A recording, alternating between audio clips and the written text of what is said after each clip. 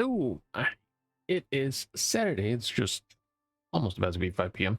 And we're going to go ahead and start playing. My back hurts today. Like, I woke up, got out of bed. Oh, I either need a new mattress because this one's pretty fucking old, or I need to go get I need to go to the flea market to get my back massaged. And if you've never done that, oh, you are missing out so much. Because those are amazing. Go to the flea market, they don't give a shit. You pay $40 or something around there. I don't know the price anymore. And they will smack you around. Oh, it's gonna make you feel so much. It'll make you feel like you did something wrong. But then at the end of it, you'll feel better. What's that? Field guy. No, I didn't know that. Anyways, let's go ahead and get started.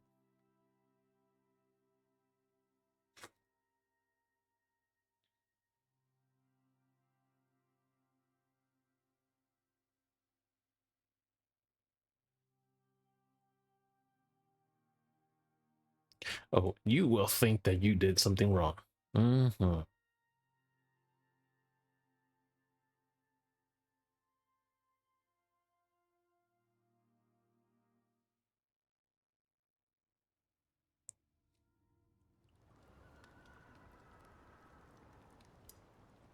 right. Oh, I didn't eat before I left yesterday, huh? Oh, there we go. And I guess I also did not put my oxygen tank back on. So I could have died at any time yesterday. Okay, cool. So we got that. Let's go ahead and recharge just a little bit more. While that happens, I'm gonna go ahead and get some more of these done.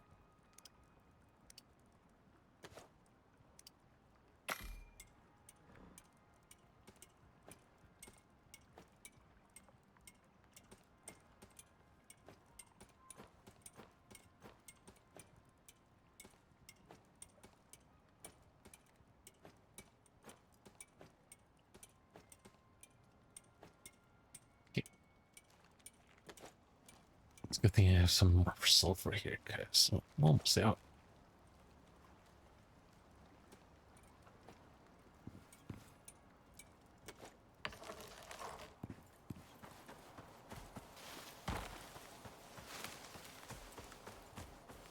Let's get the bird. And yeah, I will try not to spend too much on Icarus today. And then that way we can play a little bit more Valorant than we did yesterday. Because yesterday we did like 2-3 games. And one of them was... It shouldn't be counted as a game because they forfeited. So,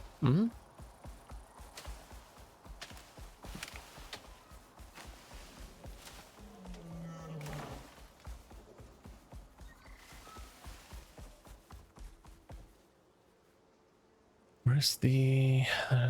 should be one around here too.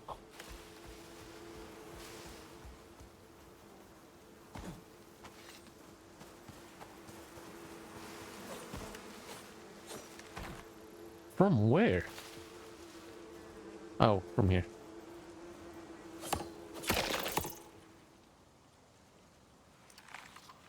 All right, cool.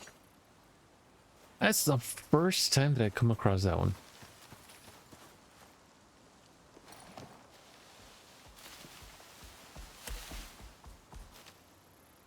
That's not one. Okay.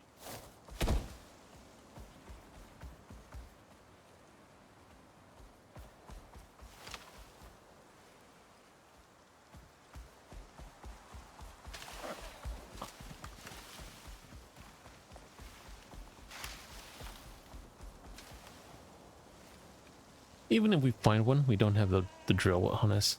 So we already messed up. Actually, yeah, no, let's go back because I need to refill the lantern as well. I know. Is this stone?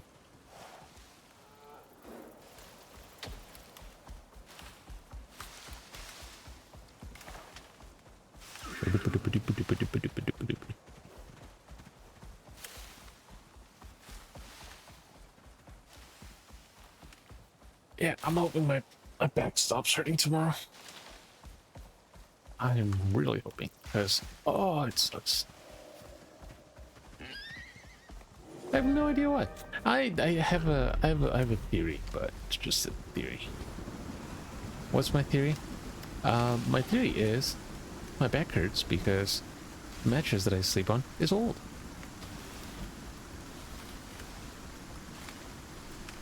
That's it. That's my theory.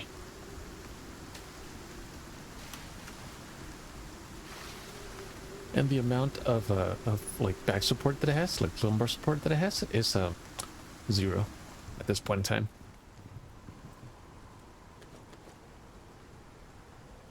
Sweet. Okay.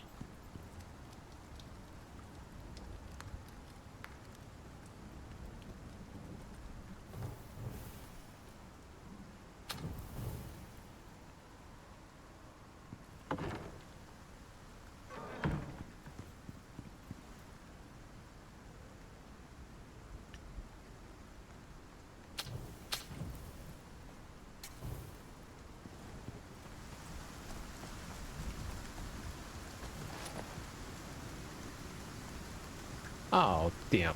Forgot about that.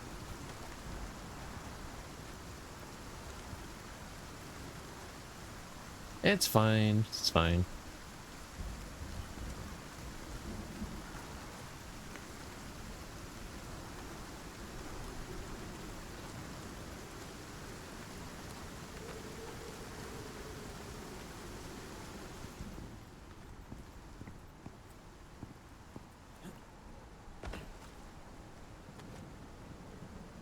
We're gonna be able to make some more of that soon. What else did I get? Yeah. Okay.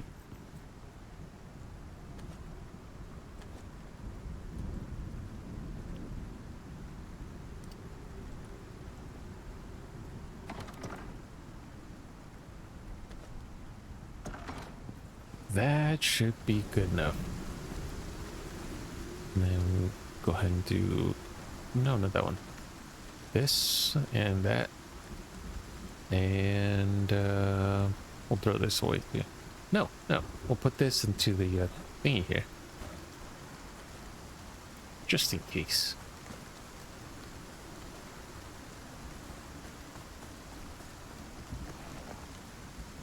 Alright, now we can go.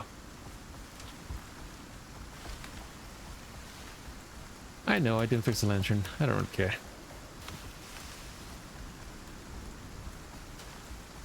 Don't really care.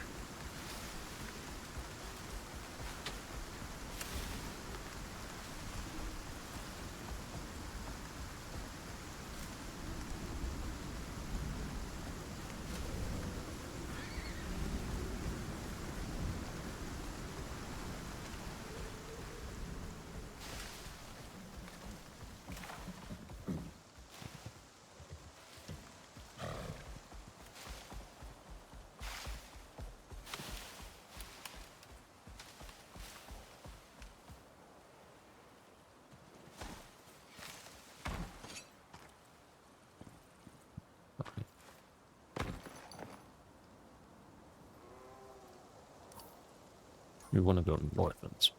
Okay. I get turned around sometimes.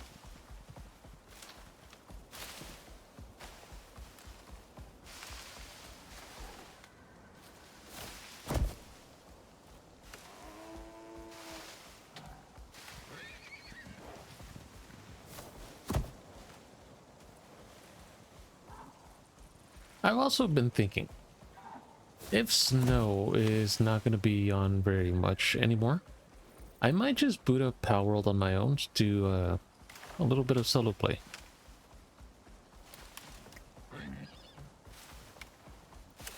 Because Power World did release, well, I mean, you guys already know, but it did release the 1.0 version. It is now officially out of early access, right? So because of that, they changed a lot of things up.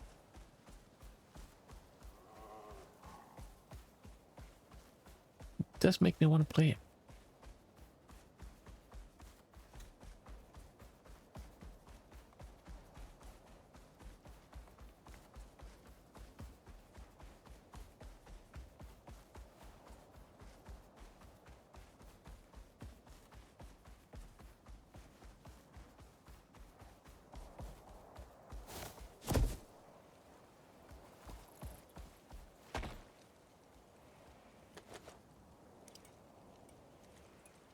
Mm.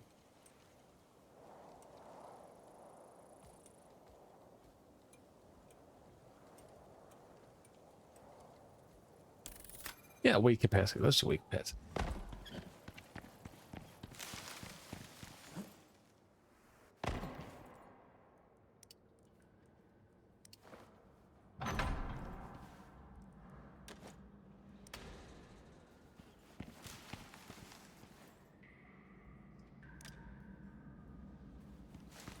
What's the radius of it? That'll be good to find out. Ah, there it is.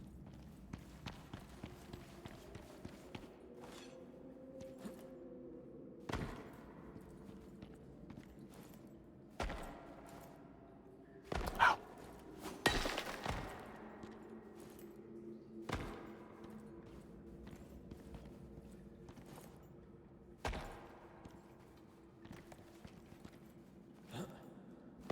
Nope. Nope. There we go.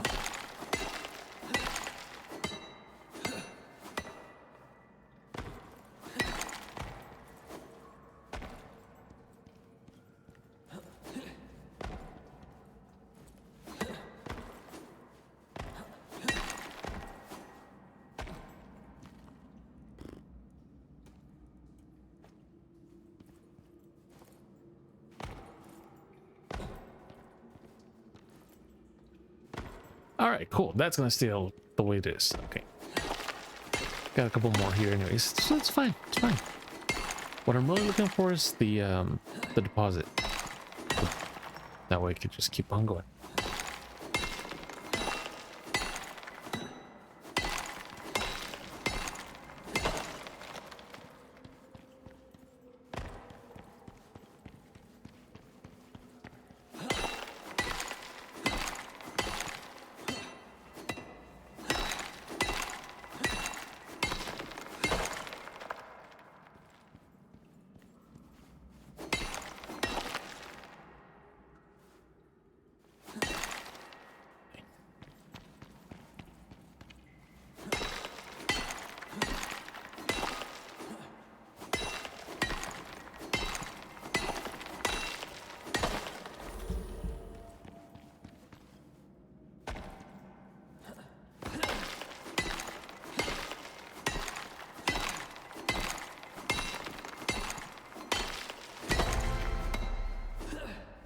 Nice. I have no idea what I want to unlock.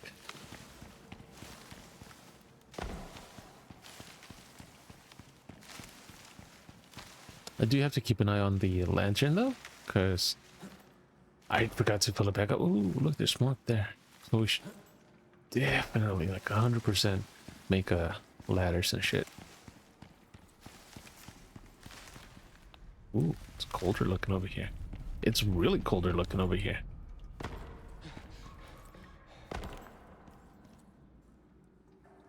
And I forgot. Okay, wow, got a couple things. I'm stupid.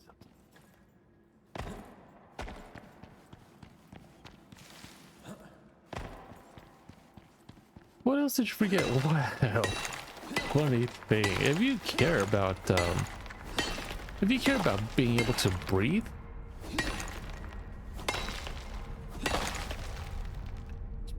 probably gonna be a good idea to remember you're fucking a tank. Why is it so cold over here? Ooh, is this gonna be spit me out? It does. No, it doesn't. Where am I? There, it does. It's gonna leave me out right here. Oh. Oh, that's cool.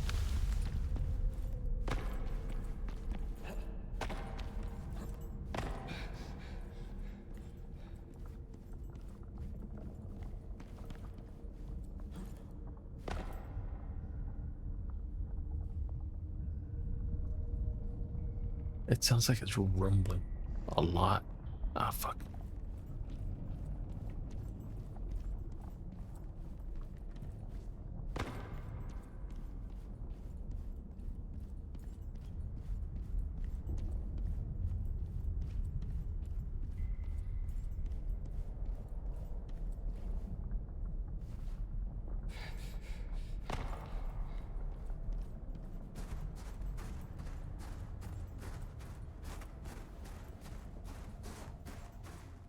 All right, sweet. I found another way into the Arctic region. So, huh. I shouldn't go through there just yet, though. That would be dumb. Well, for one, no oxygen tank. For two, Lantern's almost dead. For three, I've got the lung sickness going. Let's actually go ahead and...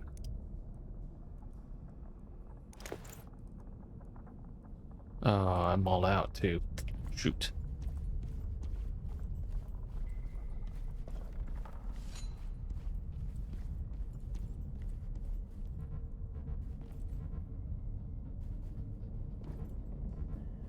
And I've got so little stamina that I can't even swing the axe. I can't even punch. I can't even run. Not even for like a quick burst.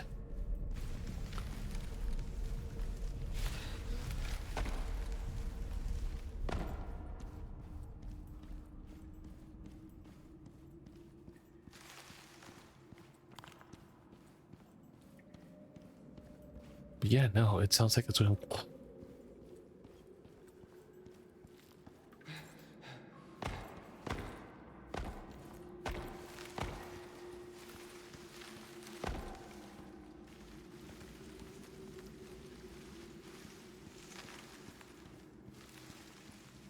It's a good thing shooting doesn't do that. Doesn't take any stamina.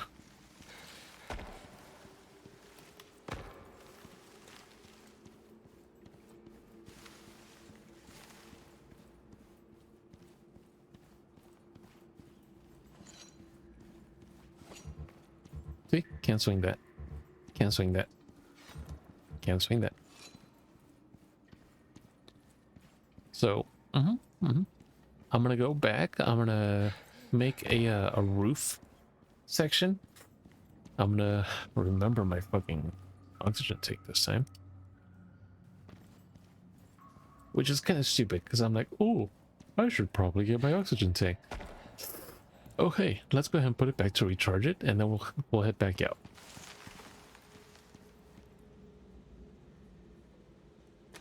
Which, yeah, that's smart.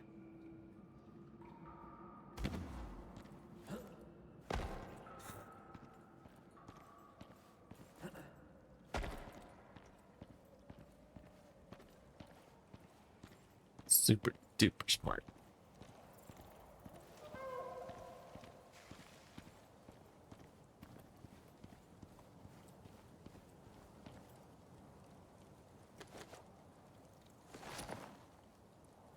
Alrighty.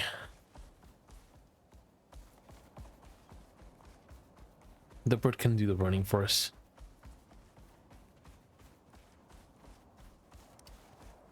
What do I need for it? Parasitic, antibiotic. Hey, I need yeast, silica ore, and charcoal. You know, while I'm here, I can stay.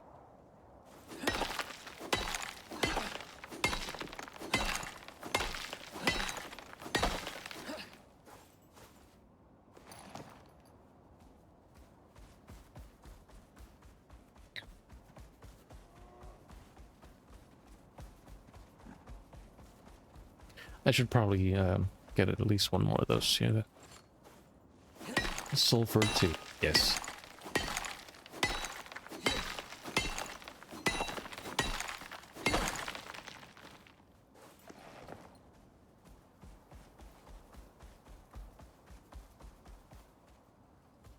Ooh, yeah.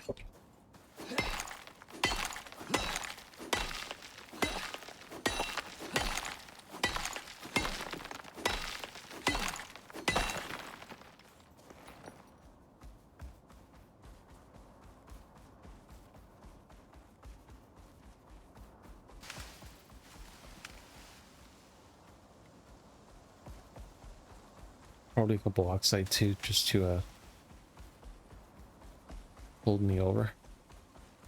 Then again, should be okay. Yeah, it should be fine. If we come across a little bit of a oxide, I'll get it. But otherwise, should be fine either way.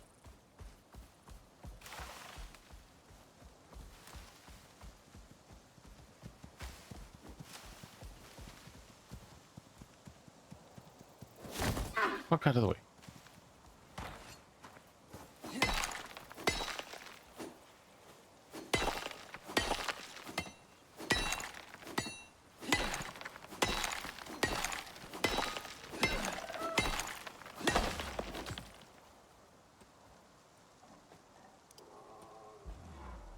There we go.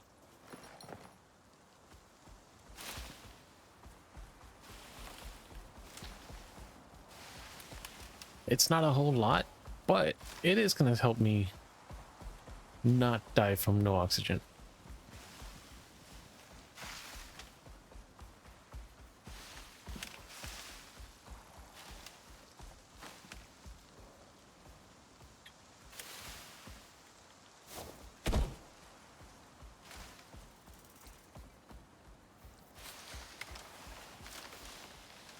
And that sounds like it should be a snake, but there's none. Fuck it away.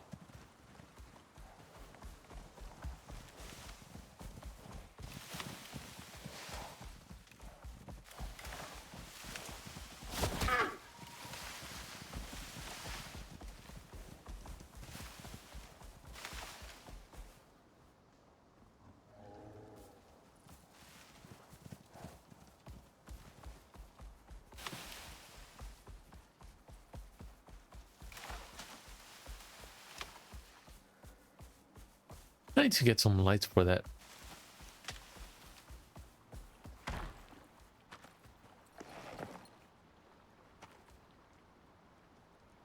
Actually, no, you could go wander.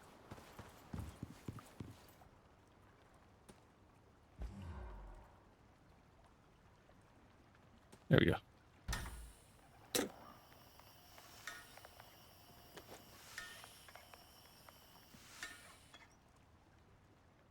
See, good enough.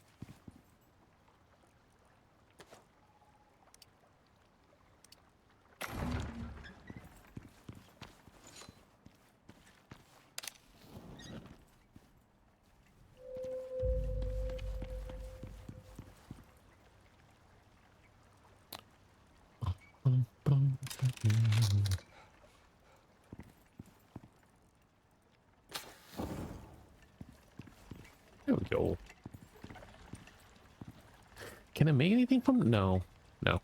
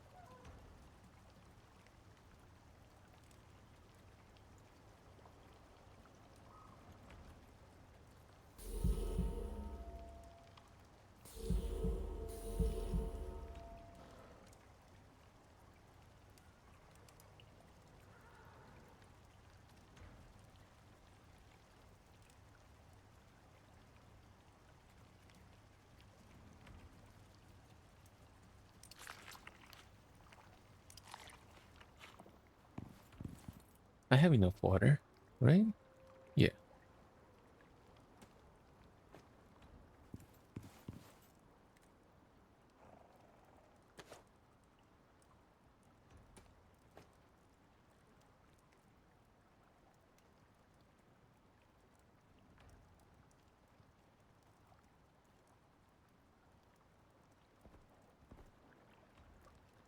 Okay.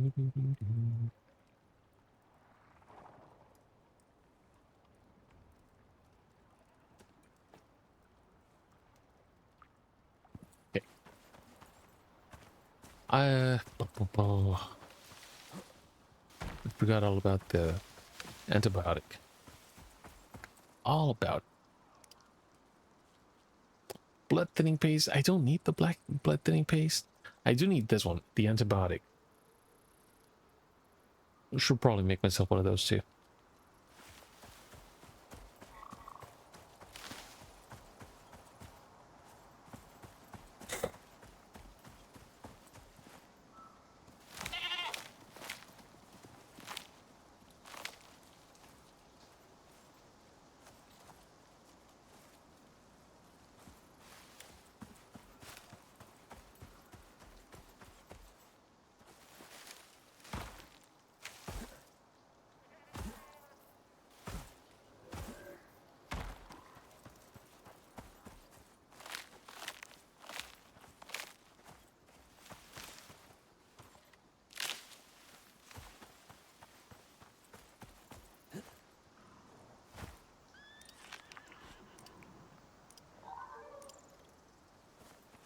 Another one there.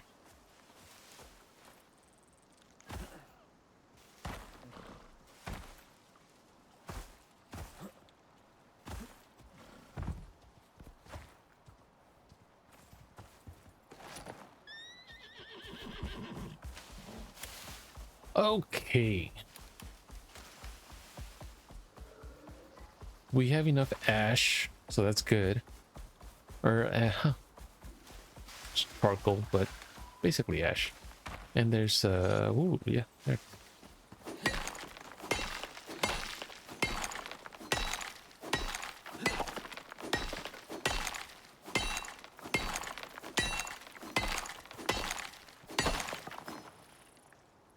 Okay, cool. And the horse has it.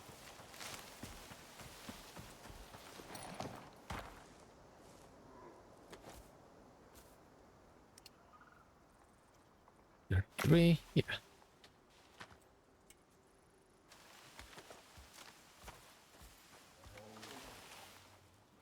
Can you fucking stay for like a quick second? Jesus.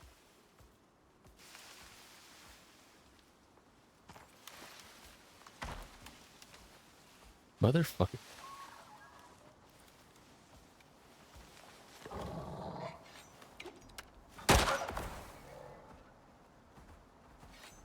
All right, let's go.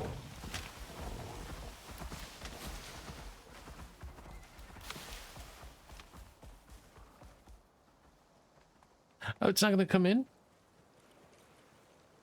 I didn't know that. Okay. So, anyways. Shut.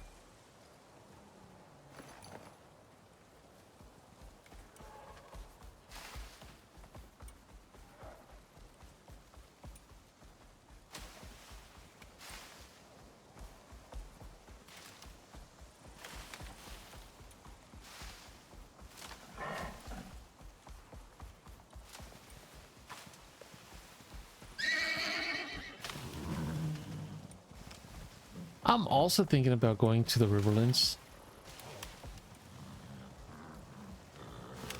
and setting up a base there as well, like on this account, on this server, and then just like do some random shit there.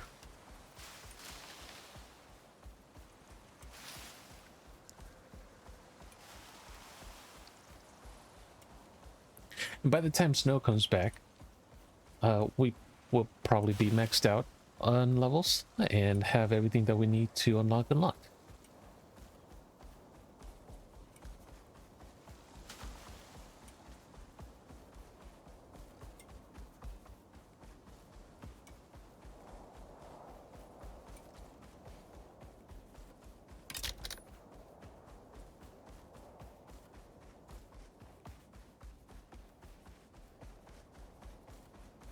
I didn't make a roof segment, and that's okay. That's fine.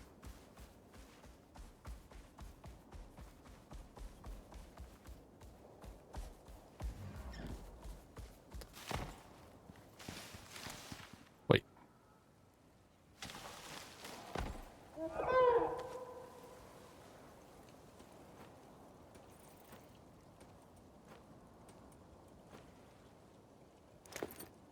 Good enough.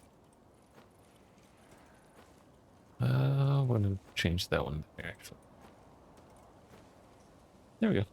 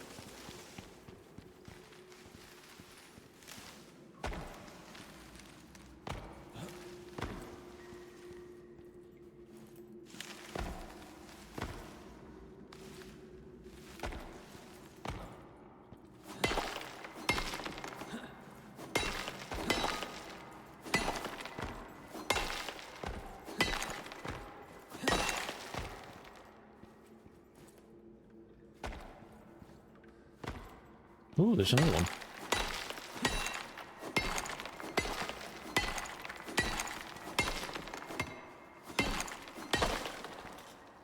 So, quick question. Can I do a just sleeping stream? Completely just wondering. Because I know that there's an area for it, which is weird. But I'm also getting conflicting information, like when I look things up, it's like, hey, you can do this, but Twitch is gonna be very mad at you for it. Like, so can you though? It's allowed if it's one of the categories, isn't it?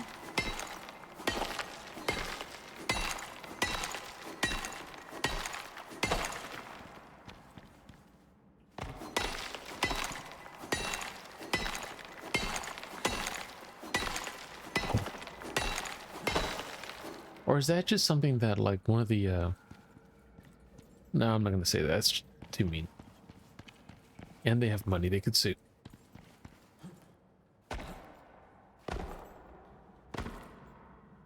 More than anything, I'm not gonna say because they've got money they can sue.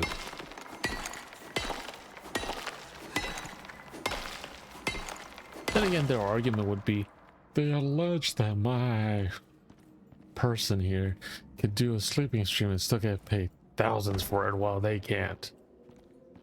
It's like, well, Twitch TOS, like, that doesn't apply to my client. They are rich. Like, okay, so just like everything else. All right, gotcha. That's what I think would happen as their defense. Then I would try the same defense and they'd go, no.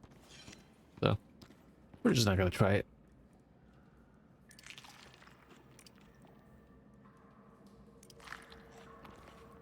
Can I? I can.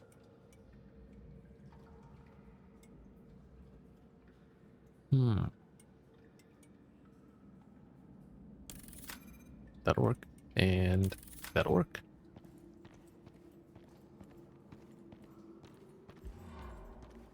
Motherfucker.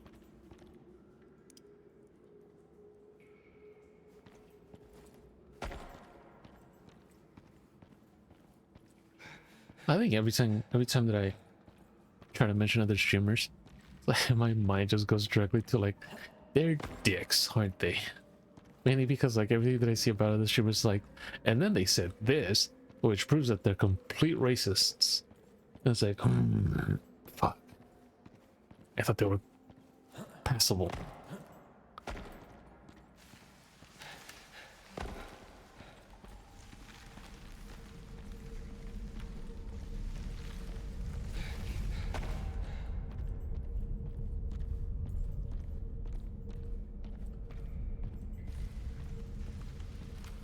It's like, well, they did a heartfelt apology where they fake cried.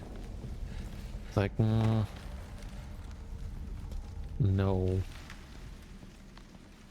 I'm not convinced.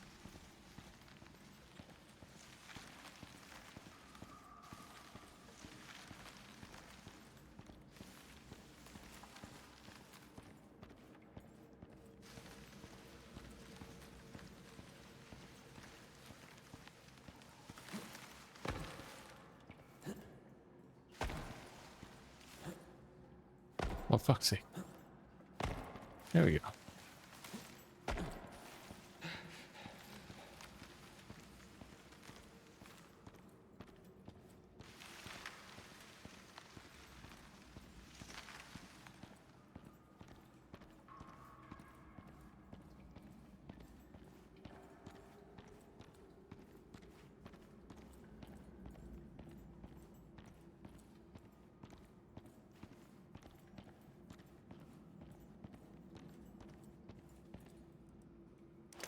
This is why I make so many.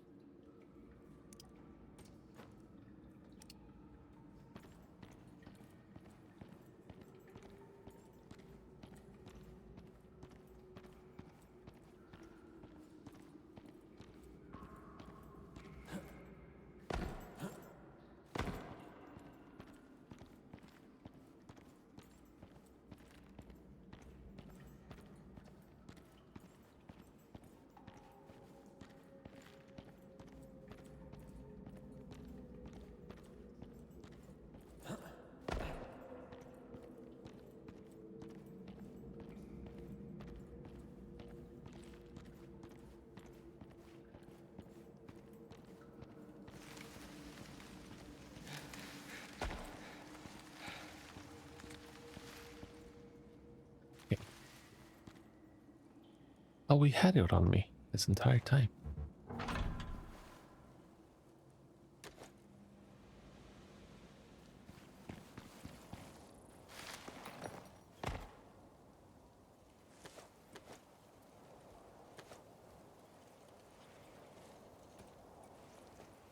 That one we're gonna probably need. And we're just gonna go ahead and destroy this one.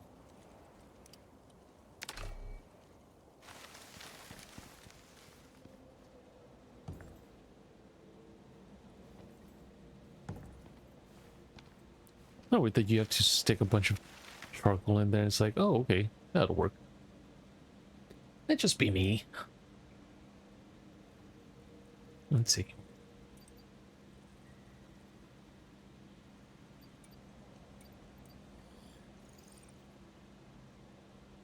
Character.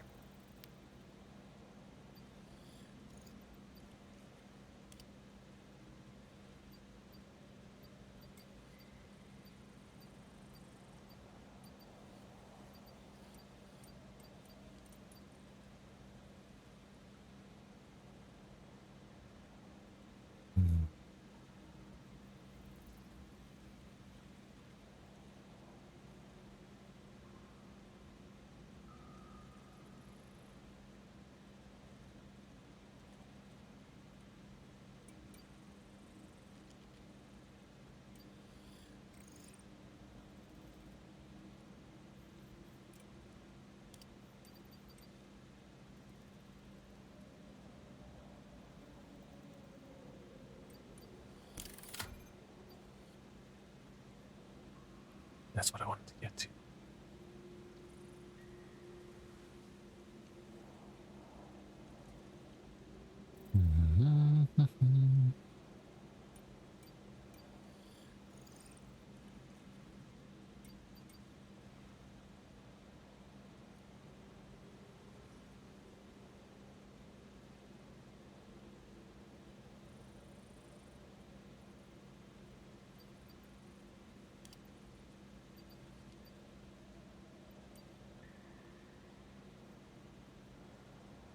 Do we have lights? Some. Yeah. Alrighty. We do have at least one light.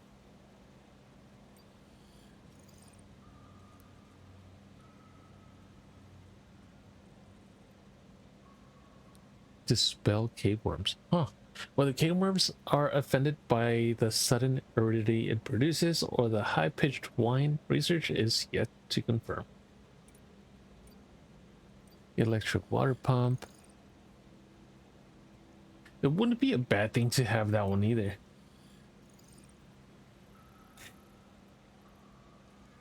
H2O.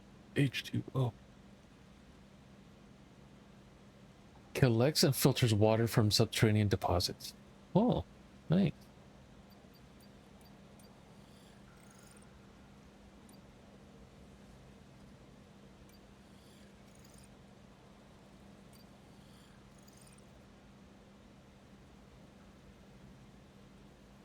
Will not work if there is no contact device placed on the map. Okay. Ooh, chemistry bench.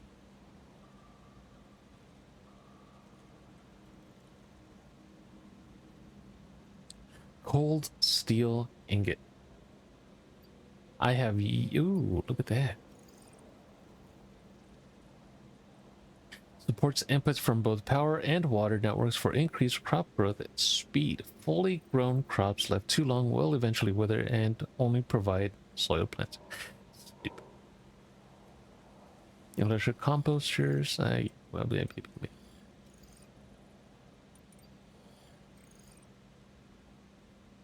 nice.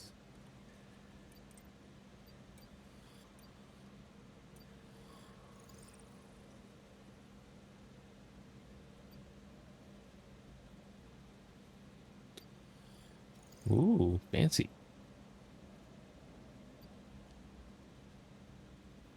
All right, well, what do we want to unlock here, though?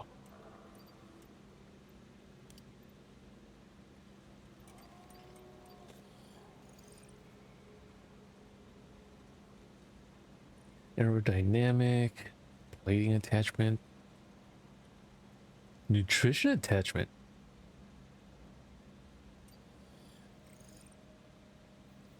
Comfort, punch, throw accuracy, oh, nice projectile damage attachment. Oxygen attachment should be pretty cool.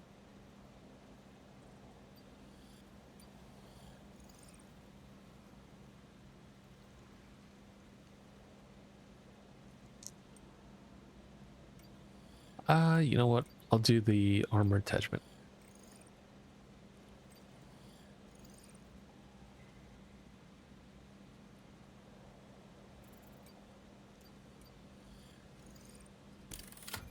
That's the one.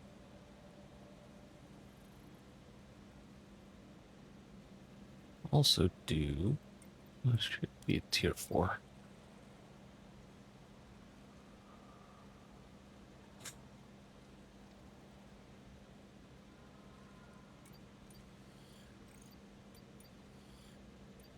This one. Because I want to see how much better it is in this one. This one was underwhelming as hell. So I want to see what this one looks like.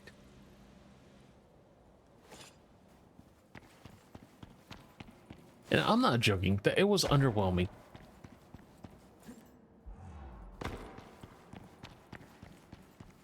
Ooh.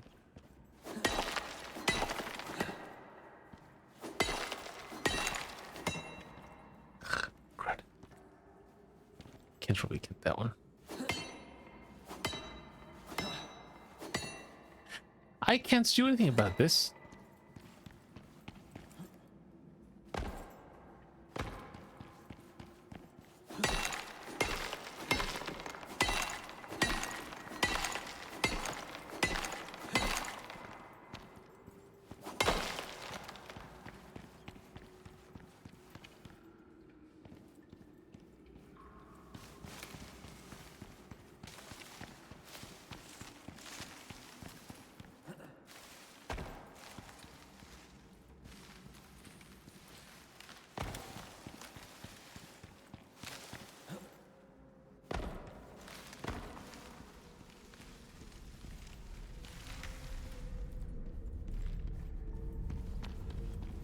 It is pretty funny that you have to go through the Arctic part. Even like a small part of it.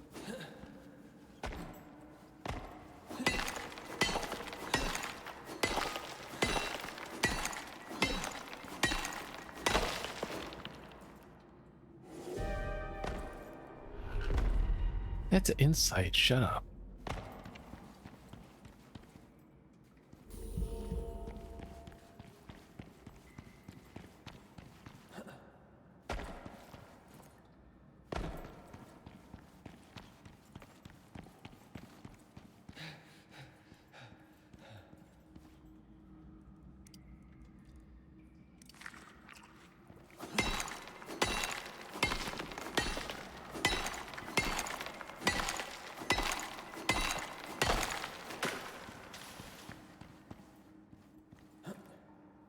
Oh, there's another one. Sweet.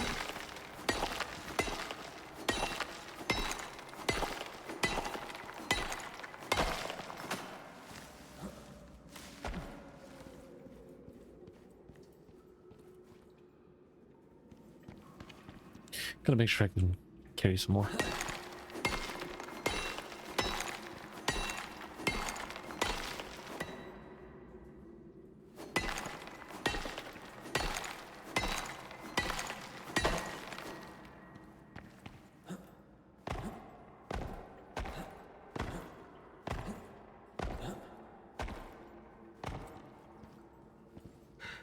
I'm getting close to the outside,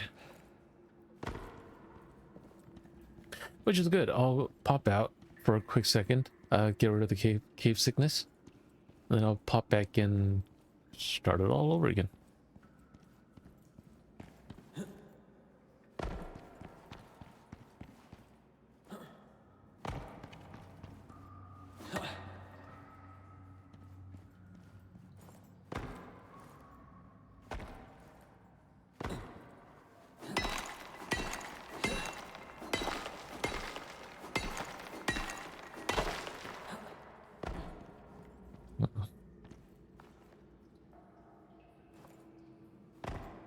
That's our way out anyway.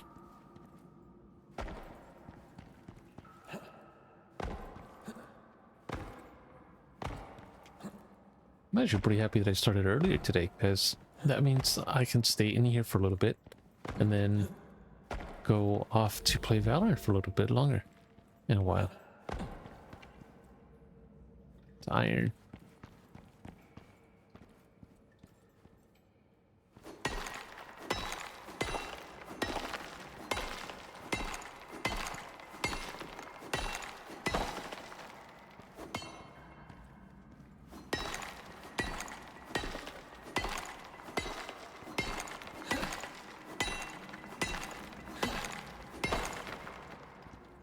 Also, I started listening to He Who Fights with Monsters all over again.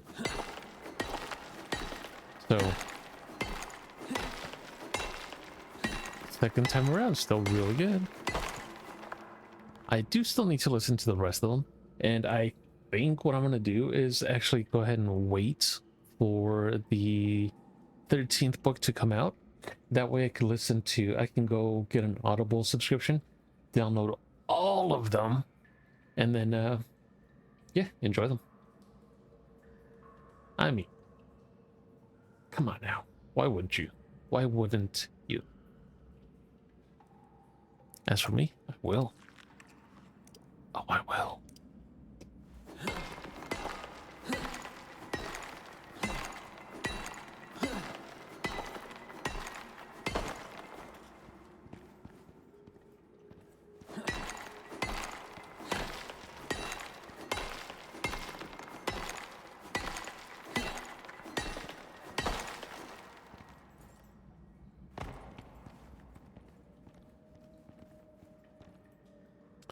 Hmm.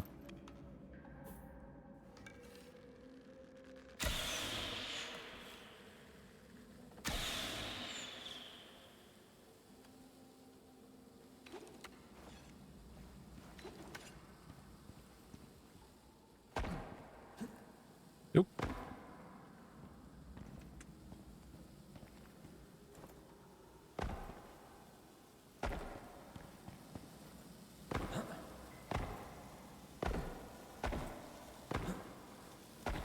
It almost looks like something crawled out from there.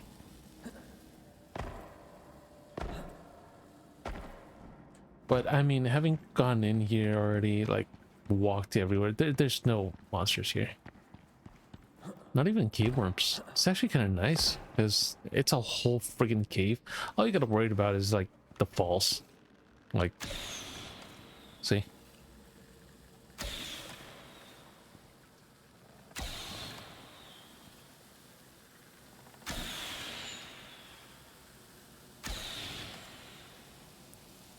That's water. But there's nothing that comes up out of there. So I wonder if you can fish through there. That'll be something.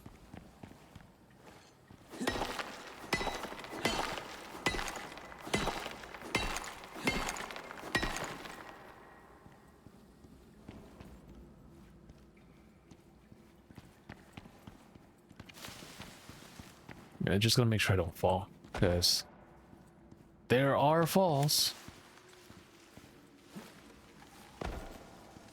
That's water. And there's no way out from that to the outside part. See, look. See? It's just... Oh, that might be somewhere. Okay. But that's not the way I need to go. To actually be able to get out.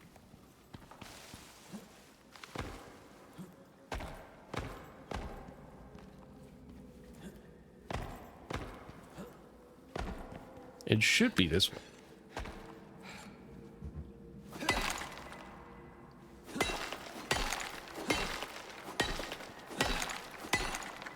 I think this should be the last one that we should be able to get, because that's going to put us over the weight limit. So, yep.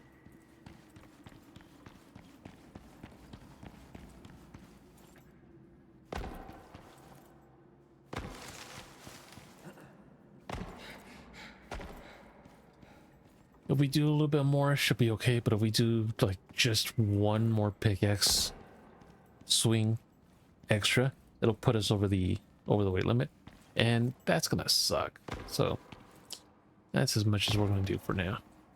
Oh, can I jump up then jump for say? Let's see.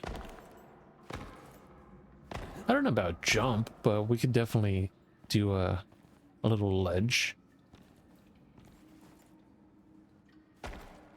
Yeah, I don't think about jump. No. Well, worth a try.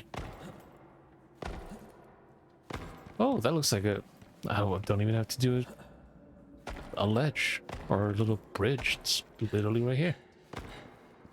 Alright, what do they have over here? Let's see. It's platinum. Yep. Iron, coal. That's about it. Platinum, iron, and coal.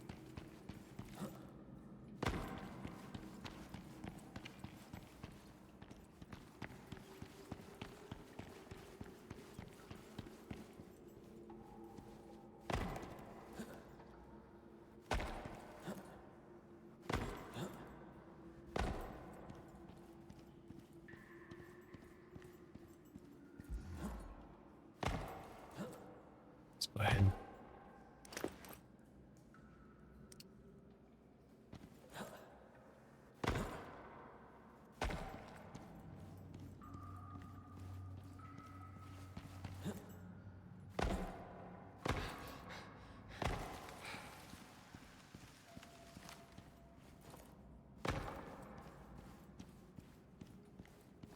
There is something that we can listen to that should be within copyrights to listen to, because it is copywritten, but it's copyrighted with a...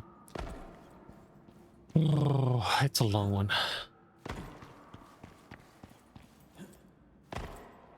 It's a share-alike license. I think that's as much as I can remember from it. Let me see.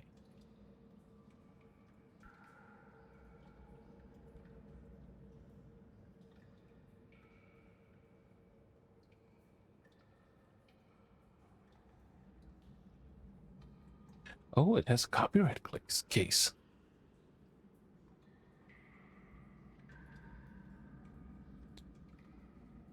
License under Creative Commons Attribution Non-Commercial Share Alike 4.0 license. International license.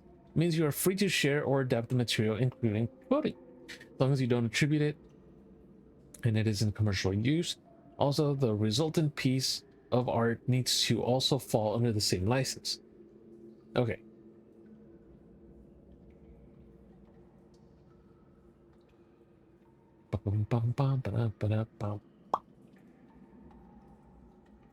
Legals. Let's see.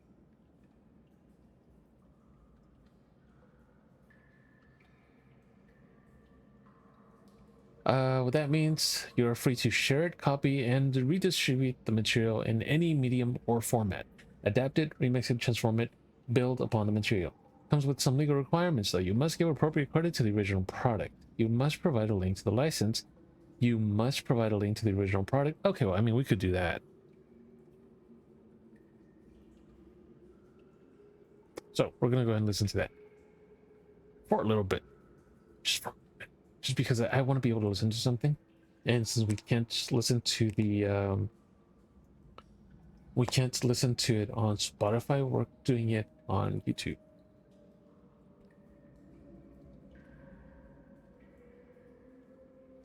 And which one is it on?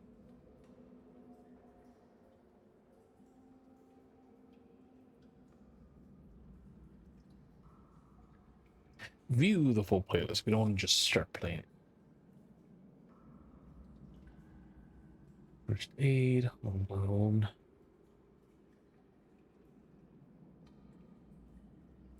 The man upstairs is kind of gross, I'm not gonna lie.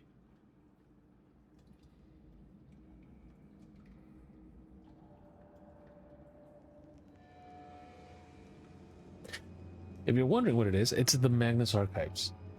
You can find it anywhere that you listen to podcasts. It's a really good series.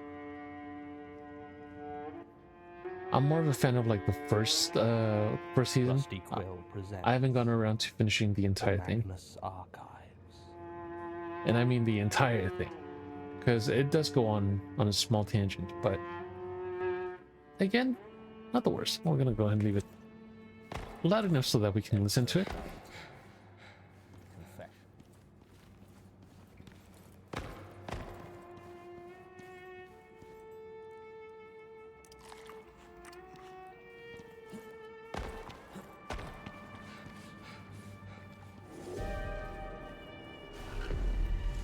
Yeah, Architect wins.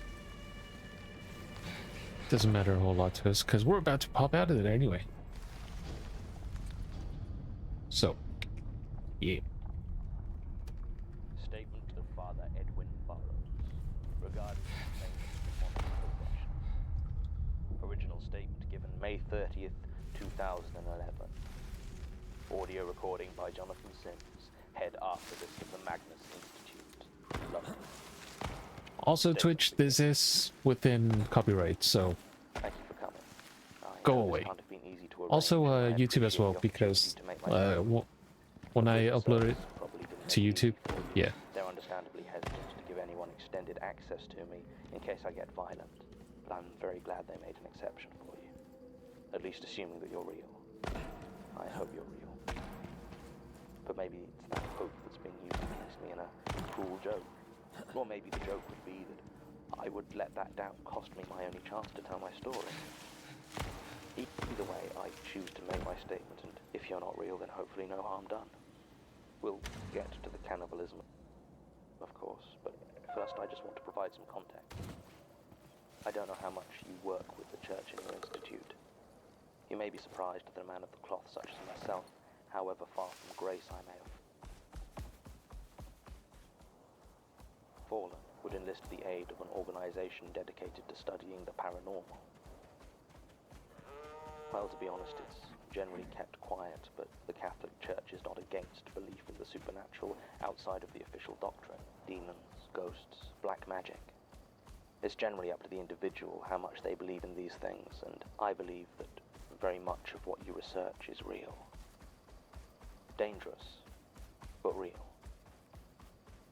I've always seen the devil's work as a very tangible thing, and those priests who might speak of them as metaphor or symbol are, I fear, often placing themselves and their parishioners in a position of peril.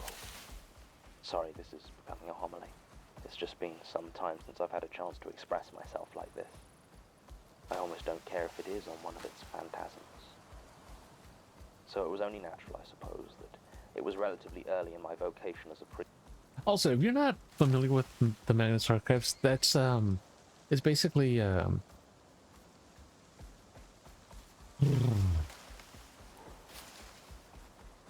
don't know if it's like an alternate universe or alternate reality where the fears are like the anti-gods, not exactly demons, because they are their own deities.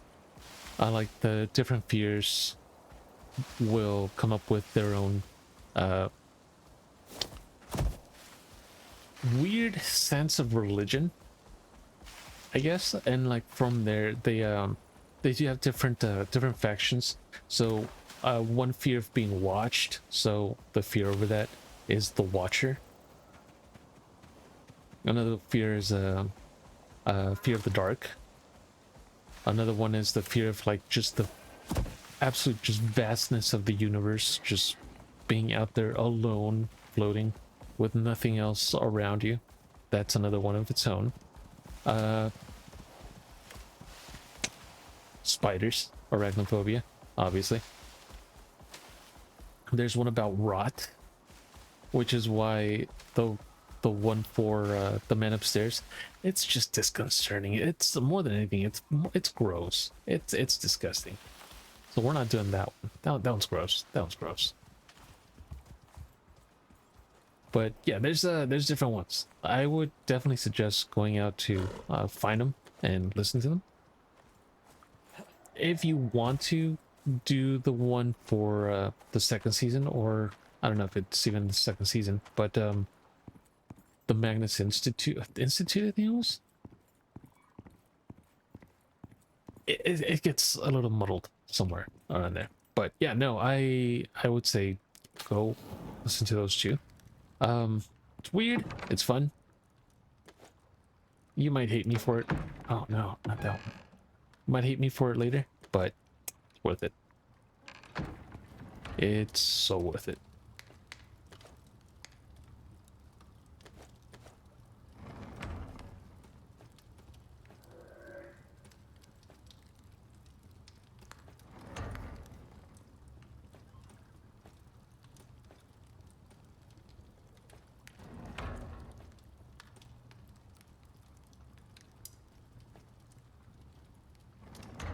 Now we're definitely having that.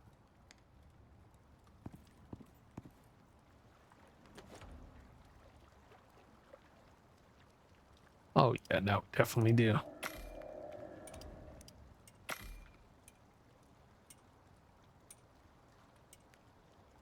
So we're gonna go ahead and make them here.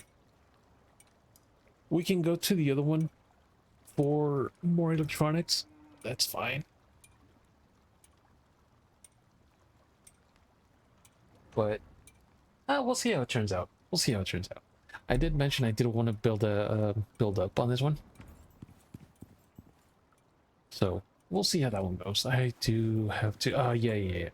But we'll go ahead and start listening to it again. I'm not gonna go ahead and rewind it. I'm just gonna go ahead and pick up from where it was. I know they're not hugely long episodes. I'd say they're like anywhere between like 20 to 30 minutes each. So a nice chunk.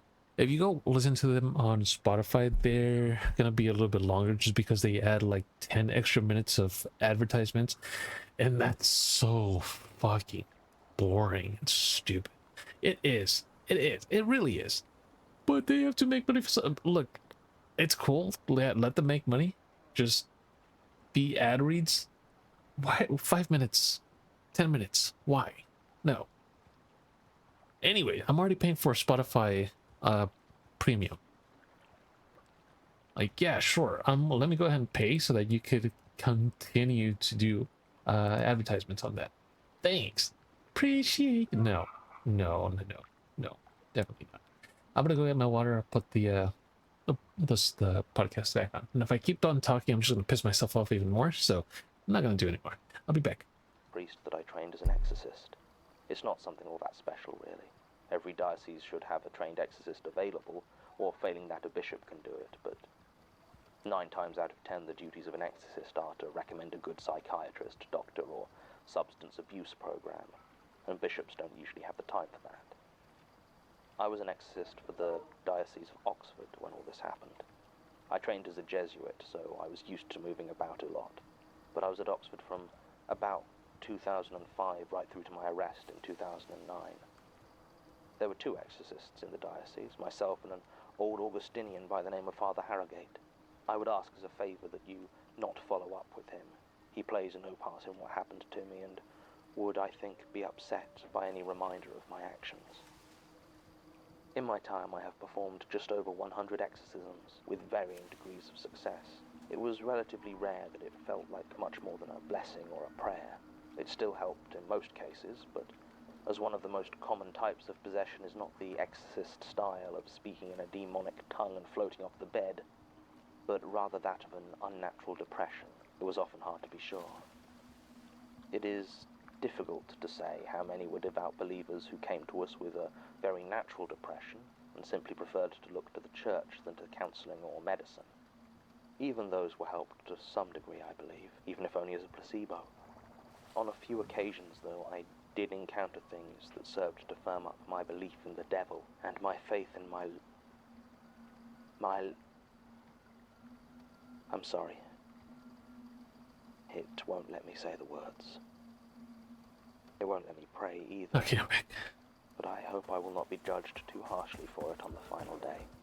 As I was saying, there were times when I felt things pushing back.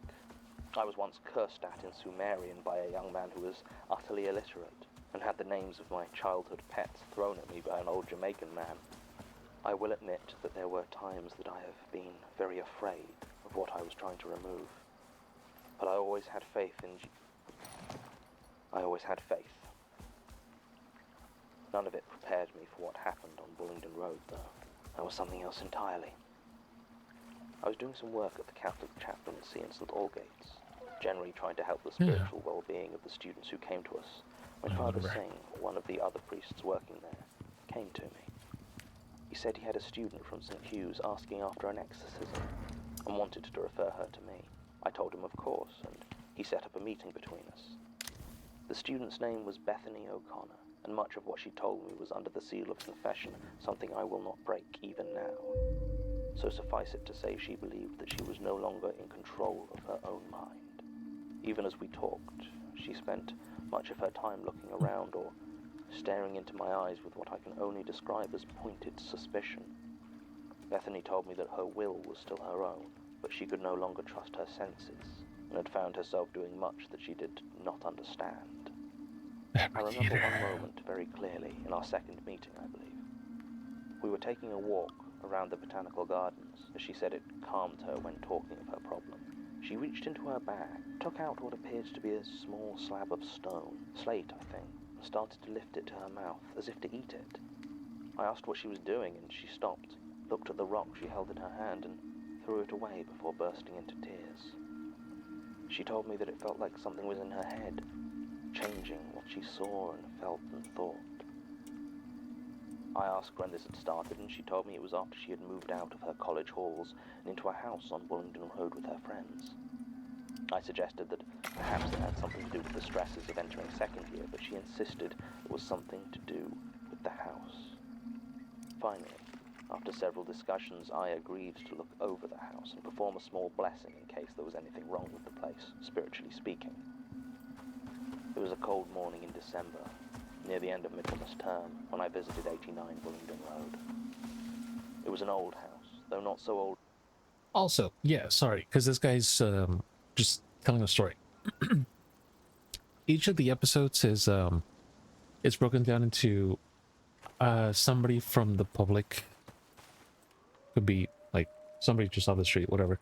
They had something supernatural happen to them, and they go to this institute where they are, and they will give their stories to people so that it can be archived and entered into an archive. That's why it's called the Magnus Archives. It's basically like an institution where people will go. They'll afterwards, supposedly, they will go out and do their own research to see if like there's any credibility to it, anything like that. So that's why it does seem a little bit like who actually cares, but it ties in to the story so well. So yeah, just a little bit of a heads up. So yeah, you're welcome.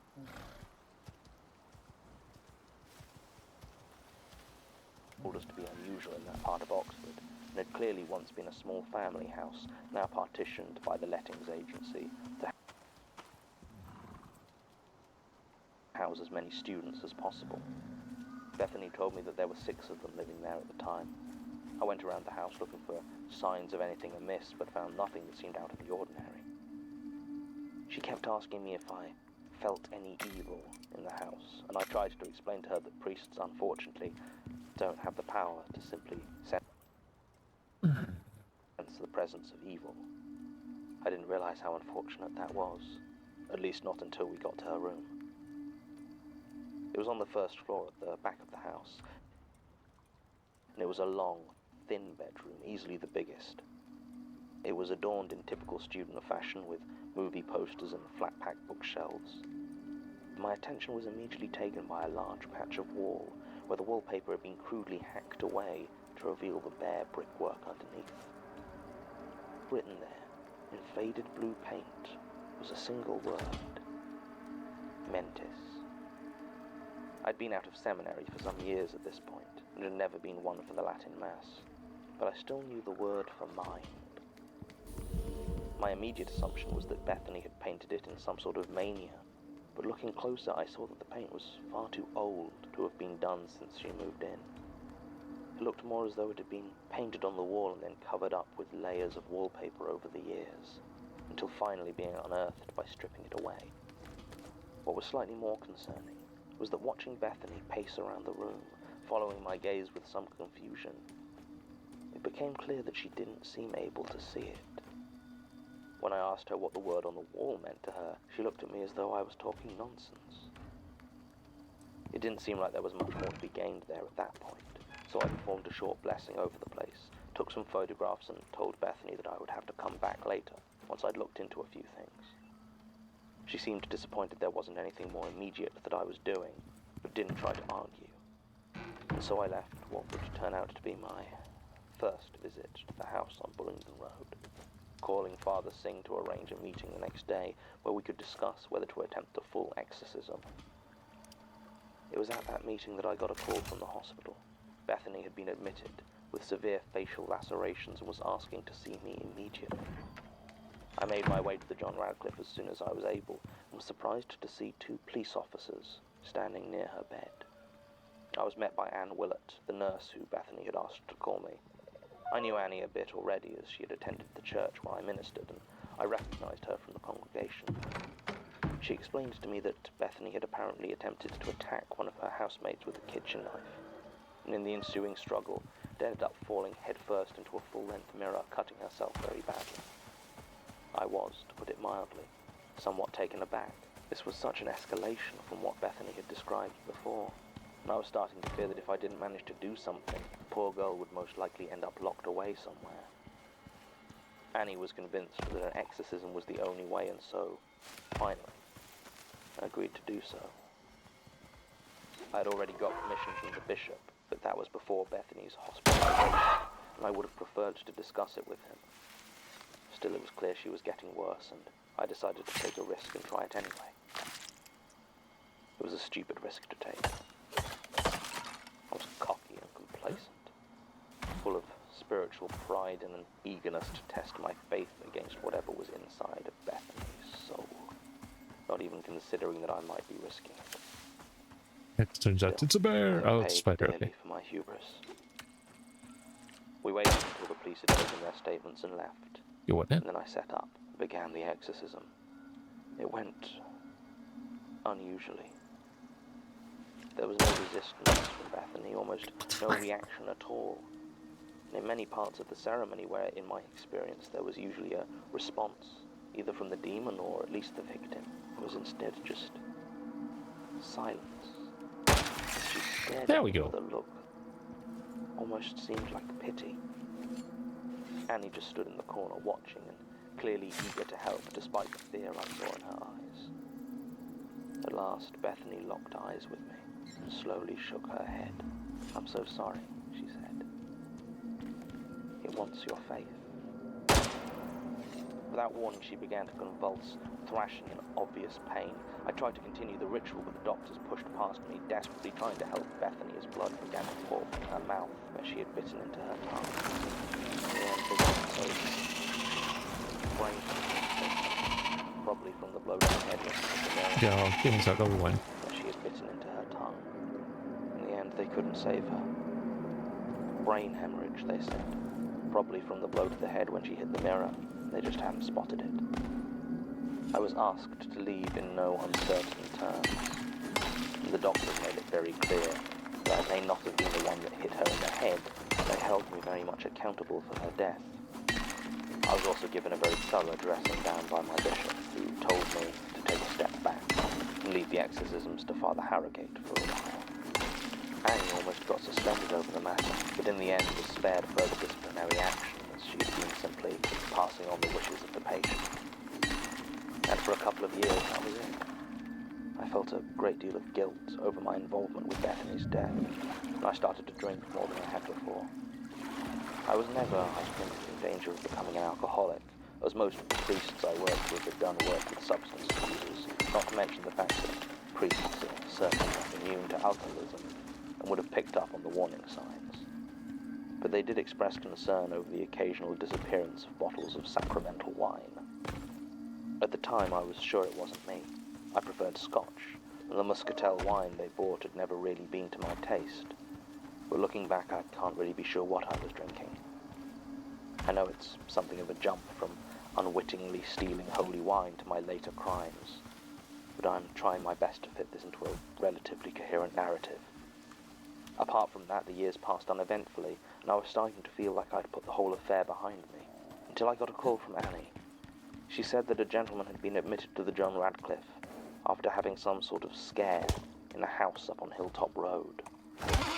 I explained to her that I wasn't performing exorcisms at the moment and said she should talk to Father Harrogate.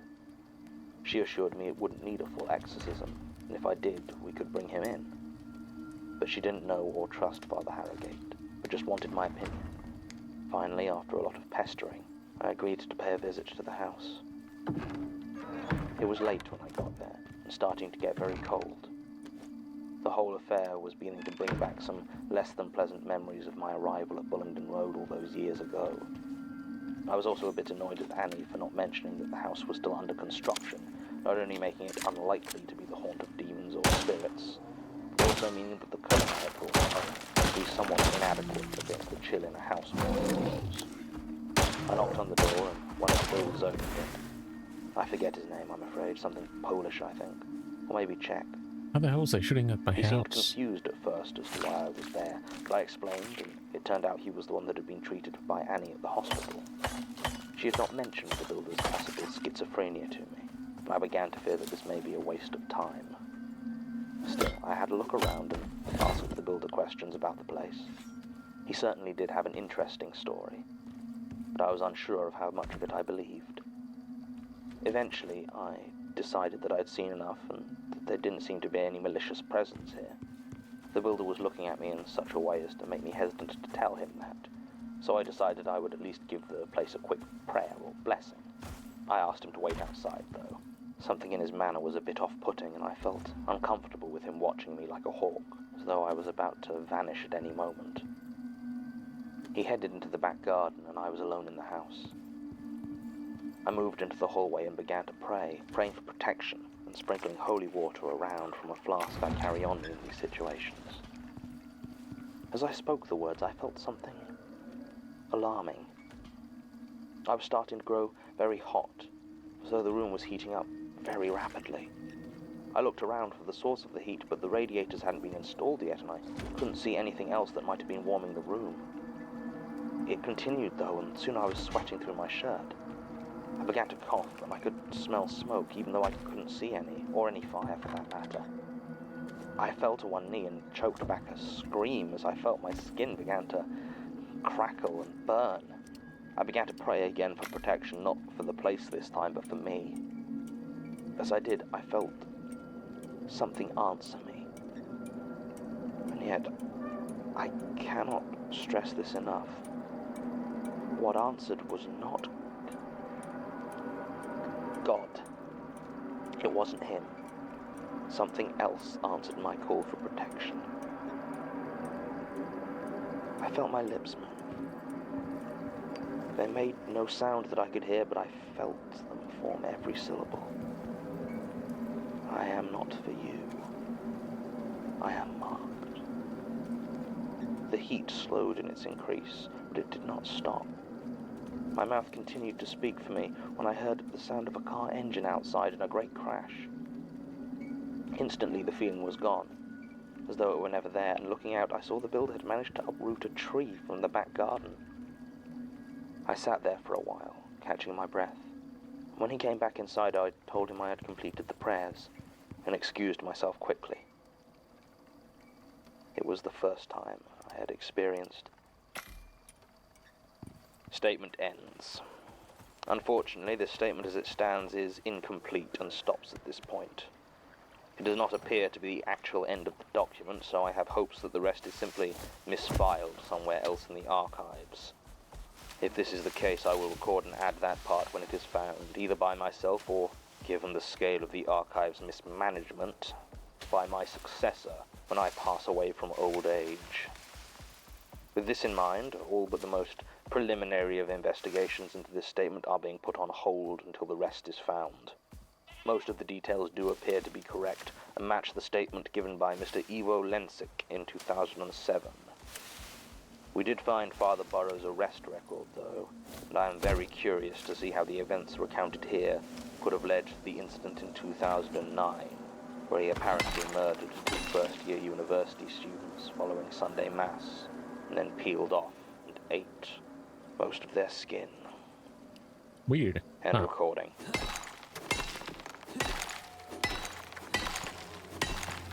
I do want to say, these are not true stories, so chill. They're not true stories. The Magnus Archives is a podcast distributed by rustyquill.com and licensed under a Creative Commons Attribution Non-Commercial Share-alike International License. Today's episode was written and performed by Jonathan Sims. It was produced by Alexander J. Newell, Mike LeBeau, And that license is why we can listen to it on and stream. directed by Alexander J. Newell. To comment on episodes, make donations, and view links, images, videos, and show notes, visit rustyquill.com. Rate and review us on iTunes, visit us on Facebook, tweet us on Twitter @TheRustyQuill, or email us at mail@rustyquill.com. It's Thanks still, for listening. Yeah.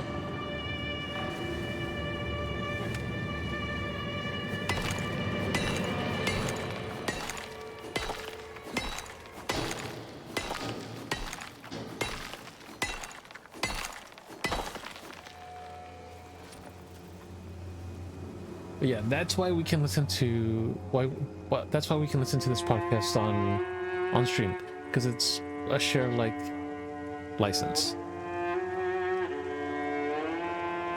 Rusty Quill presents That's what I was looking up. the Magnus Archives. As long as we leave that part in on the during the stream, we should be okay. And of course, we're going to be adding it to the description of the video. Episode 20. Desecrated Host.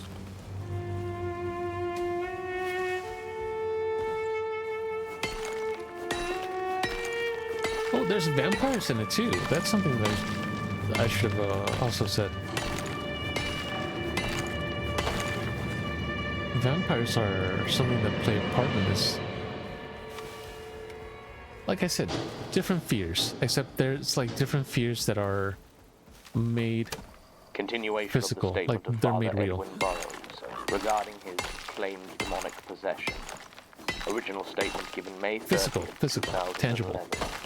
Audio recording by Jonathan Sims, head archivist of the Magnus Institute, London. Statement continues. It was the first time I had experienced anything like that. By this point I was starting to suspect that I may have been having hallucinations of some sort, but I had never before felt a presence within myself, inside my being. It was a feeling so utterly awful it's hard to put into words. Like a reflex reaction, your muscles moving without any instruction from your mind, but rather than a quick twitch of the leg, it's a slow movement of your jaw, your lips, forming your mouth into words. Worse things were to come, of course, but I don't think any of them were so profoundly unsettling as that feeling. I only got a few streets away from Hilltop Road before I was no longer able to maintain my equilibrium and fell to the floor, violently throwing up. I could not deny then that there was something inside me, and I believed that whatever it was had entered me from Bethany O'Connor. I tried to pray, tried to cast my mind to... I couldn't. As I tried, my throat closed, and I struggled to breathe. I lay on the side of the pavement, and I wept. Wiping my eyes, I took out my Bible and looked desperately within it for comfort, but when I opened it, though the page was within the Gospel of Luke, the words were from Genesis. Behold, thou hast driven me out this day from the face of the earth, and from thy face shall I be hid. And I shall be a fugitive and a vagabond in the earth. And it shall come to pass that every one that findeth me shall slay me.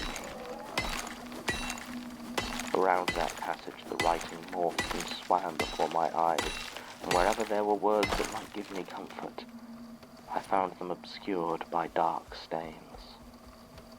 The bile began to rise within my throat again, and I desperately wanted to hurl the book away from me. I held it, though, for just a moment before I placed the small volume once again in my jacket. It took more willpower than I could have believed, but I kept it. I stood up shakily and staggered back to the presbytery. I slept for a long time and missed morning mass, saying I was feeling unwell. It wasn't a lie, of course. I just lay there for hours. There seemed a safety in stillness, as though inaction could do no harm. It was the first good decision I had made, and there isn't a day goes by I don't curse myself for ever rising from that bed. Nobody bothered me. I think word had gotten round that I was having a difficult time, and they were almost certainly trying to decide who would be best to talk to me, or even whether to ask the bishop to intervene. I decided that I needed to talk to Father Singh. I didn't think that he would be able to help me, but he was at least familiar with Bethany O'Connor's case. Perhaps he might have some insight into what was happening. I tried to find him quickly.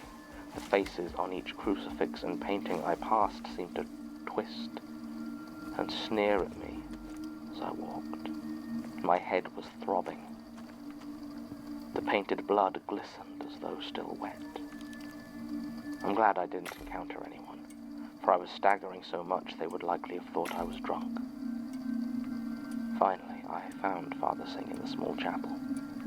He seemed surprised to see me, and as I approached, his face fell and he backed away, ever so slightly. I can't imagine how bad I must have looked to get such a reaction from him, but I sat next to him anyway. I began to talk, to tell him everything that had happened. He remained silent as I spoke, until I began to talk about the exorcism I had tried to perform on Bethany.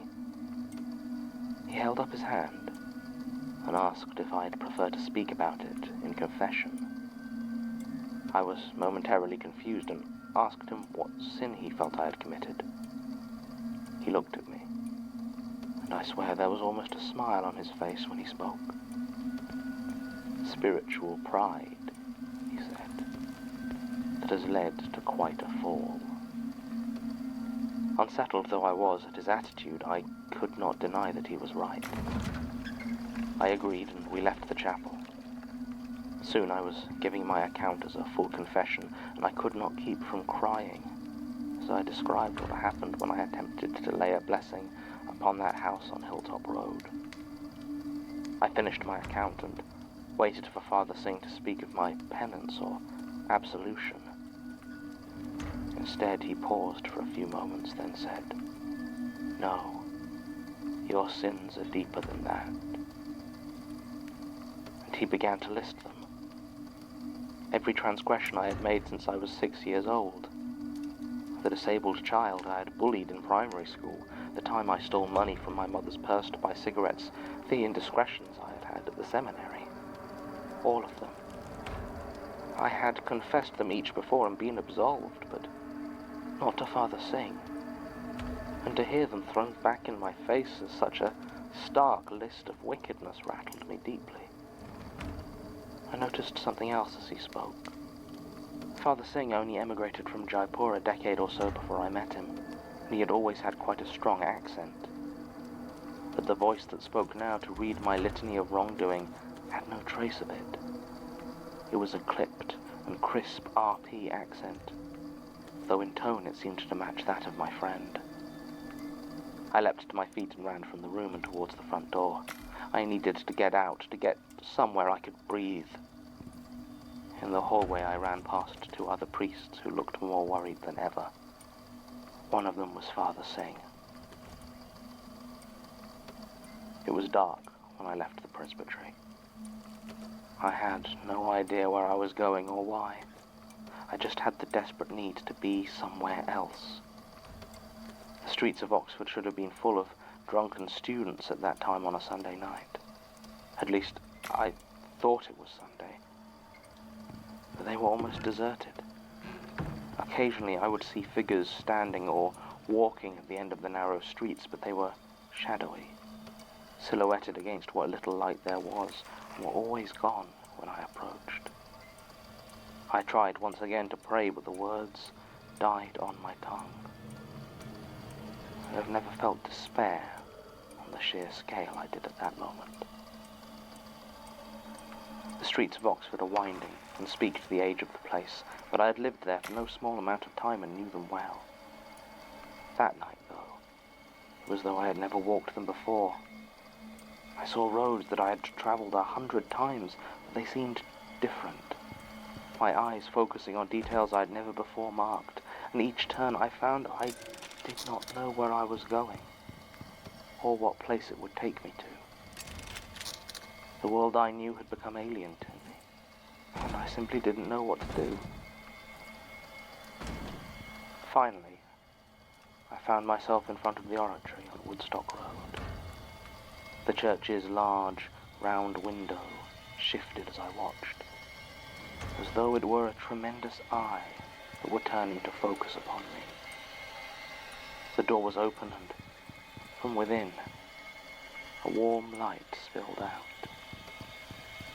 Even in the depths of my, I suppose you could call it mania, there was something comforting about that light. A man appeared at the door. He was tall and pale, and dressed as an altar server. I walked up to him. My vision was blurred, though I could not tell you whether it was my state of mind at the time or simply that I was crying. I should have known that something was wrong.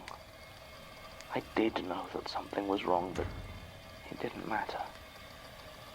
I had no fight left within me. So when he told me that it was time for Mass, I simply nodded and followed. He led me through the church. It was bright, so bright. Candles covered every surface, each glowing so powerfully that I could barely look directly at them. The layout was how I remembered, but the pews were all empty, and I could see none of the statues or crosses that I expected. This is the first time I see this one. The man led me unresisting into the vestry, where I found my cassock and stole laid out in front of me.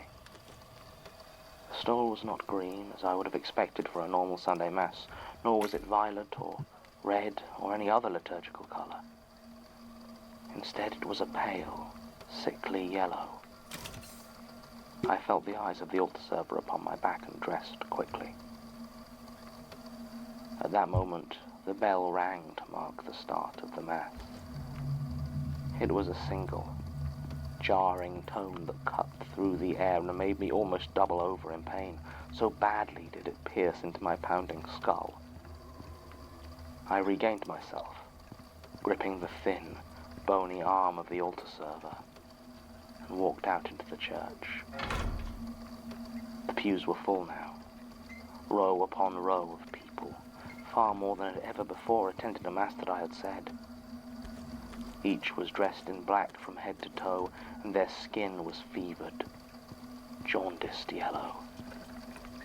The eyes of every man, woman, and child stared blankly forward, and their mouths hung open, wide and smiling, like their jaws had locked in silent rictus. I could have left. I know that now. I know that my will and my actions were my own, and even at the time, I knew that what I was seeing was so wrong.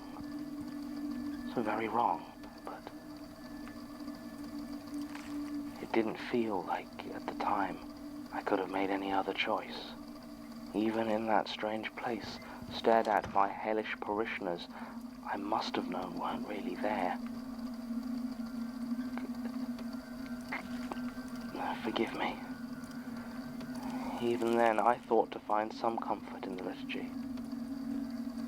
The odd-smelling incense swirled about me from the altar server's brazier, and my head swam with a scent that felt so familiar, yet so foreign. Finally, I stood before the altar and began the Mass. I was surprised as I spoke, and the holy names slipped from my mouth without hesitation. But the congregation I addressed were quiet, and each pause for a response was met with only that oppressive, wide-mouthed silence, a jarring void that tightened the fear I felt gripping my soul. When the liturgy of the Word began, I watched in silent dread as the altar server stepped to the pulpit to deliver the first reading. He stood there, dark eyes scanning the open Bible, before he raised his head, looked up as though to speak. But all that came from his throat was the single tolling sound of that bell, and my head pulsed in pain. The same thing happened for the second reading, that long, drawn-out chime. Then came the reading of the Gospel. I walked to the pulpit myself and saw the passage indicated was Mark, chapter 9, verses 14 to 19. I began to try and read it, but my voice was gone, and from my own mouth came the sound of that bell. I fell to the floor, but no one moved to help me. Eventually I was able to stand again, and a dull panic began to rise within me as I realized that next came the liturgy of the Eucharist.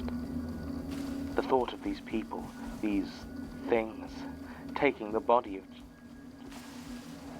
sacrament of Holy Communion, felt like the direst of blasphemies. I didn't stop though. I didn't know what else to do, and my mind was swimming with the sound of that bell and the collective horror of all the things that I had seen and felt. The altar server brought me the communion wafers and the wine, and I took them. My hands felt strange and clammy as I held them, but I brought them to the altar and began to speak.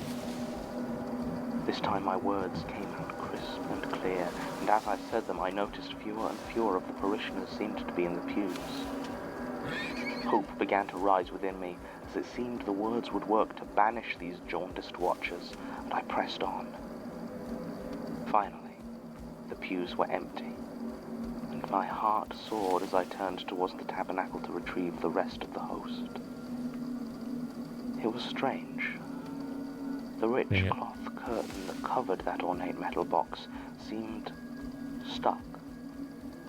So I pulled, and eventually it came free. I opened the door, retrieved the host, turning it to the altar. Then I lifted it to my mouth, and I ate. It did not taste as I expected. I'm sure you've guessed the reality of what it was I was eating. I don't even know where I was. Some dingy basement from what it seemed when the light fell from my eyes and I returned to reality. At least, I assume this is reality. I dream sometimes. Perhaps this is the illusion. My arrest and imprisonment merely a hallucination. That I'm not a murdering cannibal. It doesn't matter. At that moment, seeing those bound corpses before me, I made the decision to take no action. Ever again. I will not commit the further sin of ending my life, but I sat there until the police came. I pled guilty to all the charges they laid before me, and now here I am, doubting everything I see and hear. I do worry about the state of my soul, of course, but there is little to be done. My old colleagues have come by on occasion, and even the bishop once. But it doesn't help. Whatever they may actually be saying, all I can hear is the sound of the bell. Thank you for your time. How messed up Statement is that? ends. I mean, seriously. As it turns out, the second part of the statement was simply misfiled in the next folder, which was useful, although it does beg the question of who was reading it last. Martin is still absent, but Tim and Sasha both swear they haven't seen it before. Was my predecessor reading it at some point? That seems unlikely, given the state of the place. I find it hard to credit the idea that Gertrude Robinson actually read any of these files. Still, it's hardly our biggest concern. It's difficult to know where to begin with a statement like this. If the person giving their testimony is unable to distinguish the real and the unreal, that doesn't usually bode well for anyone trying to find evidence. Let us begin with Bethany O'Connor. From what Sasha could find in the records of St. Hugh's College, she was indeed a student there, studying archaeology, There's matriculating more in titanium here than 2008. anything else. Everything Father Burroughs says about her faith, her hospitalization, and her death appears to match up with official records. However, college records also list her as one of the students living in halls during her second year, rather than in an off-campus house. And it was a porter who she attacked with a kitchen knife, rather than a housemate. In fact, according to the letting agent, there was no one living at 89 Bullingdon Road that year. So whatever Bethany was doing in that house, it wasn't living there legally. Father Burroughs' old colleagues from the church certainly remember his falling apart following the failed exorcism. They were apparently in the process of talking to the bishop to get him some help when the culminating incident occurred that led to his incarceration. Prior to meeting Bethany O'Connor, none of them had anything but the highest praise for the man. As for the incident itself, Father Burroughs was found in one of the back rooms of 89 Bullingdon Road. He was wearing a butcher's apron and sat in front of two students, Christopher Billum and James Mann. They were both tied to chairs and quite dead. Cause of death was listed as blood loss from multiple lacerations all over their legs and torso, as well as removal of both their faces with a sharp blade, possibly a scalpel. The face of James Mann was found to have been partially eaten by Father Burroughs. He pled guilty to all charges brought before him and is currently serving 2 life sentences at Wakefield Prison, though HMPS refused our request for a follow-up interview. What interests me is the paralleling of Father Burroughs' climactic hallucination with reality, and the fact that at no point did he perform any actions that might be analogous with the binding and actual murder of the students. Also, it strikes me that the altar server he described seems out of place with most of his other delusions, in that he appeared to have active agency, which is uncharacteristic for these visions the priest describes. Finally, there is the small detail mentioned in the police report that none of the tools used to kill or mutilate the victims were found at the scene. This all leads me to believe that there may have been a second person there that night. Although, from talking to the police, I get the impression that there is little appetite for reopening the case, considering how successful the initial prosecution was. There's one other detail Tim uncovered that sticks out to me. It's a name I recognize, though I have no idea what it could mean. The oratory was obviously not the actual scene of Father Burroughs' crimes, but there was one strange thing that happened a few days prior. They received a delivery of a pale yellow stole, which apparently vanished less than a day after they signed for it. This would be unusual, but not necessarily noteworthy, if it wasn't for the fact that one of the deacons recalled the package was handed to them by a company called Brecon and Hope Deliveries. Yeah. End recording. Yeah, Brecon and Hope is something that comes up regularly with these. This and the cops are never any use. The Magnus Archives is a Like- podcast distributed by rustyquill.com and licensed under a Like, they'll be Creative told exactly what happens, and the cops will go like, that's gross. Give it to the Magnus Institute, see what they can do with that. Because, ew.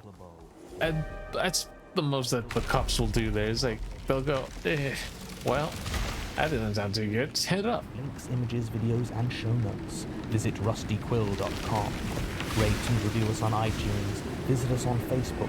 Tweet us on Twitter at The Rusty Quill, or email us at mail@rustyquill.com. Thanks for listening. And they'll do the most English thing ever, which is they'll go, nope. And that's it. That's the most that they'll do to it.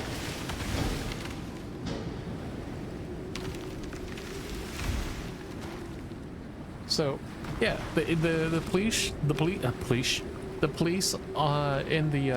the series, useless, absolutely useless.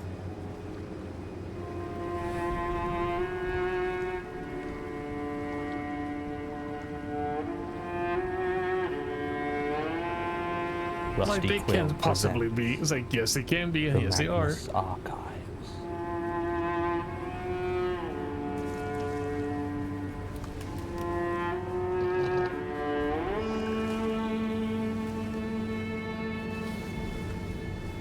Episode 21.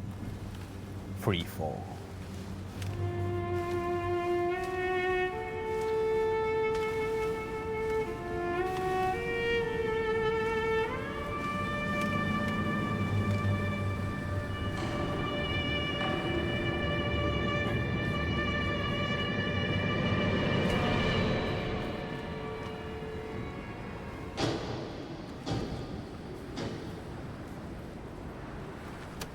Statement of Moira Kelly regarding the disappearance of her son, Robert. Original statement given October 20th, 2002. Audio recording by Jonathan Sims, head archivist of the Magnus Institute, London. Statement begins. You must forgive me if it takes a while to get this all down on paper. I'm not a fast writer, and what I saw is... It's all very well to say, write down what you saw, but what if you don't have the words? What I saw doesn't make any sense, and it makes my head hurt awfully when I try to remember it well enough to describe. Am I mad? What happened is mad. It can't have happened, but it did. It took my Robert, and now I can't even think of how to put it down in a way that explains it. Maybe somewhere in your library are the words that explain what happened, what I saw, but I haven't read your books. And knowing wouldn't bring him back. I suppose I'll just have to try. My son, Robert, was always an adventurous boy. Even when he was a child, he'd be running off and getting into scrapes every chance he got. We were living out in the country back then, Althorpe, a little village in Lincolnshire. And every chance he got, Robert would be out in the woods with his friends, climbing trees and exploring deep into the forests. He had a few other children who would join him, but he always climbed higher than they did, always pushed further. I can't even remember all the times he almost got himself lost out there when he was growing up. As he got older, his interests changed, but that sense of danger never left him. I used to have to drive him half an hour every Wednesday because that was the closest leisure centre with a climbing wall, and he was obsessed with reaching the top. After he went away to university, he'd come home every holiday with some new, dangerous sport he'd taken up, wakeboarding, mountain biking. He almost missed his father's funeral because he was away on a scuba diving trip to Cyprus. How And fucked only up is just that? managed to book a last-minute flight home. It wasn't his fault, of course. Stephen's death came as a shock to us all. What I mean to say is, I wasn't at all surprised when he told me a few years ago that he'd gotten very involved in skydiving. It had started as a charity thing. His last year at Yarmouth, he decided to do a skydive for a charity he'd been volunteering with. I went along to support him when he did it, and when he touched down, I could see it in his eyes, even before he'd removed his parachute, that he was in love. Since then, it was rare that a month went by without him throwing himself out of a plane, to the point where I wondered where he was getting the money, as from what I hear, it's not a cheap hobby, and he certainly wasn't getting much from me. Shortly after Robert graduated, he came to visit. He was the happiest I'd seen him since his father passed away, and when I asked him about it, he said he'd got a job with a company that ran skydiving all over the country. They were called Open Skydiving, and his face was beaming when he said this. He was now a fully qualified skydiving instructor. I was happy for him, of course, even though every time he described jumping, it sounded quite dreadful to me. I had always made it clear that he was never going to get me up there, plummeting through the sky. After that, I didn't see him much. He was home for Christmas and Mother's Day, if I was lucky, but aside from that, it was the occasional phone call or even a postcard if he was running a dive at somewhere far away. I have a small stack of them back home. All I really have to remember him by. I remember he sent me one from Aberystwyth, of all places, not too far back. And he signed it, "With love from your free-falling son." I used to really like that, but now the phrase just makes me shudder. He was happy, though. He was doing what he loved. I tried to hold on to that. There was no way for me to know that anything was wrong. I mean, nothing was wrong, I'm sure of it. Not until that last time. He came to see me 3 months ago. I was surprised, as June is the height of the season, and his last phone call had seemed to say that he was expecting to be busy right up until winter arrived.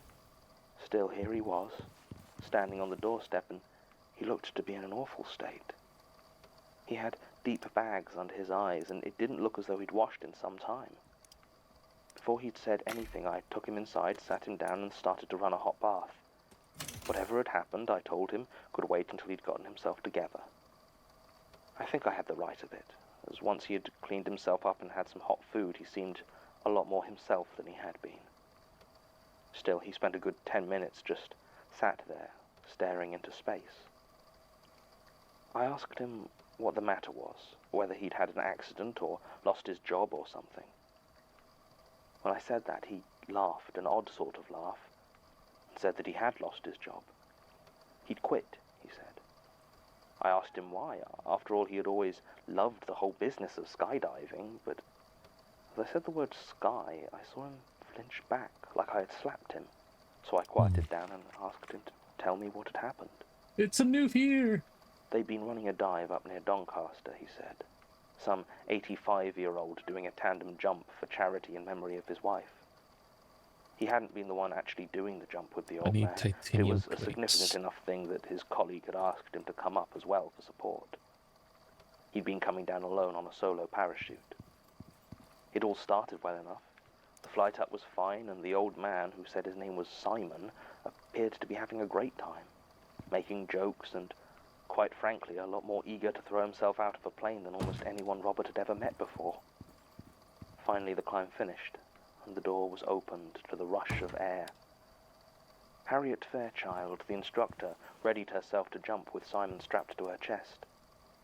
It was at this moment, Robert said, that the old man turned to him, shouting something. He didn't hear it clearly, but thought it had been, "Enjoy sky blue." He had felt dizzy all of a sudden, almost falling to the floor as Harriet hurled herself and her passenger out of the plane. It passed in a moment, though, and he pushed himself out of the door and was greeted by that familiar plunging feeling in his stomach as he began his free fall. He knew something was wrong almost immediately. He was jumping, he said, from about 10,000 feet, so should have been falling for almost 30 seconds before opening his parachute. But he was having trouble keeping count. The clear blue sky was so bright it seemed to blind him, and the numbers were all jumbled in his head. His balance seemed to be all turned around, and he said he had had to shut his eyes tight against the brightness, concentrating to keep his count. Finally, he reached what he thought was 30 seconds, and went to pull his ripcord. But as he did, he said, he opened his eyes again and froze. The ground was gone. I asked him what he meant. Had he got turned around, maybe? He just shook his head and told me again that the ground had gone. All that there was, he said, was that vast, empty blue sky stretching off before him, but still he was falling into it. It was bright, he kept saying. It was so bright, although there was no sun in that sky, and no clouds for it to hide behind. Just the empty blue sky in all directions as he fell into it. He wanted to pull the ripcord to unfurl his parachute, but his hand wouldn't close over the grip. So he just fell. Robert was shaking badly at this point, so I got him a blanket and made him another cup of tea. I wasn't sure I believed all what he was saying, but he'd certainly been through something dreadful, I could see that. I asked him how long he'd been falling like that, and he said he didn't know. His watch had stopped, but it had felt like hours, days even.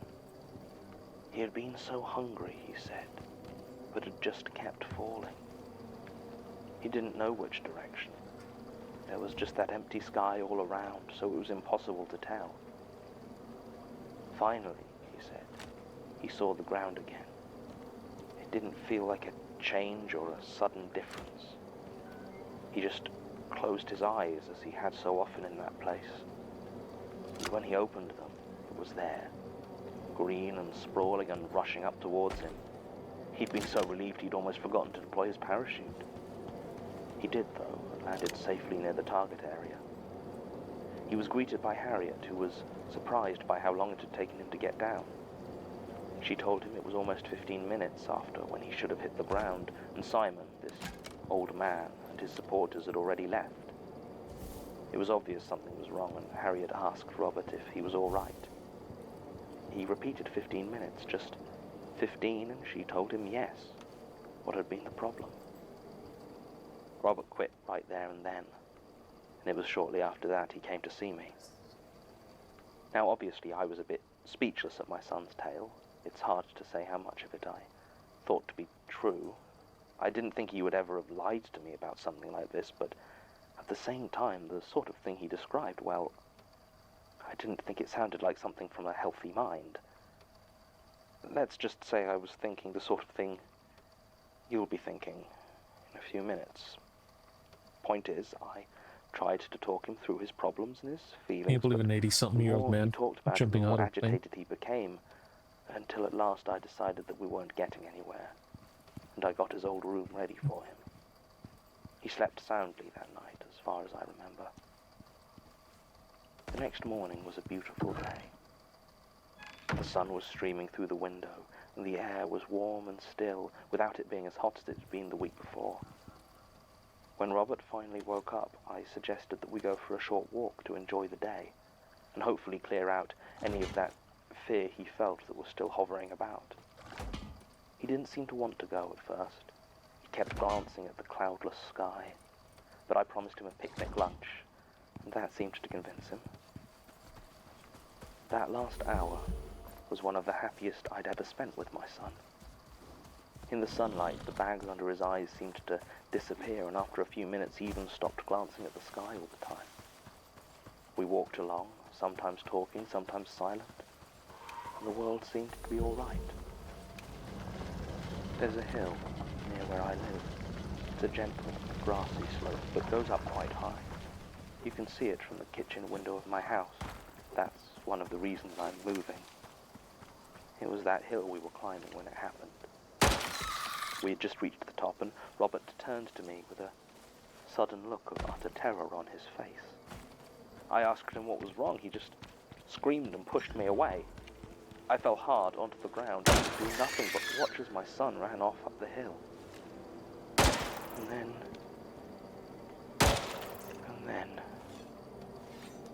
This is the part I can't put into words. I'm going to try, but whatever you think of when you read this is not going to be what happened. It will just be the closest I can describe before thinking about it too much gives me a migraine. Closest I can say is this. The sky ate him. He didn't fall, or fly, or take off. There wasn't anything in the sky that took him. It wasn't a hand that reached out and grabbed him. It was the sky itself, the whole sky, as far as the horizon I could see, that twisted around and moved like the shifting of sand. It ate Robert. It's the only way I can decide. Please don't make me do so again. Statement ends. Before I address the central point of this statement, namely the question of whether the sky can eat people, there are a few other facts that need to be addressed. Firstly, the company that Miss Kelly states Robert worked for, Open Skydiving, does not exist, and as far as Sasha's research can determine, never has. It appears in no company register and has no entries within any of the bodies that deal with the immense number of licenses a skydiving business would require. There were one or two news articles from late 2000. Something else that we need to keep in mind with this guy is he's an extreme skeptic. So keep it in mind as well. They were not an officially That's why he's business. So either they were lying. He sounds so annoyed and upset throughout the entire thing. He's like he's just skeptical of everything. Where Robert Kelly claims to have been transported to an endless sky blue nothing. But Tim really outdid himself here, and after spending almost a day combing through accident and incident reports for the Doncaster area in June 2002, found one that seems relevant. On the 3rd of June 2002, Joseph Puce reported hearing an impact in the field adjoining his house. Upon investigation, he found a parachute had hit the ground at high speed, partially burying itself in the earth. There was no sign of anybody or anyone who might have been wearing it, nor did it have any logo or label, and in Tim's follow-up interview, Mr. Puce vehemently denied there being any planes or skydiving taking place anywhere near his property. The parachute was unopened. According to police reports, Ms. Kelly attempted to report Robert missing on 7th of June, but it proved difficult due to an absence of any information on friends or residences. In fact, for the 4 years prior, it's hard to find any evidence for Robert Kelly's existence at all. It may just be that he moved around a lot, but it feels like more than that. Ms. Kelly declined our request for a follow-up interview, saying she had no desire to revisit the incident. One other thing bothers me. If Miss Kelly's recollections are correct regarding how Robert described his last skydive, Harriet Fairchild, the instructor, and an old man named Simon. It might just be a coincidence, but I recall the name Simon Fairchild was one of the ones used by... My God, Martin, what the hell is... What are these things?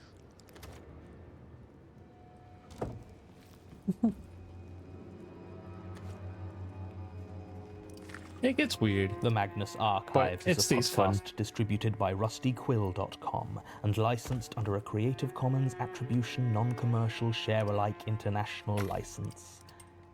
Today's episode was written and performed Something by that Jonathan we won't Sims. be listening to It was is produced going to by be the Alexander J. Newell, Mike LeBeau, the Black and Murray Tapes. Porter, God, that and one directed is so by boring. Alexander J. Newell. To It's- comment on episodes, make donations, and view links, images, videos, and Especially show the notes, ending visit of the first season is rustyquill.com. so Rate and so review us on stupid. iTunes, visit us on Facebook, tweet us on Twitter at The Rusty Quill, or email us at mail@rustyquill.com. Thanks for listening.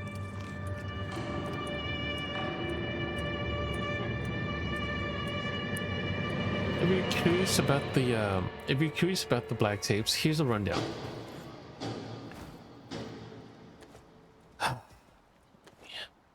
Here's some of the rundown of the Black Tapes. Oh, there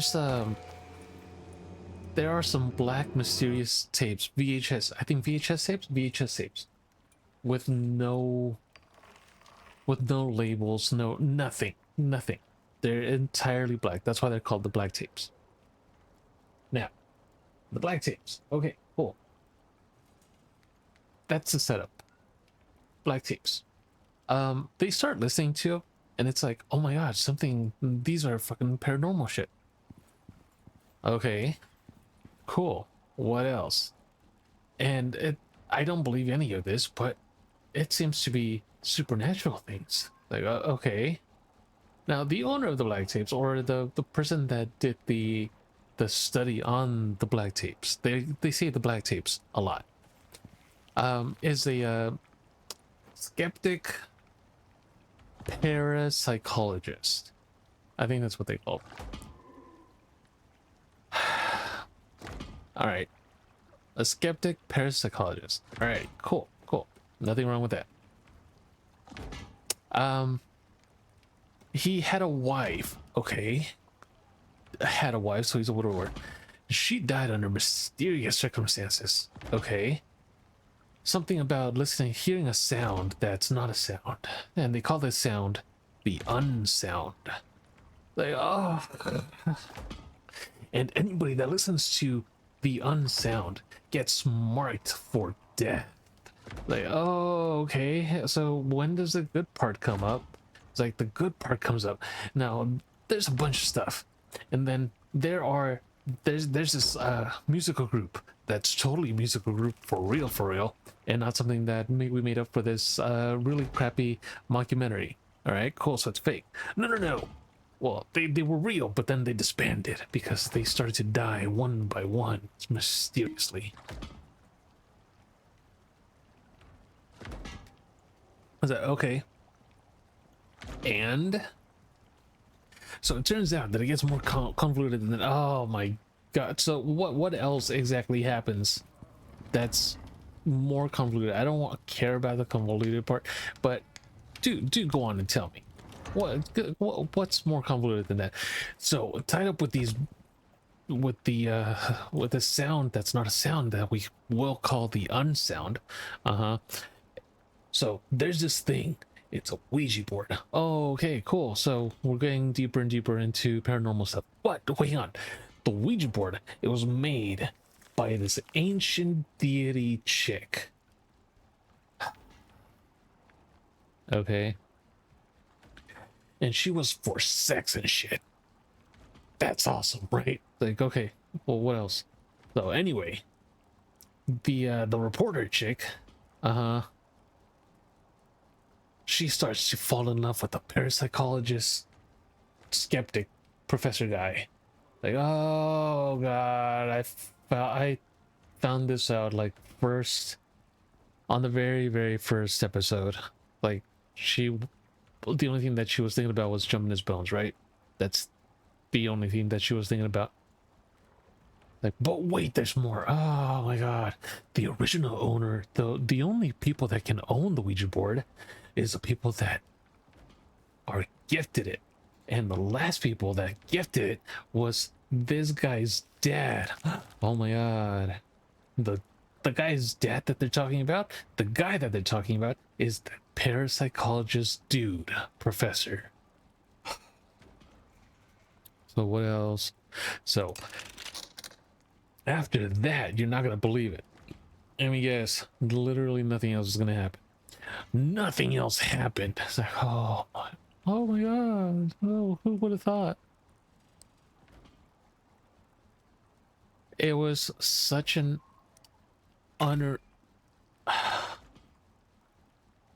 the ending is so unoriginal and so boring. So incredibly boring. It's like there's no thought that's behind it. It's just like, so what else? It's like, well, the chick that's reporting on this, she's gonna get fired because she developed feelings for the guy. It's like, oh, okay, so what fucking else? It's like, so, and then they just keep circling it back over and over and over. It's like the unsound, this band, the Ouija board. So nothing interesting happens throughout the entire one. They just kind of circle back around through these quote-unquote black tapes. I mean, we could listen to one of the episodes. I listened to it on the way home from work. It took like a month or so because like I stopped listening to it, and then I started listening to it, and then I stopped listening to it because it was just so boring. But we could definitely go like take a listen to it because it's the only way that you guys are gonna actually believe that it's interesting at first, and then after that first, it gets to be really tedious. It becomes a chore to listen to. and that's it. We can definitely try, but it becomes an absolute chore. Okay, okay. Let's let me go ahead and see if it's on YouTube to start. Black Tapes podcast. All right.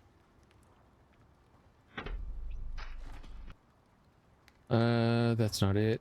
Pick up Black Tapes. That's yeah, it's an hour long. That's another thing. It's a ridiculously long. This week, any documents that suddenly appear pink, light red, or any shade in between must be incinerated immediately.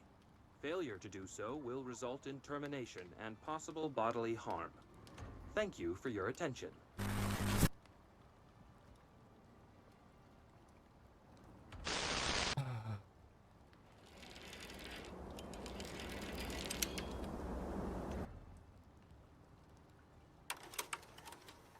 Black Tapes 1.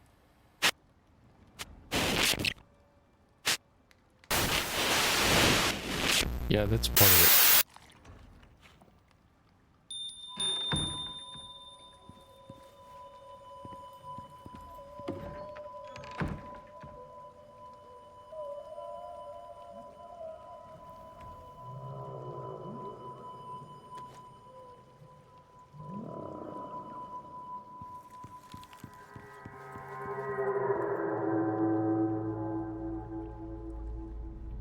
All materials are classified, you guys. It's classified.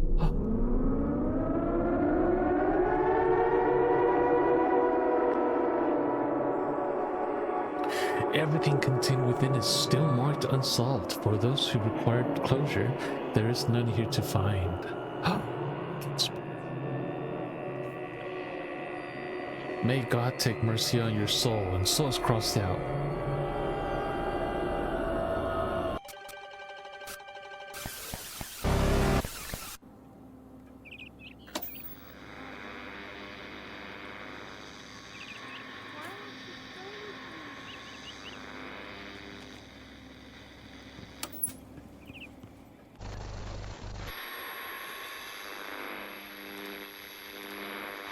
Hello. My name is Raymond Hayes. I'm the director of the Brain Data Analysis Research Division here at the university. We're engaged in some very exciting work that we are thrilled to share with you today. You're very lucky to be here. We have been able to create a digital environment that's based on the brain data of a single subject. We'll call him Walter, let's say. Now, this experience will work best if I tell you as little about Walter ahead of time as possible. But I will tell you that he has been diagnosed with post-traumatic stress disorder. And refined wood. Refined wood we can get. Put on your headset, you will find yourself in a recreation of Walter's memory of this traumatic event. This isn't now, the Black Tapes podcast. It's a video like rendering of it. It's eh.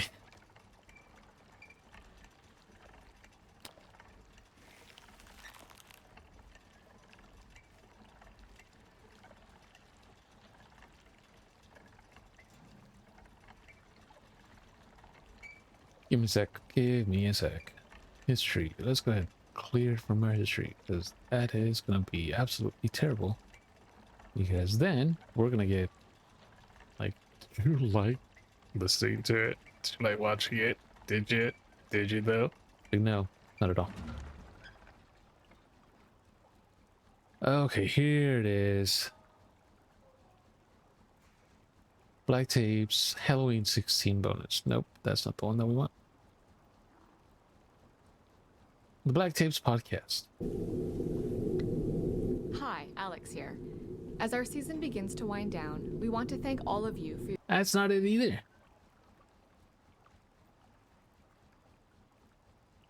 Okay. This is going to be annoying as hell, isn't it?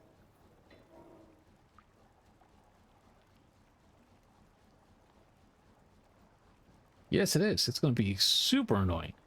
All right. Announcements. Oh, they've got announcements. Oh, you know what? We're not going to be able to, which is just fine.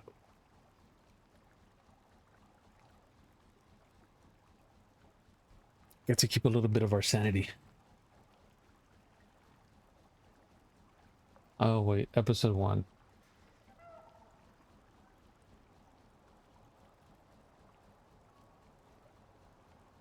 Black tapes. Listener mail. Do you believe? Bum, bum, bum.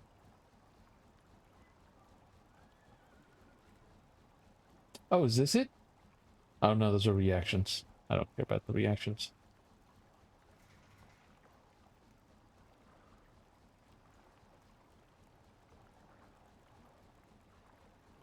Season 1, episode 10. Oh, I think somebody managed to get that. Give me a sec here. See how far down we have to scroll for it. Probably podcasts? Podcasts. Nope. Playlists. Black tapes. Yep, there we go. Reactions. Don't care about the reactions. Reactions. Still don't care about the reactions. These are all just reactions from a year ago. Okay. Don't care about those.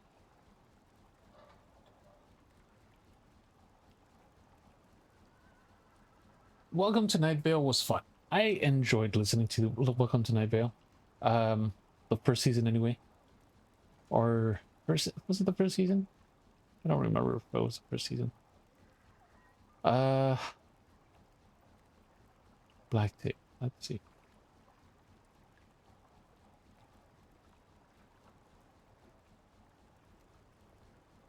Nope. This guy doesn't have it. Okay.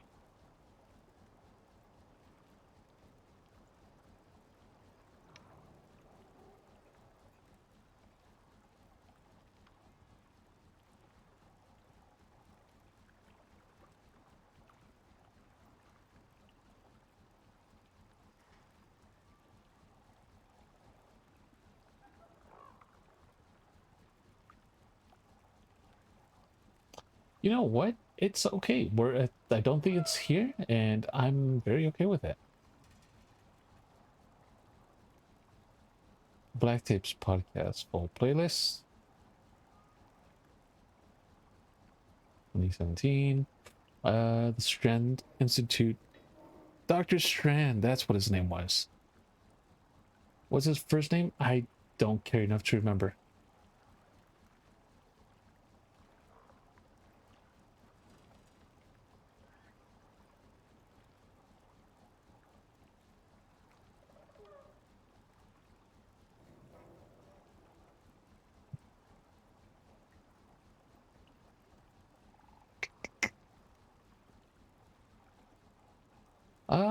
Okay, cool. Yeah, no, it's not here. If you want to listen to it, you could definitely do so.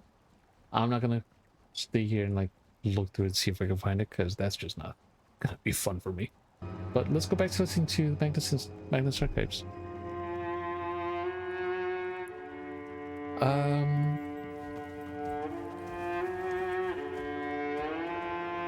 Rusty Quill presents. At least you get The some more Magnus Archive. titanium.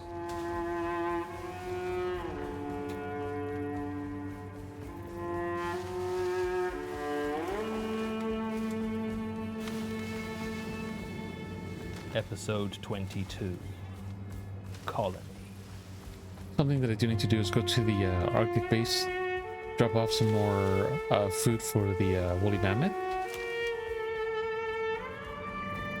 and water too, I guess, and some more of the rotten meat to scare away the what do you call them? The wolves.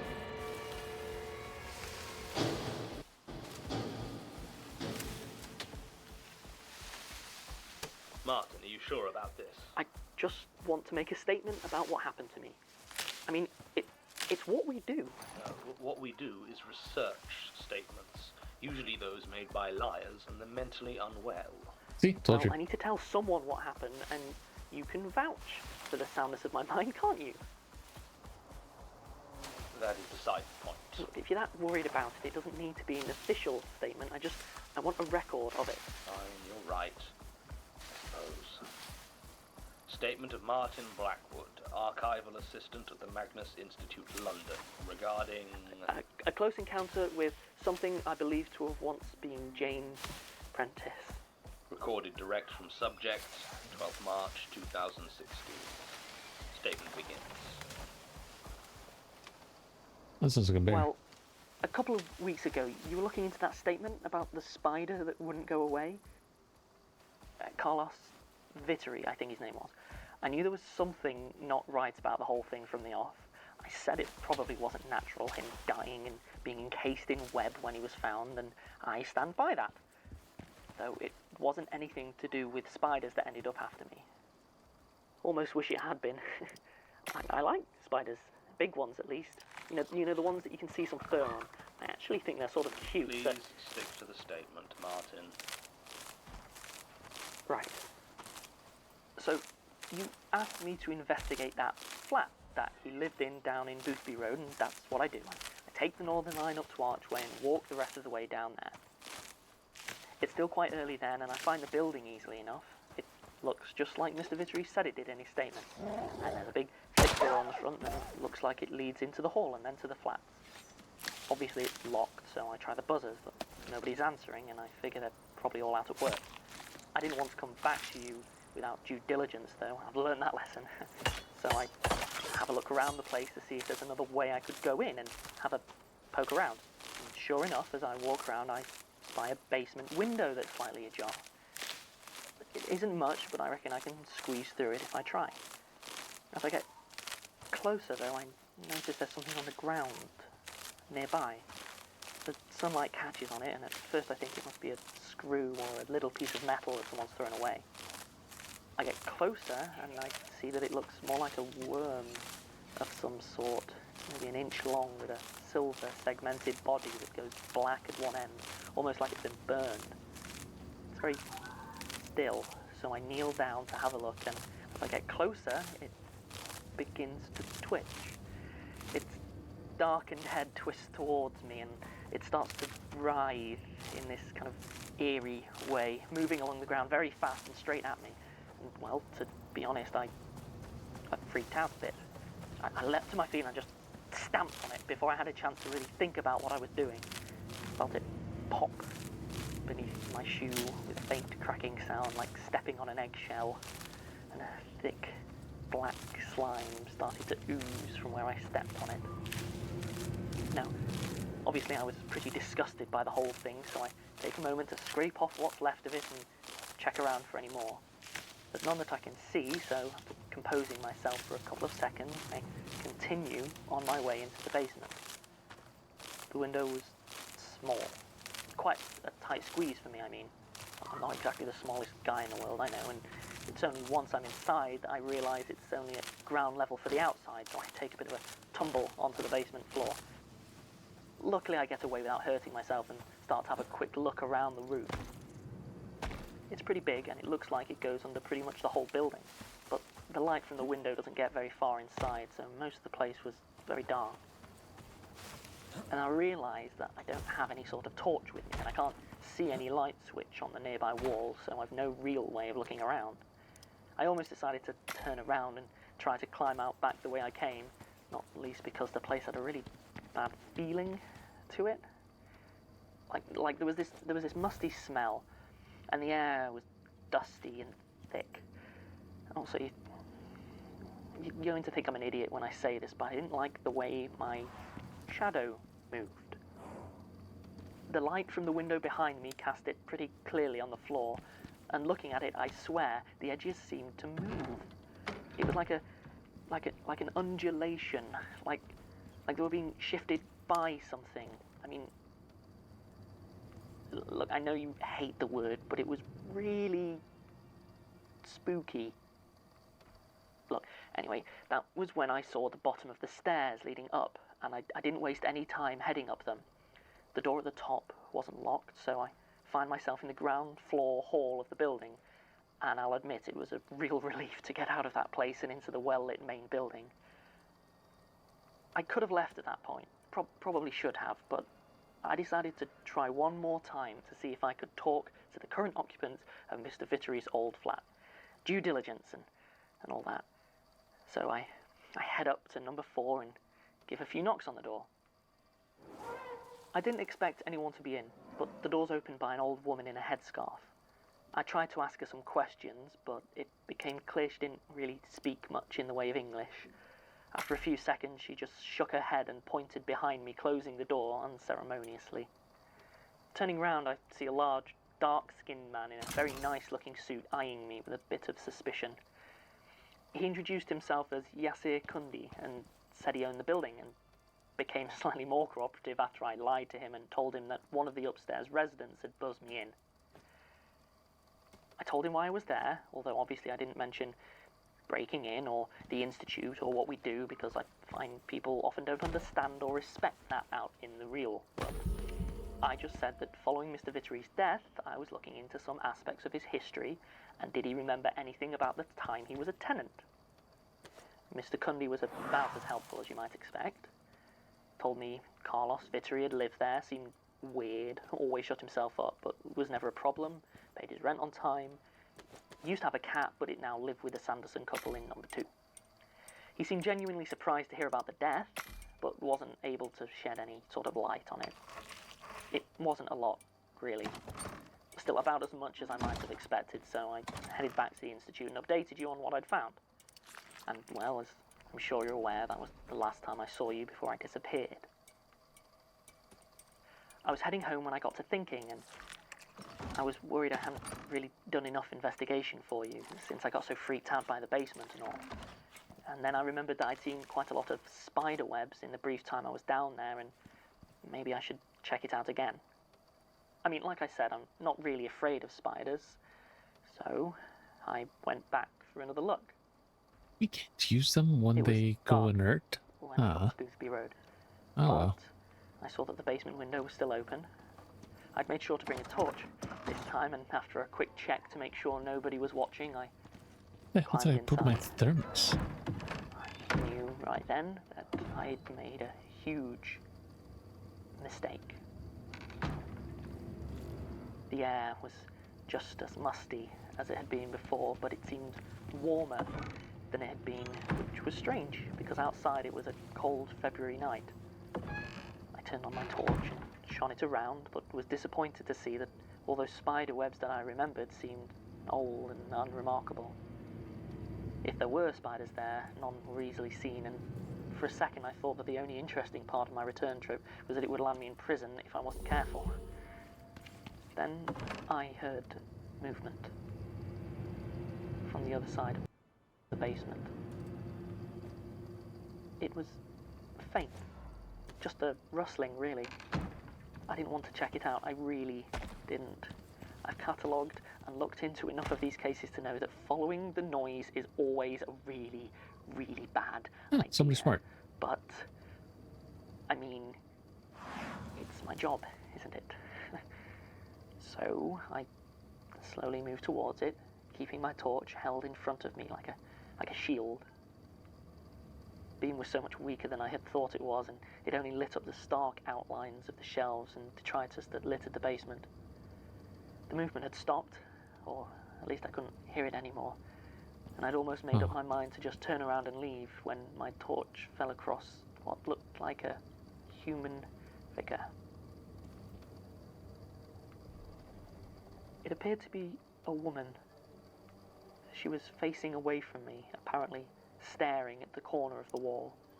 Her hair was long and black, though it was so twisted and dirty it was hard to tell if that was its original colour. She wore a threadbare grey overcoat, though beneath it her legs were bare and covered with what I at first thought were spots. In her right hand she held a stained green handkerchief. She stood there, totally still, either not noticing the torchlight that was shining on her or not caring. I didn't move a muscle. Then, with a quick, jerky movement, she brought the handkerchief to her face and coughed. I mean, I call it a cough because that's what it looked like, but it didn't sound like a cough. It was more like You know, in a nature documentary, when the lion's caught something and it's ripping it Epoxy. apart, that noise of wet meat. Yeah, it was like that. I saw Gross. something drop from the handkerchief onto the floor. It's about an inch long, silver, and it wriggled as it fell. I screamed. I'm not ashamed to admit it, though looking back, I really wish I hadn't. Her head snapped towards me and she locked eyes with me. Her pupils seemed ragged and collapsed, and when she smiled, her teeth were chipped and blackened. I started to stagger backwards, expecting at any moment for her to lunge at me, but instead she slowly reached up and let the overcoat fall to the floor. Her skin was pale, almost grey and full of... Sorry, it still makes me sick to think about it. It was full of holes, deep black holes, just honeycombing every bit of flesh, like a wasp's nest. I could see those thin silver worms crawling in and out, and their black tips twitching as they squirmed through that pitted meat. I mean, it wasn't human. It can't have been. It took a step towards me, and as it did so, the worms began to writhe out of every hole and cavity, falling to the floor in a That's cascading gross. wave and starting to crawl towards me with alarming speed. I had the oddest thought then, and even as I backed away towards the stairs, I started to get my phone out. The daft thing is, I wasn't even going to call anyone for help. I just wanted to take a picture of the thing, to prove to you that it happened. You're always so quick to dismiss these statements, and I wanted proof for you. Except, well, I managed to drop it, of course. Just as I was bringing up the camera app, one of the worm things reached at me and leapt at my face. That thing jumped literally 6 feet through the air at my face. It missed me, but I was so taken aback that I fell onto the stairs behind me and dropped my phone to the ground. I didn't stop to pick it up. I just fled up the stairs as fast as I could. Obviously, the door at the top wasn't locked. If it had been, I'm sure I'd be dead. Or worse. I ran faster than I ever have in my life. I've never been good at running, and every moment expected to feel something wriggling up my leg. I didn't stop running until I was sat in the underground and had checked every inch of my seat for worms. I live in Stockwell, right at the other end of the Northern Line, so by the time I got home I was starting to feel a bit safer, though utterly exhausted. I knew that there was no way I was going to be able to work the next day, but without my phone I couldn't let you know. I mean, I don't have a landline, who does anymore, but I couldn't bring myself to stay awake long enough to send an email, so I just collapsed, fully clothed, onto the bed. I don't know how long I slept for, but it was still dark when the knocking woke me up. Don't know if it was the same night or if I'd slept right through the day. Either way, I dragged myself up, and as I sat there, it all came back to me, what I'd seen, and I shuddered. I tried to tell myself I'd imagined it. Maybe I'd overreacted to finding a homeless woman sleeping in the basement. Maybe she was sick and needed an ambulance. God, maybe I'd left her to die. There was more knocking, and I reached up to flick the light on. But when I did so, nothing happened. I tried the lamp next to my bed, but again, nothing. Looking round, I saw that none of my electronics seemed to be on. There must have been some sort of power cut. Again, someone knocked at the door. Maybe it was one of my neighbours coming to check whether I'd lost the power. So I shuffle over towards the door and reached for the handle. As I was about to open it, I got a sudden chill and stopped. What if she was outside, waiting? I mean, the worms that made a hive of her body, eager, striving to make me one as well. I thought of that awful case you had us looking into where that woman burst into worms, and I realised that this woman must be that Jane Prentice you were telling us about. I never had one of those peepholes added, so I couldn't see what was out there. But as I took a step back, I saw something on the floor, crawling out from underneath the door. It was a small, silver-looking worm. I think I might have lost my mind a bit then. It all feels very strange, blurry. I remember stamping and stamping as more made their way under my doorway. I remember grabbing every towel, sock, bit of fabric, scrap that I could find, stuffing them under the door, into the cracks around the window, anything where a slender worm might crawl, I made airtight. And then I sat there and waited. I still had no power, no phone, no way to communicate with the outside. So, This went on for 13 days. Every time I thought it might be safe to try and leave, I'd hear that knocking at my door come back. Luckily, there was no problem with my water supply, so I had plenty to drink. I'm just glad none of them thought to come up through the pipes. I eat a lot of ready meals, cans, that kind of thing, so I had food. Although after the first few days I had to start rationing. If I ever see another can of peaches. But I think the worst part was the boredom. No internet, no phone, no power. I read the handful of print books I owned several times. I didn't really sleep. Every time I closed my eyes, I'd start to feel something was crawling up my legs, and I'd have to sit up and check. Other times I'd be awoken by that knocking. I spent a lot of time trying to remember what you told me about Jane Prentice when we were working on Tim Hodges' statement, but all I remembered was that she called herself to be a practicing witch and believed to be infected by a dangerous, unknown parasite. She never talked to me. I could have heard her clearly through the door, but she never made a sound. so it would be through here. So I need to go From what I saw, north maybe what was in her throat and then through didn't here. leave room for a voice. Strangely, she never tried to break down my door either. She just knocked. She knocked and knocked and knocked. Finally, I woke up this morning and she was gone. I don't know exactly how I knew. I think she brought that musty smell with her, and this morning I couldn't smell it. And there was no knocking. I mean, it still took me about 4 hours of checking and double checking and listening at the letterbox before I got the nerve to actually open the door. But when I did, there was no one there. And I ran all the way here. Statement ends. You're sure about all of this, Martin? Look, I'm not going to lie to you about something like this, John. I like my job. Most of the time. Very well. In which case, there's a room in the archives I use to sleep when working late. I suggest you stay there for now. I'll talk to Elias about whether we can get extra security, but the archives have enough locks for now. It's also supposed to be humidity controlled, and though it hasn't been working for some time, it does mean it's well sealed. Nothing will be sneaking through any window cracks. Oh.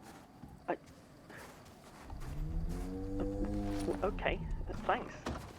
To be honest, I didn't expect you to take it seriously. You say you lost your phone 2 weeks ago. Thereabouts. When I went back to the basement. Well, in that time I have received several text messages from your phone, saying you were ill with stomach problems. The last one said you thought it might be a parasite, though my calls trying to follow up were never answered. So if this does involve Jane Prentice, then I take it deadly serious. Hang on. What? I just received another text message. From you. Keep him. We have had our fun. You will want to see it when the Archivist's crimson fate arrives. What does that mean? Huh. It means I ask Elias to hire some extra security. I should probably warn Sasha and Tim as well. I'll also have a look through the archives, as I believe we should have a statement from Miss Prentice herself in here somewhere. Recording ends. Weird. Oh, come on. I should be able to go in through here. There we are. The Magnus Archives is a podcast distributed by rustyquill.com and well, never licensed mind. under a Creative Commons Attribution Non-Commercial Share-alike International License. Today's episode was written and performed by Jonathan Sims. It was produced by Alexander J. Newell, Mike LeBeau, and Murray Porter, and directed by Alexander J. Newell. To comment on episodes, make donations, and view links, images, videos, and show notes, visit rustyquill.com. Rate and review us on iTunes, visit us on Facebook, tweet us on Twitter at The Rusty Quill, or email us at mail@rustyquill.com. Look at that. Thanks for listening. It's nice. Look at that, powered up.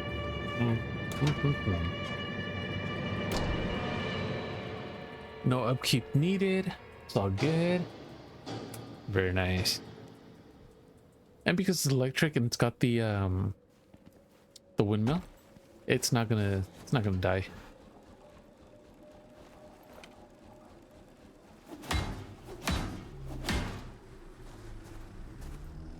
We should put a different one, another one, but we don't have.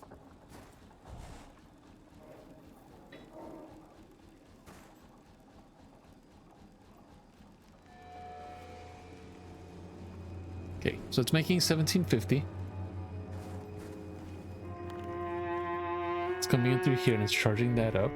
That's going into here, which now I know it doesn't actually need it. Rusty Quill presents The Magnus Archives.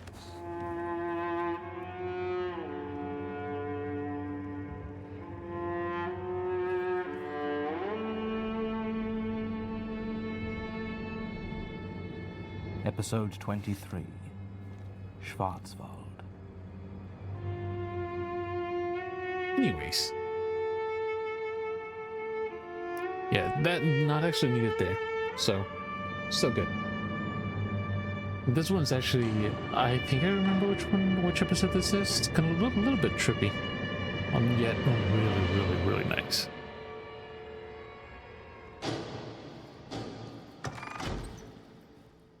Look at that. That is able to heat up a nice spot. Near his estate in the Black Forest. Original statement given as part of a letter to Jonah Magnus, March It's still cold 31st, here. 1816. Audio recording by Jonathan Sims, head archivist of the Magnus Institute, London. Statement begins. My She didn't put dearest any Jonah, actual ice in forgive my there. writing you this letter so soon after the last. You must think me dreadful for not even giving you a chance at a reply, but I recall that during your visit last spring you mentioned your fascination with the macabre and the strange. It pressed upon me as to whether there were any such lore or legends that I myself were familiar with. Wolfgang writes me that you are acquiring quite the collection, and I feel that I now have something that belongs with it, far more than any of the fairy stories or old maid tales that I told you before. Put quite simply, I have had a most terrifying encounter. 2 encounters really, I suppose, and I pray to the Lord that I shall have no more. For I honestly believe I should die, from fear if not from violence, were I forced to meet the thing again.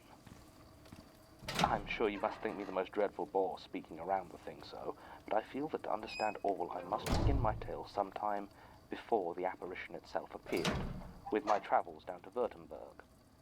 My family has a small estate there, in the heart of the Schwarzwald, what you would call the Black Forest, near a small town by the name of Schramberg. This estate belonged to my brother, Henrik, and when he passed away it descended to my nephew Wilhelm. He was barely in his 14th year when Henrik died, and his mother had passed while birthing him, so myself and Clara think have that's it. since made every effort to provide him with guidance and such affection as he may have lost. This felt especially keen as we have ourselves been unable to conceive a child, and so we felt it our duty to teach Wilhelm what we would have impressed upon a son of our own. The profligacy of youth is always a danger, and we felt it our duty to help guide him, where we could, along the path of virtue. We needn't have worried ourselves overly. I have Never met so sober and prudent a soul as seems to exist within young Wilhelm. Nonetheless, because of this we have remained close with my nephew through the years, despite the distance. When he took ill this last winter, naturally we made arrangements to travel to his home in the Schwarzwald and offer what comfort we could. The journey was difficult, as I suppose is to be expected when traveling in winter, but Wilhelm's condition brooked no delays. At first, the worst we had to contend with, coming from Bavaria, was the lack of provision in the inns where we took lodging, as we were told over and over again how rare guests were this time of year. Still, say what you will about the German Confederation, and I know you certainly have a lot of opinions on that, my friend, but it has made traveling a lot quicker, and I was certainly grateful for that. When we entered Württemberg, however, our way was much harder. The snow fell thicker in the Schwarzwald, compelling us at last to trade the coach for a sleigh. You have never known winter in the Black Forest, have you? I know you will say you have snows and forests in England, but I have seen what you call forests and can tell you that there can be no comparison to the Schwarzwald. She doesn't have one here. Covered in a dense Okay. canopy of untouched snow. There is such a silence there as I have never encountered anywhere else on earth, with every sound seeming to die the moment it touches that soft white blanket of virgin snow. By day it is the most beautiful serenity, this calm stillness. But by night, oh my friend, by night it becomes something altogether else. The quiet of the world. It comes like the world is holding its breath, waiting to strike. And in those parts where the canopy clears enough that the moon shines down, it casts everything into the most ghostly shades. I lost count of the number of times I swore I saw figures in the shadows, briefly illuminated by the moonlit glow of that frozen land. At one point I even demanded the sleigh be stopped so I could make an examination of the area with a brace of pistols. But of course I found nothing. It was in such a state of mind that we arrived at Wilhelm's estate near Schramberg. We were greeted by Wilhelm's servants and told of their master's condition. The doctor had apparently braved the roads from Schramberg some few days ago and had given what medicine he could. Since then, the servants told us, he had been steadily improving, but was still very weak. I will confess at this news to feeling slightly unnecessary, but upon entering Wilhelm's chamber, the happiness evident upon his face when he saw Clara and myself put all such thoughts to rest. Wilhelm was in recovery, but I had no intention of traveling back through that silent, Right icy around stillness there. unless absolutely necessary, and Clara agreed. We made plans to winter there with Wilhelm. There was room enough for us, though our chamber was more modest than what we would have been accustomed to.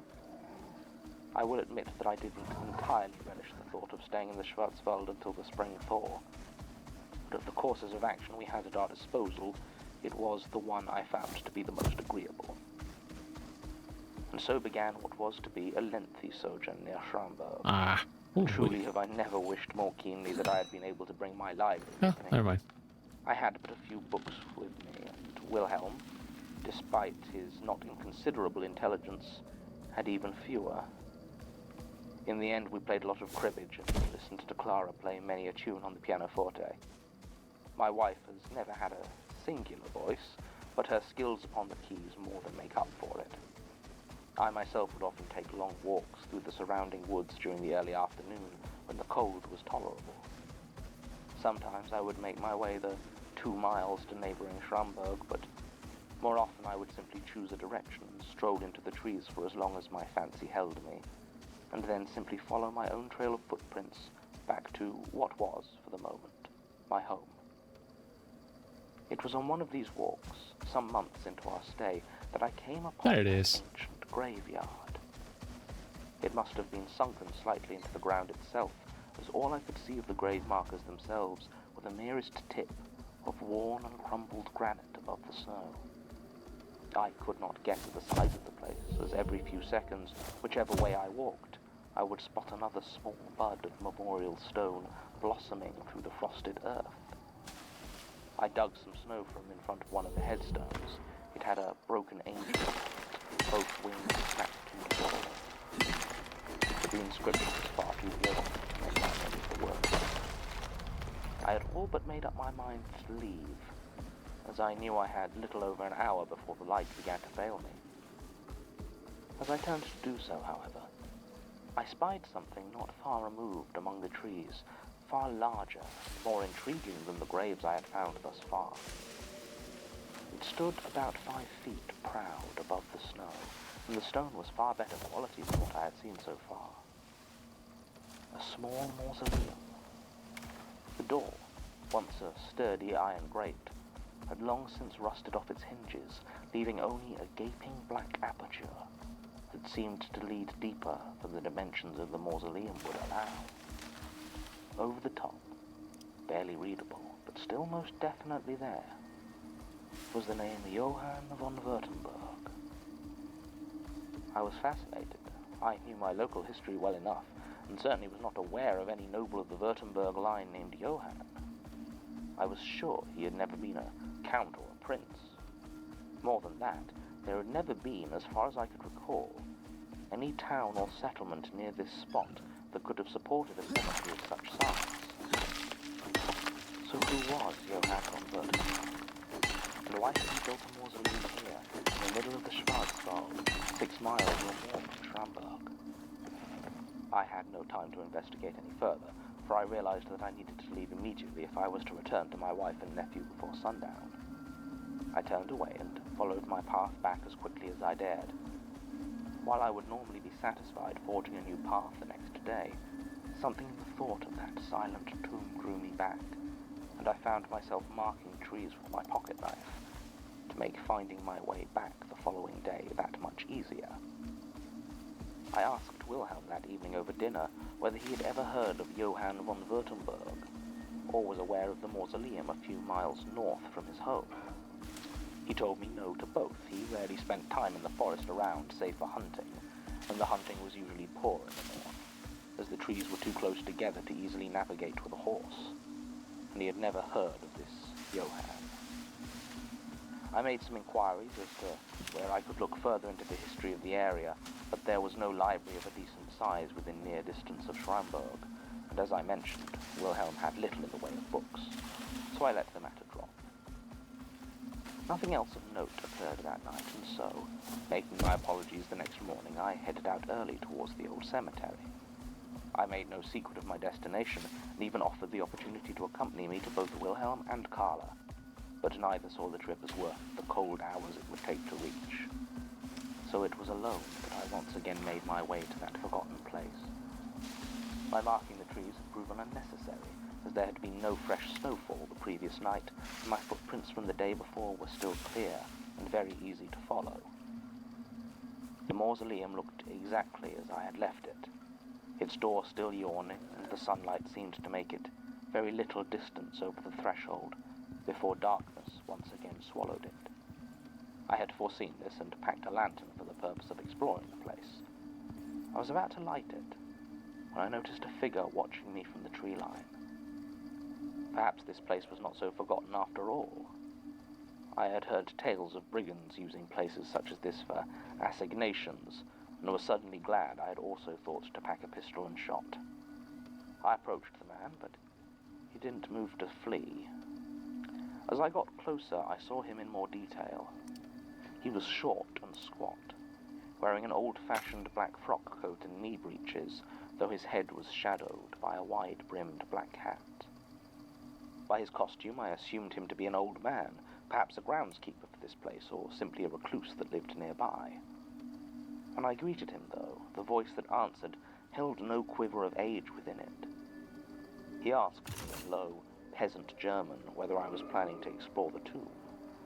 I said I was, and asked if he was the keeper of the place.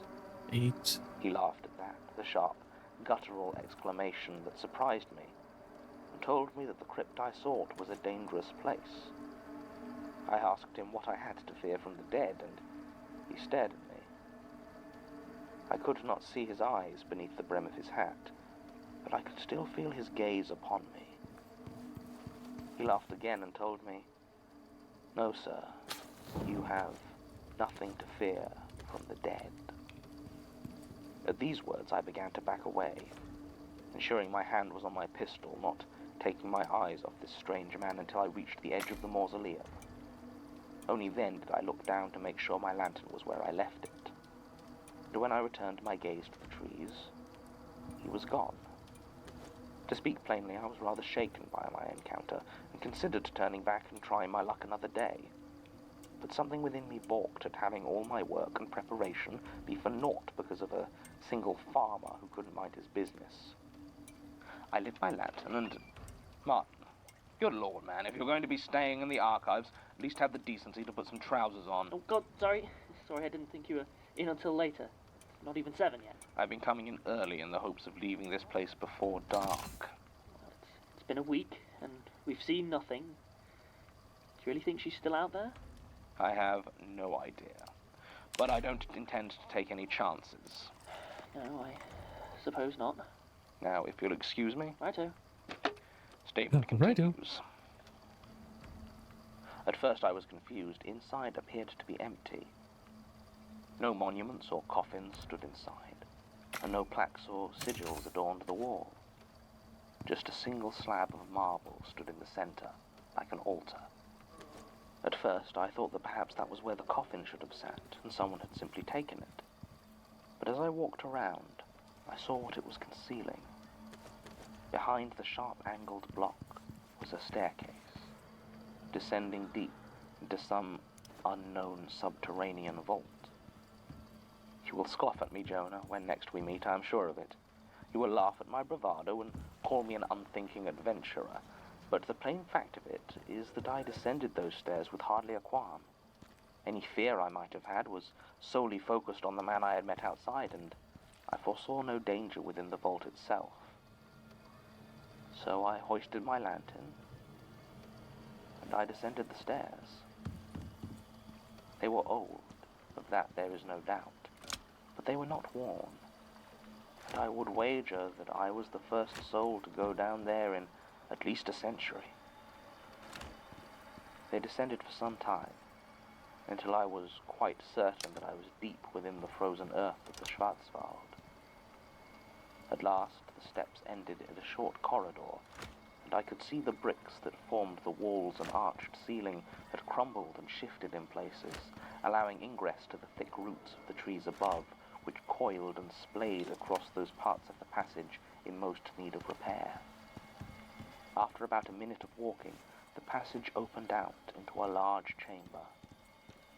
In the center stood another block of marble, almost identical to the one I had seen upstairs.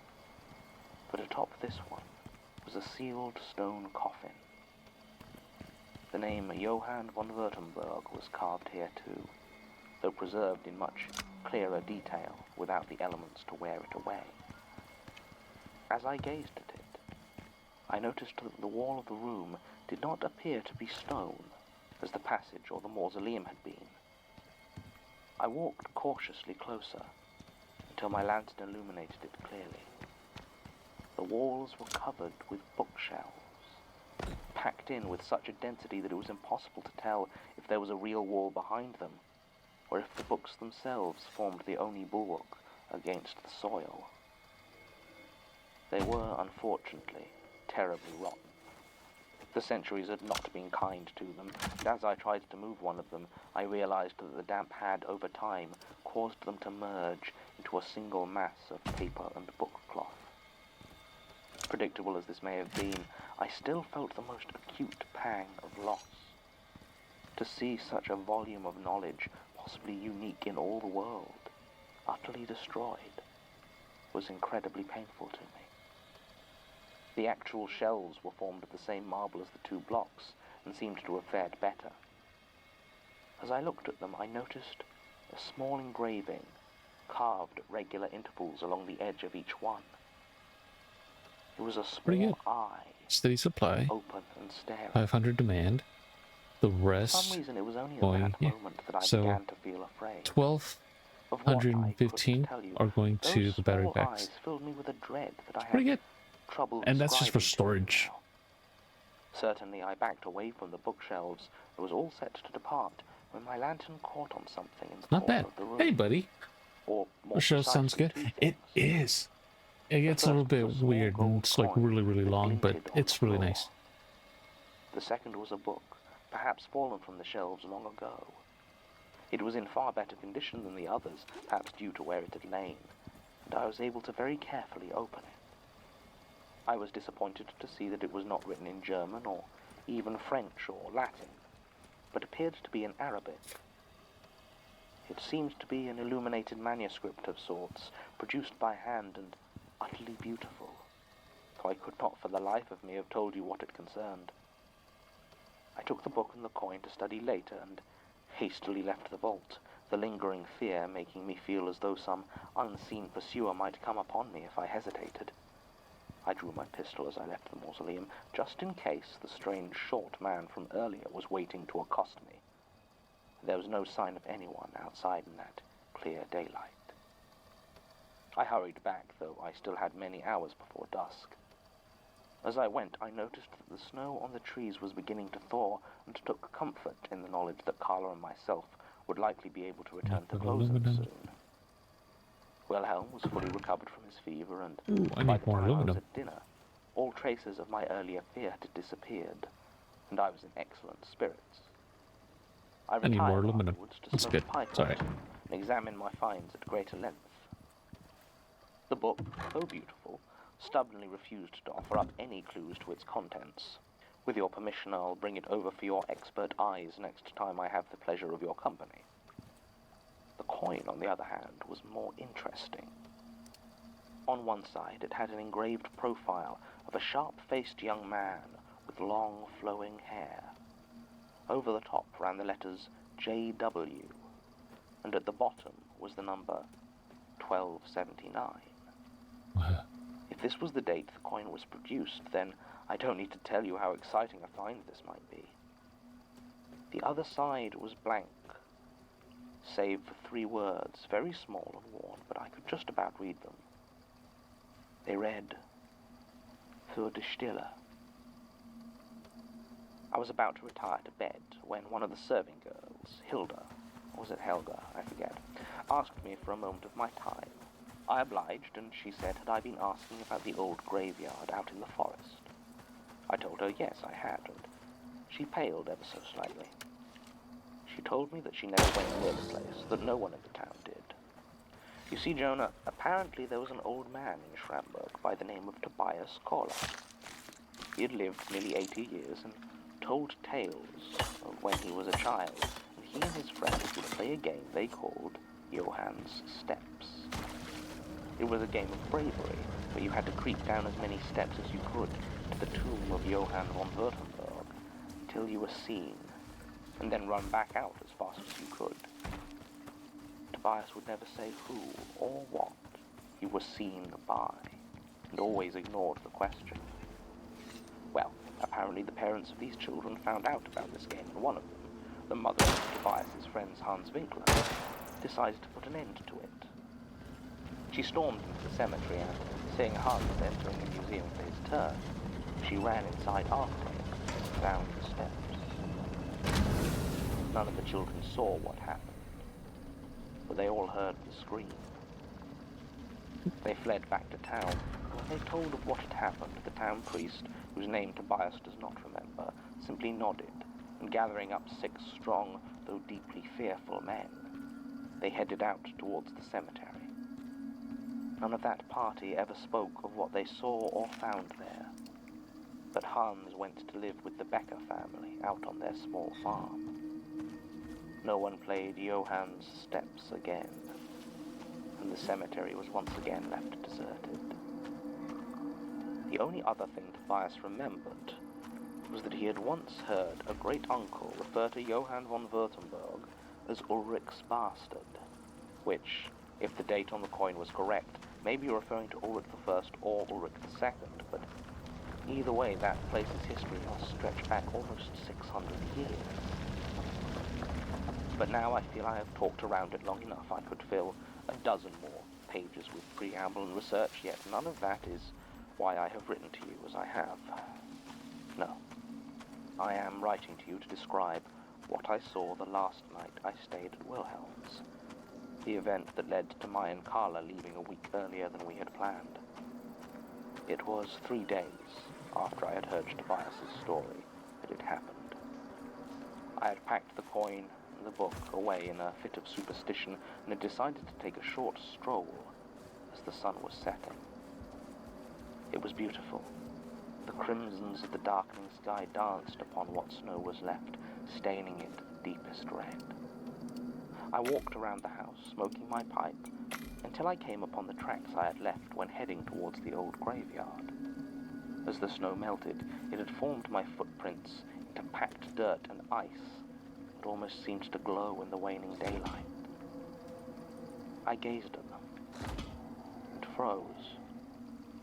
I had made 2 trips to the mausoleum that winter, and sure enough, there were 2 stark sets of footprints heading north. But coming back towards the house, there were 3 sets of footprints.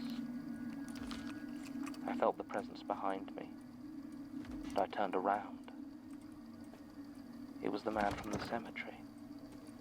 His wide-brimmed hat was removed, and he stared at me. His head was completely bald, and his eyes were missing. They were just empty sockets, but they stared at me. They saw me. Believe or dismiss anything else in my letter as you wish, Jonah, but I swear to you that I stood face to face with a man with no eyes, and he saw me. I backed away too quickly and slipped, falling hard upon the ground. In a second he was above me, and he smiled.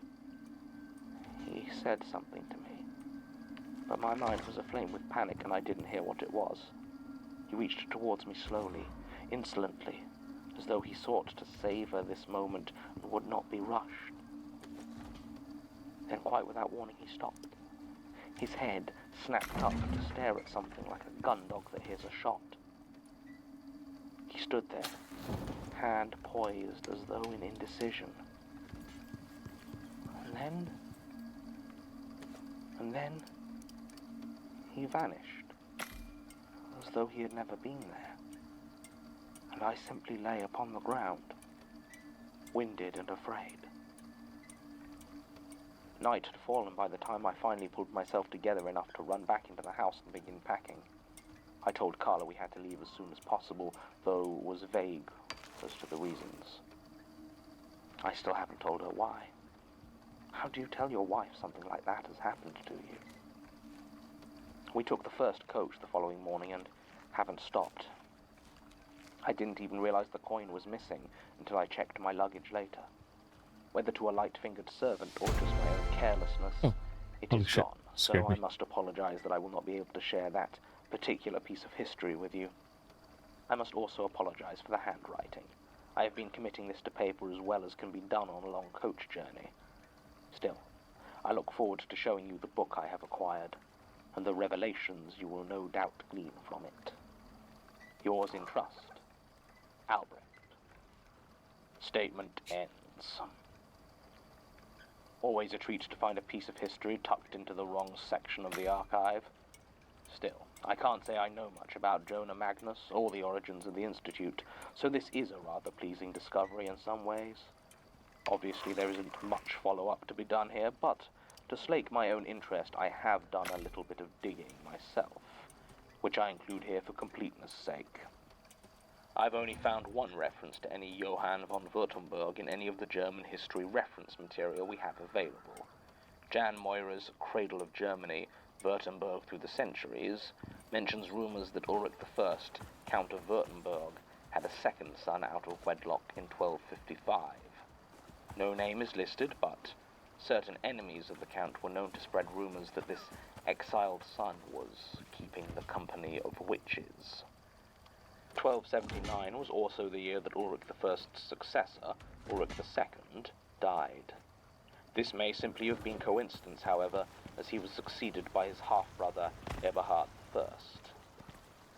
Something else I stumbled across, quite by accident during my research, was in Grim Tales, H.T. Moncrief's exploration of unexplained and macabre deaths in early 19th century Europe.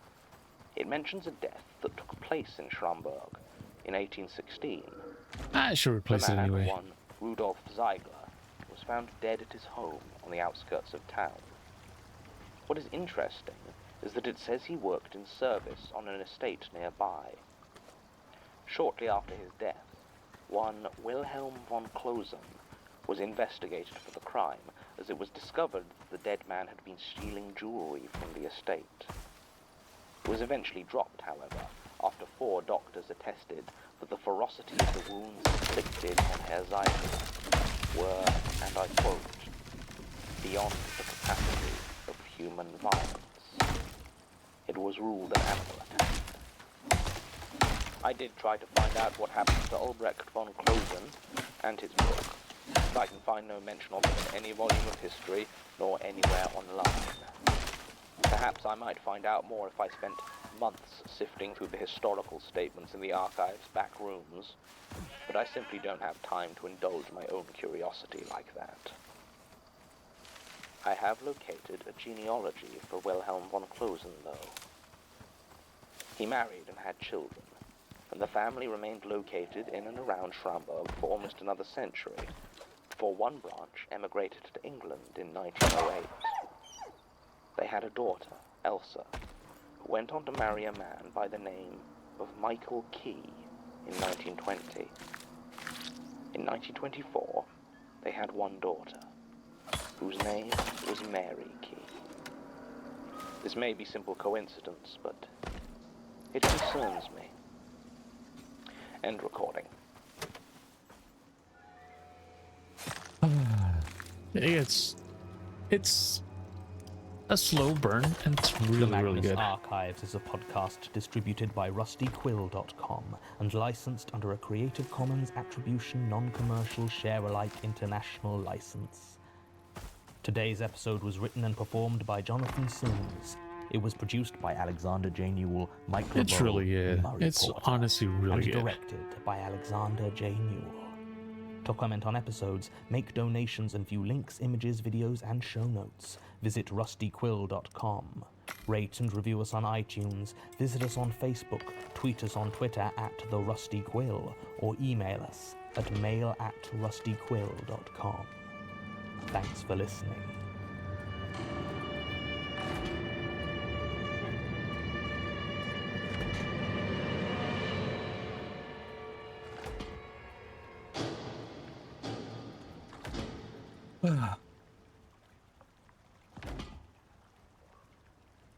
I wanted to do Valorant as well, but I think I might go for a walk instead and then call it a night there. But I'm not. Well, maybe one. Well, maybe we'll do one round of Valorant and then call it after that. Rusty Quill presents The Magnus Archives.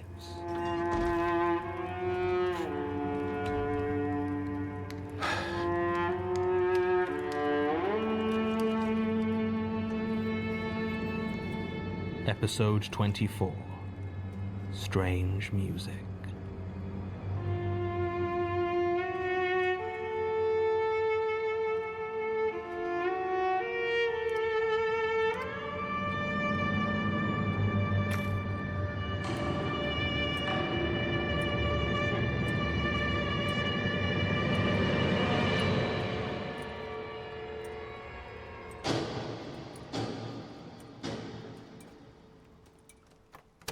Statement of Leanne Denikin regarding an antique calliope organ she possessed briefly Ooh, this in one's August fun. 2004. This is the Original start of a statement given creepiness January too. 17th, 2005. Audio recording by Jonathan Sims, head archivist of the Magnus Institute, London. Statement begins. Let me be clear. I'm not scared of clowns. I don't find them funny either, just a bit baffling, really. I've never understood why people would find grown men in stupid makeup and wigs funny or scary. It's the same with dolls. People talk about their cold, dead eyes, but they don't seem to have any problem with statues. I suppose now I've got good reason to be scared of both. I just want you to understand I wasn't seeing things out of fear. This happened. It didn't come as a surprise when my grandfather died last August. I'd been living with him for almost 2 years Well, at his home in Bootle, looking after him through his illness. My mother was having her own difficulties at the time, and my good-for-nothing father wanted nothing to do with any of it, so looking after my grandpa came down to me. It wasn't so bad, really. My grandpa was a strange man at times. He'd been a carny for most of his life, working with traveling circuses and freak shows all over Europe, and was something of a recluse in his later years. He could also swear a blue streak a mile wide. Get him behind the keys of a piano, though, and I don't know anyone who could play as beautifully as he could. Like I say, it wasn't a surprise when he finally died. It does light. But I still They found do it really difficult. light up a good chunk. As you may have guessed, I don't have a great relationship with my parents, and have always had some problems making friends, so I mean, when he went, it's not it hit me bad. hard. I didn't go out that week, or the next. I saw Joshua, my partner, I suppose you'd have called him. But aside from that, I didn't see anyone Oops. between Grandpa's death and the funeral. It was just me, Josh, and my mother. Grandpa had never been a churchgoer, but my mother had a lot of faith, so paid for a Methodist funeral, such as it was. It was a hot, muggy day. We need I to go remember get some wondering platinum. whether the stinging in my eyes was from the tears or the sweat. As it turned out, Grandpa had left me his house. It didn't really sink in for a while. The house had been the most home I'd had for so long, but I always felt it was mine in some ways. Going through my grandpa's old papers and possessions was harder than I had expected. It was only reading some of his old letters that I discovered his birth name was Nikolai. He'd always just gone by Nick. Eventually, I sorted through everything. I had a small box of memories I wanted to keep, but I just wasn't up to throwing the rest away yet. I decided to store them in the loft. I knew the house had one, although I had never been inside. It had always been locked. It wasn't a mystery or anything, just that my grandpa hadn't needed to get anything from up there while I was living with him. At least I thought so. It was only then I realized I had never been inside it. More annoyingly, I quickly discovered that none of the keys I'd been given for the place were for the padlock. No luck searching for it around the rest of the house either. In the end, I had to cut the lock off with a pair of bolt cutters I found in the garage. There was also a ladder in the garage, so getting up through the small square hole wasn't a problem. Very I nice. realized then that I didn't have a torch. It was very dark. Despite it being the middle of summer, the loft was cool, almost cold. I considered heading back down to get a torch and a jacket, but as I reached out my hand, it brushed against something which felt like a pull cord. I gave it a tug.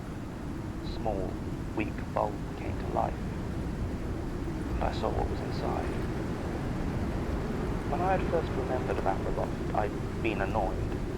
I thought there'd be so much more stuff up there, days more sorting to go through. Do I have a When I water turned on the purifier? light, I saw that it was almost completely empty.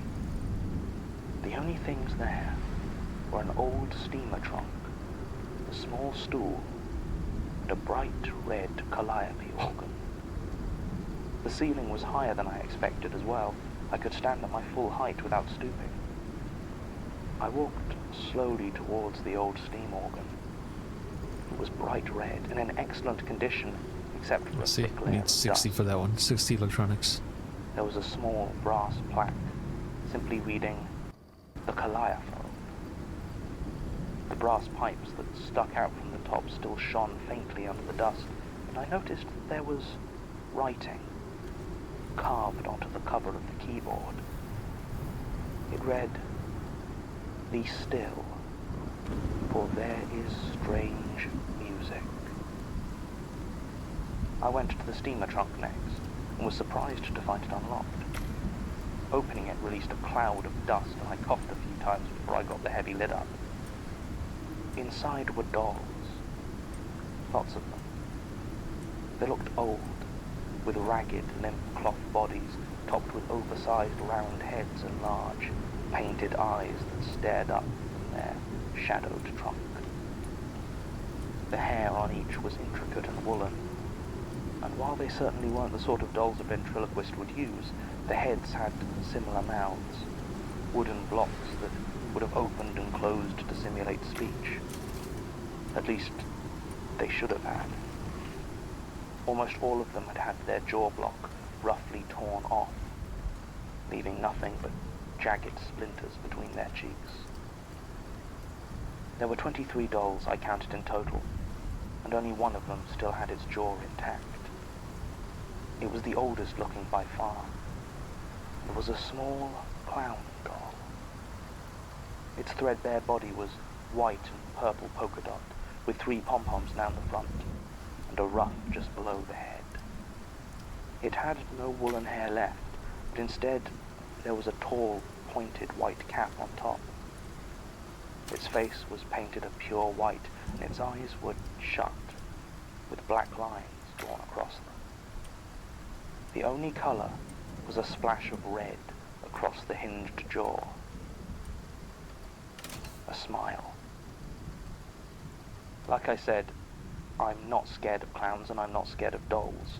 The thing was ugly, though. I was kind of relieved, actually, to have found some of my grandpa's old things that I would have no problem throwing away. Or maybe selling. They were definitely antiques, so they might have been worth something. In any case, I put the nasty-looking clown doll back in the box and closed the lid. I definitely closed the lid. I went back over to the Calliope. I thought it was pronounced Calliope. Sasha, you're back early. I thought you were trying to get hold of those police reports for the Harold Sylvana case. Tried and succeeded. They were actually quite helpful. Oh. Well, good work. So, do we know if it's pronounced Calliope or Calliope? I have also heard it said as Calliope. Seriously? By who? Americans. Ah.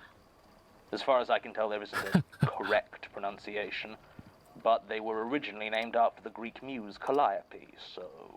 Are people going to understand that it's from Greek mythology? If they are working for the Magnus Institute, then I would hope so. I've just heard it more often as Calliope. Statement resumes. I went back over to the Calliope. There was no lock on the lid, or any switch that I could see on the outside. I opened it, and the keys inside shone as though they had just been polished. Now, at the time, I didn't know how a Calliope worked. I just thought it was like a weird pipe piano. I didn't know that there needed to be a blower working for the thing to play, and even if I had, I wouldn't have known where to find one or how to use it. By rights, when I sat in front of it and pressed the first key down, nothing should have happened. The 4 tall rows of brass whistles should have remained silent. Instead, there came a loud, howling tone from one of the pipes, and I almost fell off my seat in surprise. I remember once hearing that the sound of a steam organ could be heard from over a mile away, and when that shrill whistle sounded, I could believe it. I started to play a tune. My grandpa had had a piano once. It had broken years before, and he'd never had the money to replace it, but he had taught me the basics. There was one tune. Aluminum. When I was a child, I always insisted he play to me. He never told me its name, if it even had one. I always used to just call it Faster, Faster, by way of a description. A cheery, upbeat circus melody that started out almost unbearably slow and gathered in tempo, getting faster and faster until my grandpa's fingers were a blur. He always indulged me when I asked him to play it. And now I played it for him. The wailing whistles were almost deafening in that cramped space. I knew I'd probably be hearing from the neighbors about it, but I didn't care. I just played.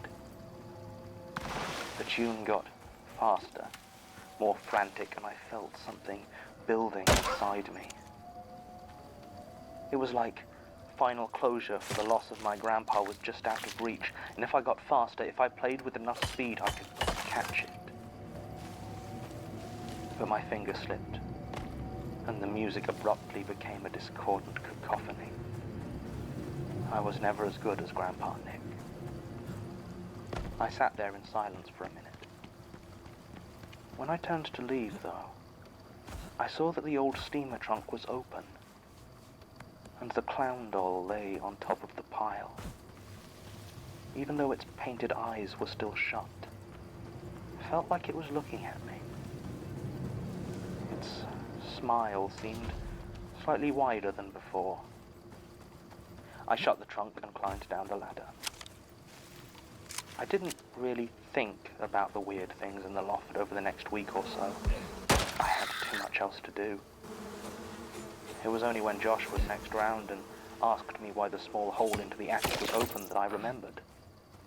I told him I had something cool to show him and got the ladder out. He was suitably impressed by the calliope, but freaked out a bit over the dolls. I didn't realize he was scared of them. He made me shut the steamer trunk almost as soon as he saw them, and kept looking over to make sure it was closed. I decided not to tell him about the first time it popped open. He asked if I could play anything on the ancient steam organ, and so I sat down and began to play my grandpa's old circus tune. Again, nice. I began to pick up speed, to play faster and faster as the whistles began to shriek. I felt a hand touch mine firmly, abruptly stopping the music. Josh stood there, shaking slightly, his face deathly pale. On impulse, I looked over to the chest of dolls, but the lid was firmly shut. I asked him what was wrong, and he said he didn't know, he just wanted to leave. Now. So we did. Climbed back down out of the loft, and I lowered the wooden trapdoor behind us. The next few weeks were unpleasant. I don't want to go into detail. Let's just say I discovered that Josh was just another asshole after all. Our relationship was already going through a rocky patch. It didn't help that in those last weeks he became moody, short-tempered, constantly on edge. When I finally found out that he had... it doesn't matter. We broke up. It left me pretty much destroyed, coming so soon after my grandpa's death. I just tuned everything out again. And platinum. Eventually, it was tripping over a box that did it. One of the ones I'd put all my grandpa's stuff into and never actually got round to putting in the loft. I decided to just get it over with. I guess I hoped a tidier house would give me more space to think. So for the third time, I got out that ladder and climbed into the loft. It didn't take as long to store all the boxes as I'd thought, and within an hour I was done.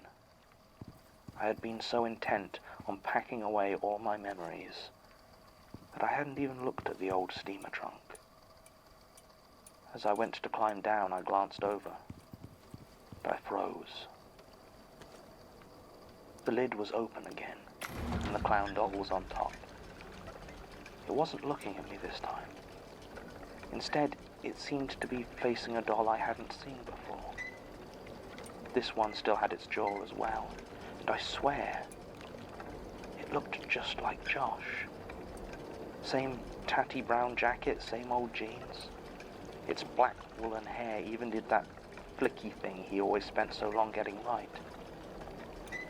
It was lying against the side of the box, and I swear, it looked like the clown was reaching for it. I slammed the box lid down and got the hell out of there. I bought a padlock the next day. Now, I've brought a copy of the police report I gave, because you have to believe me that I did not play that calliope again. I had nothing to do with what happened to Josh. I came home from the cinema about a week later to find that my house, had been broken into. Here, it's all in the report on the burglary I gave to the police. The front door lock was shattered and swung gently to and fro. At first I ran into my living room, my bedroom, but nothing had been taken. The electronics, my jewelry, it was untouched. I felt my stomach drop as I realized and ran towards the loft. Sure enough, it was open, the padlock torn from its hook. The calliope and the steamer trunk were gone. They questioned my neighbors about it. None of them had seen anything except for Mrs. Harlow next door, who said she noticed two people taking out pieces of red sheet metal and brass pipes. She didn't remember any details, just said that they looked legitimate, and she thought I was having some things moved. The police never found them. I just need you to believe that, to know I didn't play the thing again. It wasn't my fault what happened to Josh. God knows I hated him enough back then, but I could never have called anything like that upon him. Not like that. I don't suppose you need me to tell you how they found him.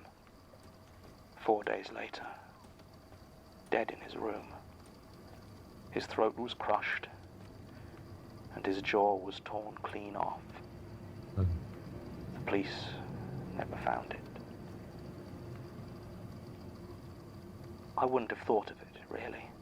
Wouldn't have put it all together even then. Not if it hadn't been for the fact that in the last days of our relationship, Josh had broken down. He told me that he still heard that calliope music, far off when he was alone. And it had been getting gradually closer. I mean, they say you can hear one from almost a mile away. Statement ends. While I have what I would consider to be some natural reservations about a tale of murderous clown dolls, there are a few things that make me more inclined than usual to believe this statement. Firstly, as Ms. Denikin mentioned, she did provide a copy of the official police report into the burglary, which includes testimony from one Irene Harlow that appears to confirm Ms. Denikin did possess both a steamer trunk and calliope organ, so those at least existed. The death of Joshua Drury is also at least as mysterious as she made it sound. In addition to his jaw being torn clean off his skull, residual evidence indicates that his throat was crushed with some sort of rope, apparently woven out of thick wool. There was no evidence of a struggle or of forced entry, no DNA evidence of anyone in the room aside from himself. No one was ever arrested for the crime. When discussing this case, Tim said it reminded him of some articles he'd read on traveling circuses in Russia and Poland during the early 20th century. On a whim, I hunted down a few of the volumes he mentioned in the Institute's library, and sure enough, on page 43 of Gregory Petrie's Freaks and Followers, Circuses in the 1940s, I found a reproduction of an old black and white photograph. It shows a small group of carnival workers, a contortionist, a fire eater, 2 strongmen, a ringmaster, and an organist sitting behind a calliope. The photograph is labeled as being from 1948 and taken in Minsk, Russia. Only the ringmaster and organist are named, Gregor Orsinov and Nikolai Denikin. The name of the troupe was Tsark Drogrova, the circus of the other. The name rings a bell, but I can't find any other reference to it. Ms. Denikin emigrated to Southeast Asia 2 years ago, so was unavailable for any follow-up, but I'm sure there must be more on this somewhere in the archives, because I know for a fact that sitting in the Magnus Institute's artifact storage is a bright red calliophone steam organ. When I asked Elias, he just told me that the record of its acquisition was probably in the archives somewhere, and no one else knows anything beyond the fact that it was acquired somewhere in 2007.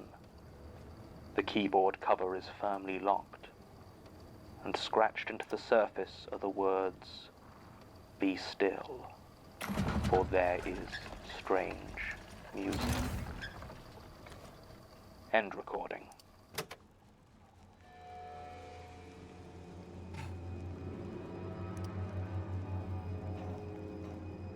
The Magnus Archives is a podcast distributed by rustyquill.com and licensed under a Creative Commons Attribution Non-Commercial Share-alike International License. Today's episode was written and performed by Jonathan Sims.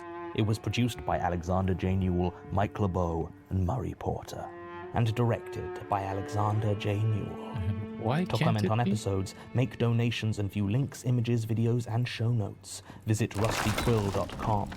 Rate and review us on iTunes, visit us on Facebook, tweet us on Twitter @TheRustyQuill, or email us at mail@rustyquill.com. Thanks for listening.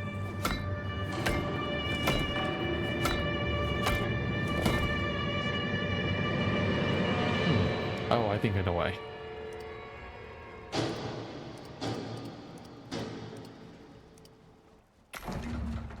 I do need to make sure that it's steady. And yeah, the calliope gets a little bit weird. Like, really weird.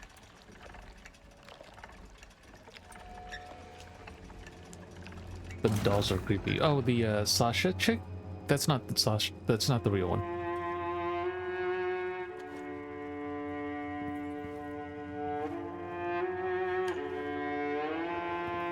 Rusty Quill presents The Magnus Archives. Why is it not able to be upgraded?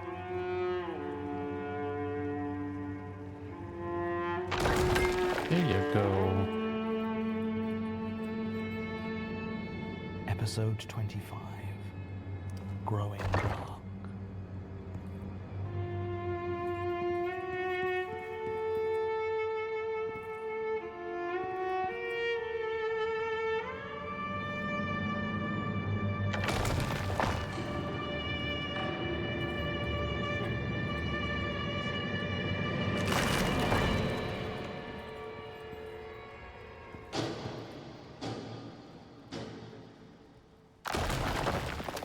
Statement of Mark Billum regarding events culminating in his visit to Hither Green Chapel. Original statement given April 19th, 2015. Audio recording by Jonathan Sims, head archivist of the Magnus Institute, London. Statement begins. Let's get one thing straight right now. I don't think I should be here. What happened was really weird, and I'm pretty sure it was illegal, but it can't have been actually supernatural, like ghosts and stuff. That's not real. No offense, I guess. I'm just here because I told Kathy what happened and she insisted that I tell your institute. She's more open to that kind of thing than me. Maybe that's why she chose to live with Natalie. Sorry, I should start at the beginning. Kathy's my girlfriend, Catherine Harper. We've been dating about 1.5 years now. She graduated last year, but I'm doing a medical degree, so I'm not leaving London for a couple of years. She managed to get a job as a trainee teacher up in East Ham, so ended up staying as well. I've got to say I'm glad about it. I'm not sure how good I'd be at a long-distance relationship.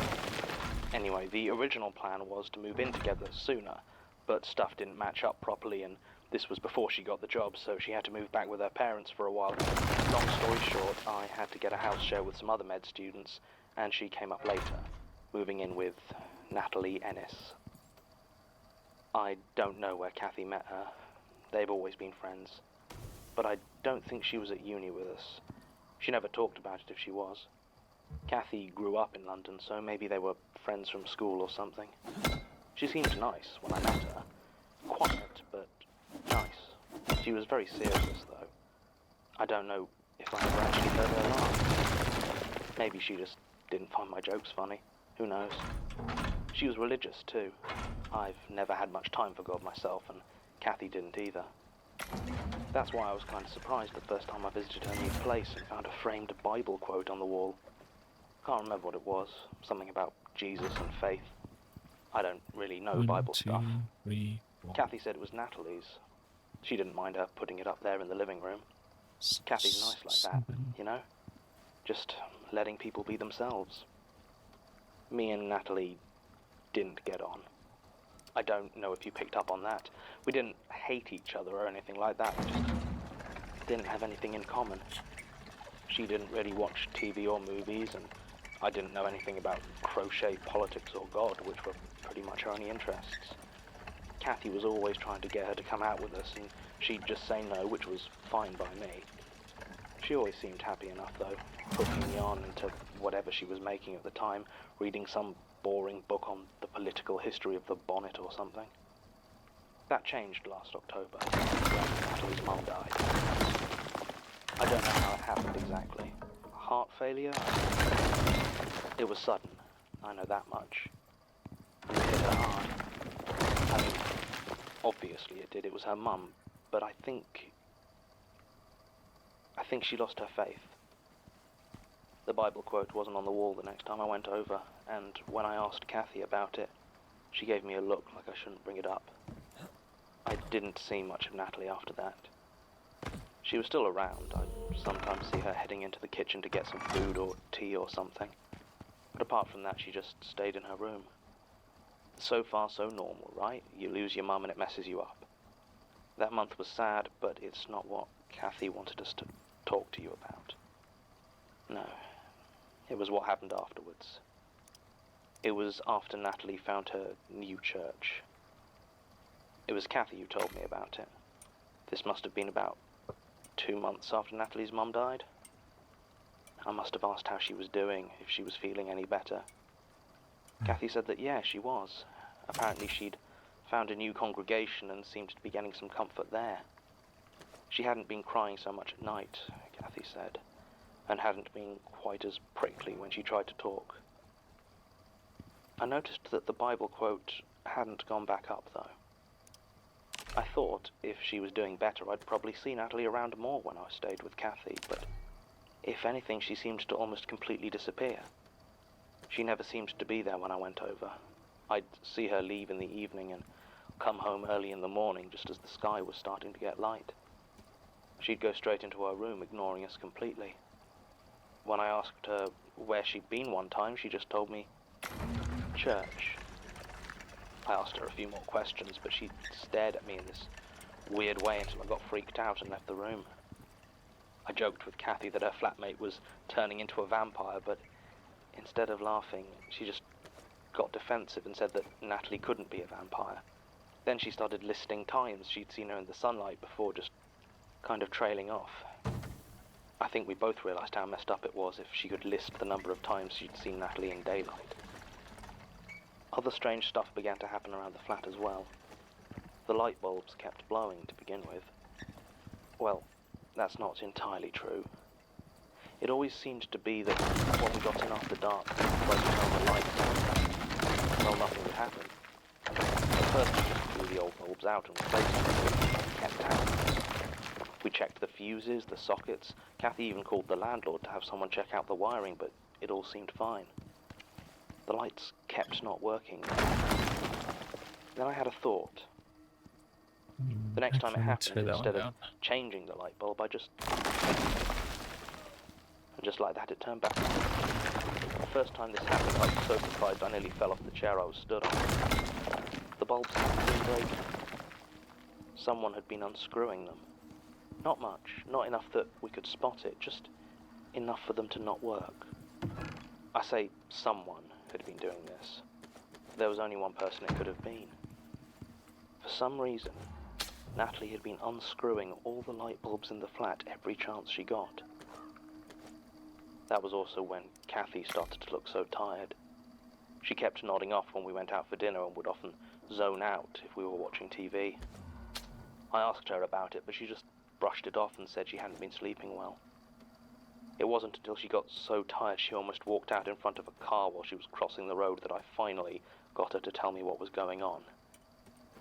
She said that Natalie had started staying home at nights, but she was so loud that it stopped her sleeping. Natalie would wander through the living room and sing in a language Kathy didn't know, and the tune was so discordant that it set her teeth on edge. Natalie would stop singing if she came into the living room, but would then just move to her room and the song would start again. Kathy even said that when Natalie did leave, always at night, there would still be the sound of movement from her room. Shuffling, thumping noises, and occasionally the sound of something being knocked onto the floor. She'd come close to opening the door so often, but could never bring herself to do so.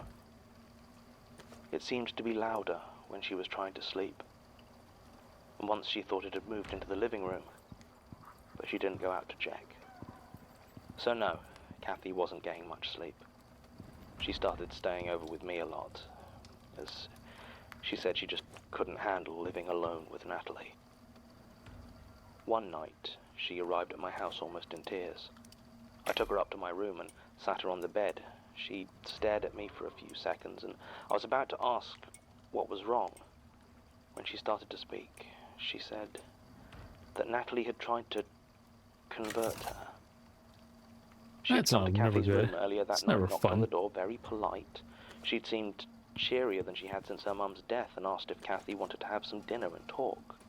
Now, obviously Kathy had wanted to discuss moving out for months, but she'd never been in a fit state, so she jumped at the chance. The dining room was dark. Natalie must have unscrewed the light bulb again, because the switch did nothing.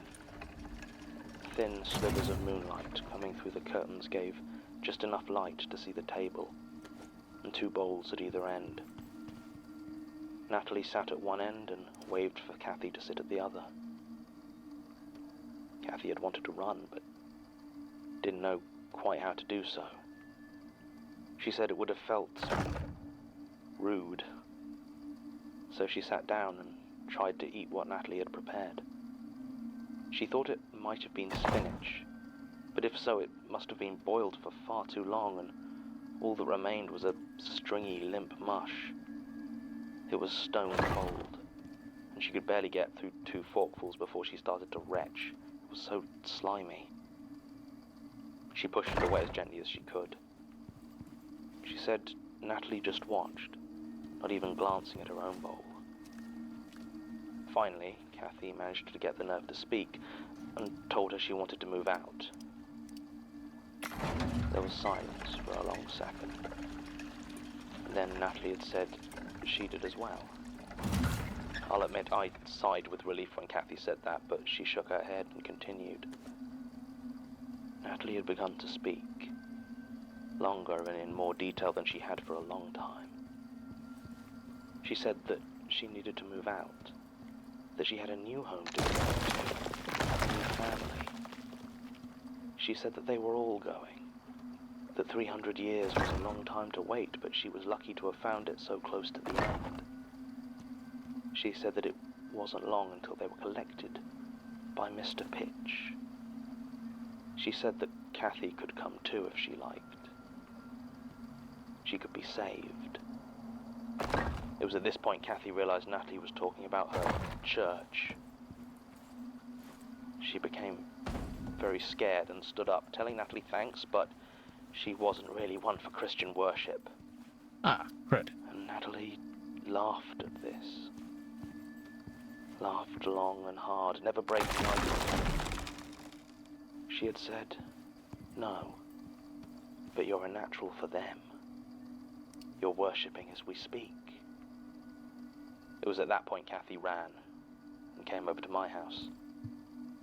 Natalie hadn't tried to stop her. At this point, I was angry as all hell. If Natalie wanted to join some weird cult, and by that point we were both sure that's what it was, then that was her business. But she was scaring Kathy. There was no way I was going to let that stand. I told her that I was going over to her flat, was going to have it out with Natalie.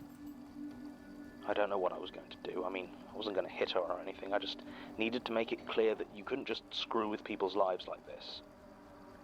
Kathy told me not to go, but she wasn't in any fit state to stop Oh, me. crap. I got in the car and Have started to patience, drive. maybe? It was an overcast night. I want to see what this one looks Without like. the moon, the streets were dark. The lamps on the road seemed dull, and even my headlights didn't reach as far as I thought they should. It wasn't far to the small house. I didn't expect any lights to be on, but the silent darkness of the place still sent a shiver down my spine. I had a key to the door and let myself in. I'd taken a torch from my car, and sure enough, the lights weren't turning on. The hallway was silent. My nerves were on edge, and I started to look through each room in turn. Nothing. There was no sign of Natalie at all. I stood there, in front of her room. It just had a normal wooden fire door, but my hand still hesitated as I reached to open it. I knew it was empty. By now I was sure she wasn't home. Still, I was starting to feel that fear that Kathy had described. I saw that my hand was shaking. I tried to ignore it, grit my teeth, and I opened the door. The room inside was empty, as I had thought. But it wasn't just that Natalie was out. It was completely bare. No furniture, no possessions, nothing. The carpet had been torn up, I think this one leaving might the be bare good. floorboards exposed, and the wallpaper had been stripped from the wall. All of it had been stuffed and nailed up against the room's only window, leaving it completely covered. No light from outside got through, and the torch was the only reason I could see at all. I started to look around for any clue to what Natalie had been doing, where she had been. In the corner, half slipped between the boards, I spotted a piece of paper. It was small and thick, and seemed to have something written on it. Picking it up, I saw it had 3 words on it. Hither green dissenters. The other side had a symbol of some kind written in thick marker pen. A curved line with 4 straight lines coming off one side of it, like a closed eye. I kept the paper, and your institute can have it if you want. It's not like the police were interested in it. I called Kathy to tell her what I'd found. She was worried about me, but also about Natalie. Whatever this weird church was that she'd joined, I think we both reckoned it might be bad for her. Really bad. Kathy wanted to phone the police, but I told her there just wasn't enough for it to be a crime. Not yet. I told her I'd keep looking. I might have lied, to be honest, and said I was just going to look around the house more, but... well, I did a search for Hither Green Dissenters, and it looked like there was an old abandoned chapel. The Hither Green Dissenters Chapel in a graveyard near Lewisham. I had decided that I needed to check it out. No idea what I was hoping to find. Enough to call the police in, I guess. By now it was just past midnight, and the drive down wasn't too difficult. There was still that thickness to the night. I need to cover this part a up. heavy gloom that deadened all light. Like someone had turned the brightness down on London. I found a parking spot not too far away from Hither Green Cemetery, and started to walk towards it. The iron gates stood wide open, so I went in. The graveyard itself wasn't as bad as I'd feared. If anything, it felt quite peaceful. The darkness seemed right for it, and the stones stood silent and firm. I walked along the path until my light fell across a small building. The chapel. It was tiny, surrounded by temporary fencing that looked like it had been there long enough to become permanent. It had a single pointed bell tower, and the windows were covered with old boards that looked like they'd seen the worst of the rain. There was only a single entrance, a pair of double doors set at the front. To my surprise, they stood open. Ooh. I called out Natalie's name, shouted, and asked if anyone was in there. But there was only silence. Of course I shouldn't have gone in. I'm not that stupid. I've never been that stupid. But for some reason, standing there in that dark, empty cemetery, I made the decision to look inside. It was easy to squeeze past the barriers. I still had my torch with me, but it didn't shine very far in. I entered slowly, casting the light over everything, just in case there was some hooded There's cultist still that freaks part ready of to jump me. us. But there were only old, broken pews, discarded bottles and cigarette ends, the normal detritus any abandoned building collects. I was just about to turn around and leave, when my torch died. Immediately, I was plunged into complete darkness. No, I don't like it. No light was coming in through the door. I couldn't even see where the door was. Everything around me was pitch black. I tried to get the torch to turn back on, turning the bulb and hitting it in a near panic. I tried to take the batteries out and put them back in, but I couldn't see anything, and I ended up fumbling and dropping them. I knelt down and tried to feel where they were. Odd. I hadn't paid much attention to it when I first came in, but the floor had been chipped, dusty, and covered with a layer of junk. But when I started to feel around for the batteries, it felt smooth and clean and very cold, like marble or something. I called out for help, but my voice just echoed in the silence. And the singing started. It seemed like there were dozens of voices, but they didn't match together right. Some were singing really high and others so low it made my teeth hurt. The words were in some other language, but I remember they kept coming together for the words Ni Alisand or Alisant, I think. I was freaking out, so I got to my feet and started to walk forward as fast as I was able, my hands stretched out in front of me in case I hit anything. The chapel couldn't have been more than 30 feet long, maybe 20 wide, but I walked for well over a minute without hitting anything. I just staggered through the complete darkness with that awful singing everywhere. At one point, I honestly thought I might have died and gone to hell. Finally, my fingers brushed against something. It was cold like the floor, but rough. It felt like rusted metal. Thin strips of rusted metal in a crisscross pattern, with small gaps between them. At least that's what it felt like. I didn't hold on to them for very long, because as my hands rested there, I felt fingers reach through the holes and try to grab me. I couldn't see them, but they felt leathery as they brushed against my skin. I screamed and leapt back, falling to the floor, and as I did so, I felt something hard jab me in the hip. It was my phone. In all that had happened, I'd forgotten I had it. I reached in and pressed the button, and the screen lit up, faint and barely visible, but I started crying like it was the first light I had seen in months. It didn't light up anything else, but as the singing began to crescendo, I desperately went to the torch function and turned it on. And it did turn on in a sudden flash of brilliance, and the singing stopped. In the silence, I shone the makeshift torch in front of me and saw a broken pew. The floor was once again covered in junk, and I could see the doorway behind me, leading out into the night. I ran, calling Kathy first and then the police. They didn't find anything, of course. They gave me a telling off about trespassing and took down a missing person report about Natalie. Nothing was found, and as far as I know, she's still gone. I didn't tell Kathy exactly what happened for a few weeks, but when I finally did, she made me come here and talk to you. I think that's everything. Can I go now? Statement ends.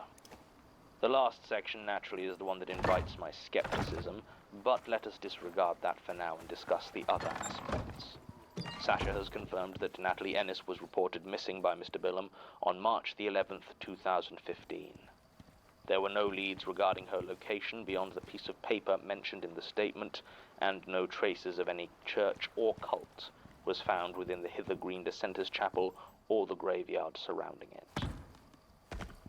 When we contacted Mr. Billum and Ms. Harper to follow up, neither of them had heard from her in the intervening year, nor did they have anything to add to the statement. The symbol upon the piece of paper does indeed resemble a stylized closed eye, and there are enough other parallels to statement 00020312 to make me suspect, and a suspicion is all that it is at present, that the People's Church of the Divine Host may still be in existence. Also of note, the words Ni Alisund. I don't know for sure if Mr. Billum remembered them correctly, but Tim pointed out that Ni Alisund is actually a small town in Norway. In fact, except for research installations, it is the most northerly human settlement on Earth, located at a latitude of north 785530. It's It is a time to company town conquer owned and Earth. operated by Outer Bay. But what it has to do with Mr. Billam's Sorry, account is it's like anyone's Rita guess, Repulsa. assuming it isn't all coincidence. That far north, during the winter, nights can last for a very long time. Martin found one other thing while combing through police reports for the Green area. About a month after the statement was given, on May 15th, 2015, police were called out to once again investigate the chapel. Neighbors had apparently heard screams from inside just after 11 p.m. But when officers arrived, they found nothing to indicate any sort of incident or foul play. I'd be content enough to ignore this if it wasn't for the fact that, according to the official file, May 15th, 2015 was the day Gertrude Robinson, my predecessor, passed away. End recording.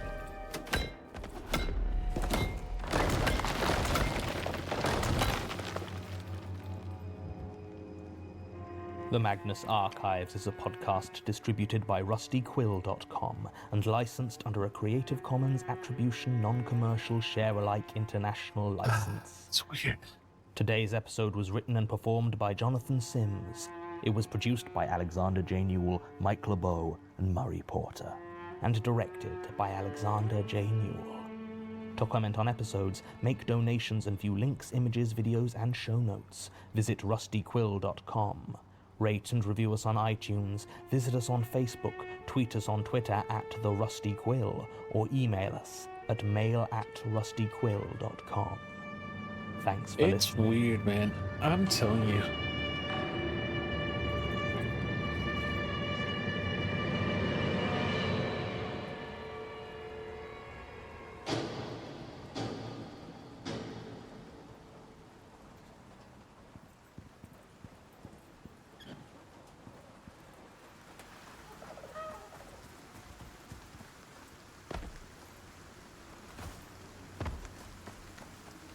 One more? Probably just the one more. I think we spent tonight just listening to the podcast, to be honest.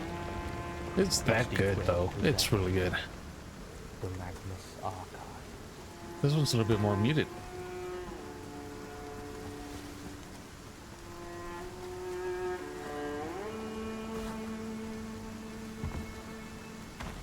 Episode 26. The Distortion.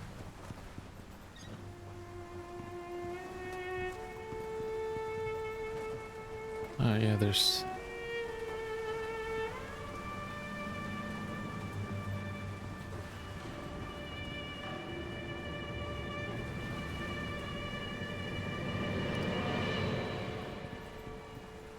I need to put another light here. Are you sure you're all right to do this now? You can take a few days off to recover. No, it's fine. Jim's getting me a coffee, and I'd rather get this down while it's still fresh in my mind. Besides, you didn't give Martin any time off when he had a bad experience. Martin had to start living in the archives. I mean, I could hardly give him a holiday in the office. Anyway, he wasn't injured. Just a scratch, John. I'll be fine. Can we begin? Okay. Statement of Sasha James, Assistant Archivist at the Magnus Institute, London, regarding... Let's just call it a series of paranormal sightings. Statement recorded direct from subject, 2nd of April, 2016. Right. Well, I'm sure you know, I was sceptical about how dangerous this Jane Prentice was when you first suggested Martin stay in the archives. I mean, it's not that I didn't believe him about what happened. It just seemed... Well, Martin is a great researcher, but his self-preservation instincts are not the strongest. And to be frank, I thought that if this Prentice were a danger everyone seemed to think, then he'd almost certainly be dead. Don't get me wrong, I mean, I've read the same statements and profiles as you, so I know how many people have died because of her. What was it? 6 hospital staff when she was first admitted? 6 from colonization and a 7th with a broke his neck with borrowed skin. But that was 2 years ago, and whatever she is now, it sounds like her condition is degenerating. I just wasn't sure how much damage she'd still be capable of. So I guess I didn't take as much care as I should have when I was coming into the Institute yesterday. The thing is, I'm still not sure how much of a threat she is. I've seen plenty of those silver worm things squirming about outside, same as you, and I made a point to step on them every time. What happened just made things more complicated, I guess. I'm not really sure what to think. I'll start with the first thing I noticed. I live up near Finsbury Park, and my building is old, Victorian I think, and though it's been repaired and maintained quite well, it's got all sorts of strange little quirks. One of these is the windows. The actual windows in the flats are fine, but the stairwell, they have slightly warped glass, where the windows have those little bubbles. Looking down on the street below can be a bit strange as the glass bends the light and distorts whatever's below it. I never really paid much attention to it until a few days ago, but it's not a new thing. It was the day before yesterday when I first saw it. When I'm heading down the stairs in the morning, I sometimes like to spend a few seconds looking out of the window at the people on the street below. I'll move my head so that I see them through the warped glass, and they'll distort like a funhouse mirror. It's a bit daft, but I have a pretty dreary commute down to Victoria, so I take my fun where I can get it. But on that morning, I paused before the window and noticed one of the warped figures below was off, slightly. It looked too tall. The limbs and body were very thin and almost wavy, like they didn't have any structure or bones in them. I couldn't make out a face, but it was the hands that were most bizarre. They seemed to be stretched and inflated by the distorted light until they were almost the size of the rest of the torso. Their fingers were long and stiff and seemed to end in sharp points.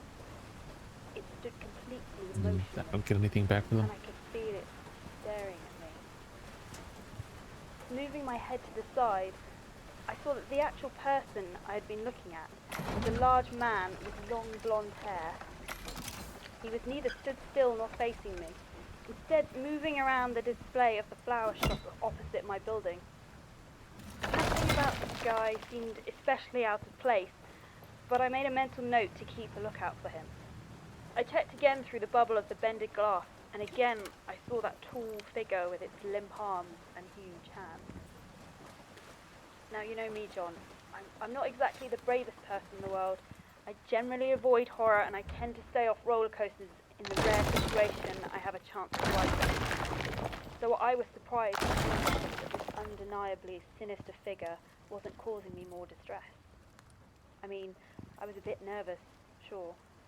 I've never had any direct experience with the supernatural before, and the more I looked and checked and double-checked, the more sure I was that supernatural was exactly what it was. To be honest, I was surprised how quickly I accepted that.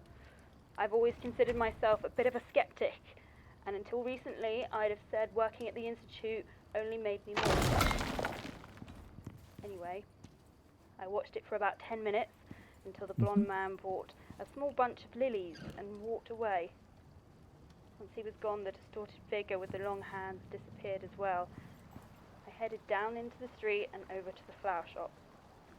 The woman working there gave me a bit of a confused look when I asked if there had just been a tall blonde man in her shop. She said yes, there had, and no, she hadn't noticed anything strange. And was I looking to buy some flowers? I was quite confused myself, and on a bit of an edge when I left. I was already late for work though, so I decided to ignore it and just keep an eye out. Sure enough, it wasn't too long before I saw him again. There's a small cafe I generally pop into when I head to work in the morning. I love the Institute's building, of course, it's beautiful, but from a money point of view, I really wish it wasn't in Chelsea. Everything around here is so expensive. I generally walk down from Victoria Station. It's a long walk, but quite pretty, and it gives me a chance to pick up a coffee on the way. As I said, I was running late that morning, so I was a bit conflicted about whether to get one, But as I looked in the window, I saw a familiar figure at one of the corner tables. Again, the blonde guy wasn't looking in my direction, nor did he seem to give any indication that he was aware of my existence. He was there though, and I was on the verge of walking in and confronting him when I noticed the time and decided getting to work was more important. Besides, what's that old saying? Once is happenstance, twice is coincidence, 3 times is enemy action. I decided that if he turned up a 3rd time, then I would ask him something. I don't really know what I was planning to ask him. Are you secretly a monster? Probably would have been a great opener. When I got here, I realised I needn't have worried so much about the time. You were having some argument with him about, who's that architect who's obsessed with? Robert. Yeah, that's the one. So I was starting to regret not getting coffee and talking to the tall, blonde and monster, since it didn't seem like I'd have missed much. This one might not stay I got up, on by the with my way. work, I might did just some like filing, forget cross-checked to through upload it to statements YouTube. with police incident reports. I mean, It's a good, it's a nice little write-off though. I mean, especially for me, I get to listen to Magnus It was a quiet Archives. day, aside from when Nice. Martin thought he saw one of those silver worms and spent half an hour checking for it. Yes, I remember. Come on, it's not his fault he's being stalked by some weird living hive. I know. But it would have to have been Martin, wouldn't it? I mean, anything goes wrong around here, it always seems to happen to him. Anyway, we're getting off topic. Why didn't you report? Seriously? If a member of the public came in, you would have torn that statement to shreds. No, I figured I'd get more evidence, or it wasn't worth mentioning. Nothing else had happened until I left work. It must have been about 6:30, so the sun was just about starting to go down, and I headed back up towards Victoria. The first thing I noticed out of the ordinary was that the cafe was still open. Normally they shut up about 6 o'clock, but the lights were on and the door was open. I couldn't see anyone behind the counter though, and there was only one customer. He sat there in the exact same position he'd been in that morning, drinking what could easily have been the exact same coffee. I looked around to see if there was anyone else who could confirm what I was seeing. The street was empty, but as I looked, a car drove past. In the curving glass of its tinted windows, I saw him there, the weird, distorted body, rail thin and limp, the hands huge and sharp. And then the car passed on, and I turned back to see a normal-looking man. But now, for the first time, he was looking at me. He gestured to the chair across from him, clearly inviting me inside. I don't know why I wasn't more scared going in there, but I wasn't. My curiosity apparently conquered my nervousness. He didn't speak when I sat down, and I saw his coffee cup was empty. Whatever was inside had dried up hours ago. He seemed to be waiting for me to ask him a question. So I asked him, what he was. He laughed at this, the first sound I'd heard him make, and it sounded unnatural, like he was laughing very quietly, but someone had turned up the volume so I could hear it. He said it didn't matter what he was, that he couldn't describe it even if he wanted to. What was the phrase he used? How would a melody describe itself when asked? This put my back up a bit, to be honest, and I told him if he was going to talk in cheap riddles, I was just going to leave. He actually apologized. Told me I could call him Michael. I didn't want to call him Michael. It didn't seem to fit somehow, and the way he said it made me think that it definitely was not his name. Still, it wasn't like I had any other name for him. No, not for him. For it. It sat there, clearly waiting for me to ask another question, so I did. I asked it what it wanted and was told that it wanted help.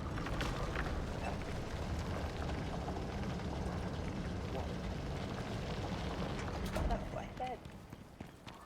Did it want to stop Jane Prentice? It laughed that weird laugh again and told me that I had no idea what was really going on. It didn't sound like it had any intention of telling me, though. It just seemed like it was amused by my attempts to understand. Then it said it didn't care if I or my companions lived or died, but that the flesh hive was always rash. It said it wanted to be friends. When it said that, it put its hand in mine, and it may have looked like a human hand, but it was heavy. It felt like a wet leather bag full of heavy stones, sharp stones. I pulled my hand away quickly and got up to leave. By this point, I was just about sick of this weird thing that looked like a person, but was not a person, and talked in riddles. It made no move to stop me as I headed towards the door. As I was about to exit, though, it called after me and said if I was interested in saving your life, There we go. it would be waiting at Hamwell Cemetery.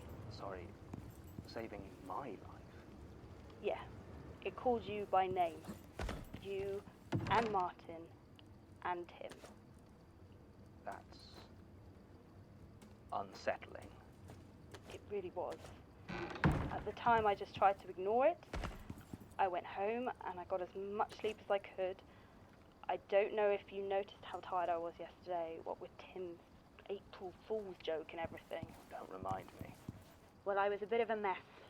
I checked the cafe on the way in and on the way home.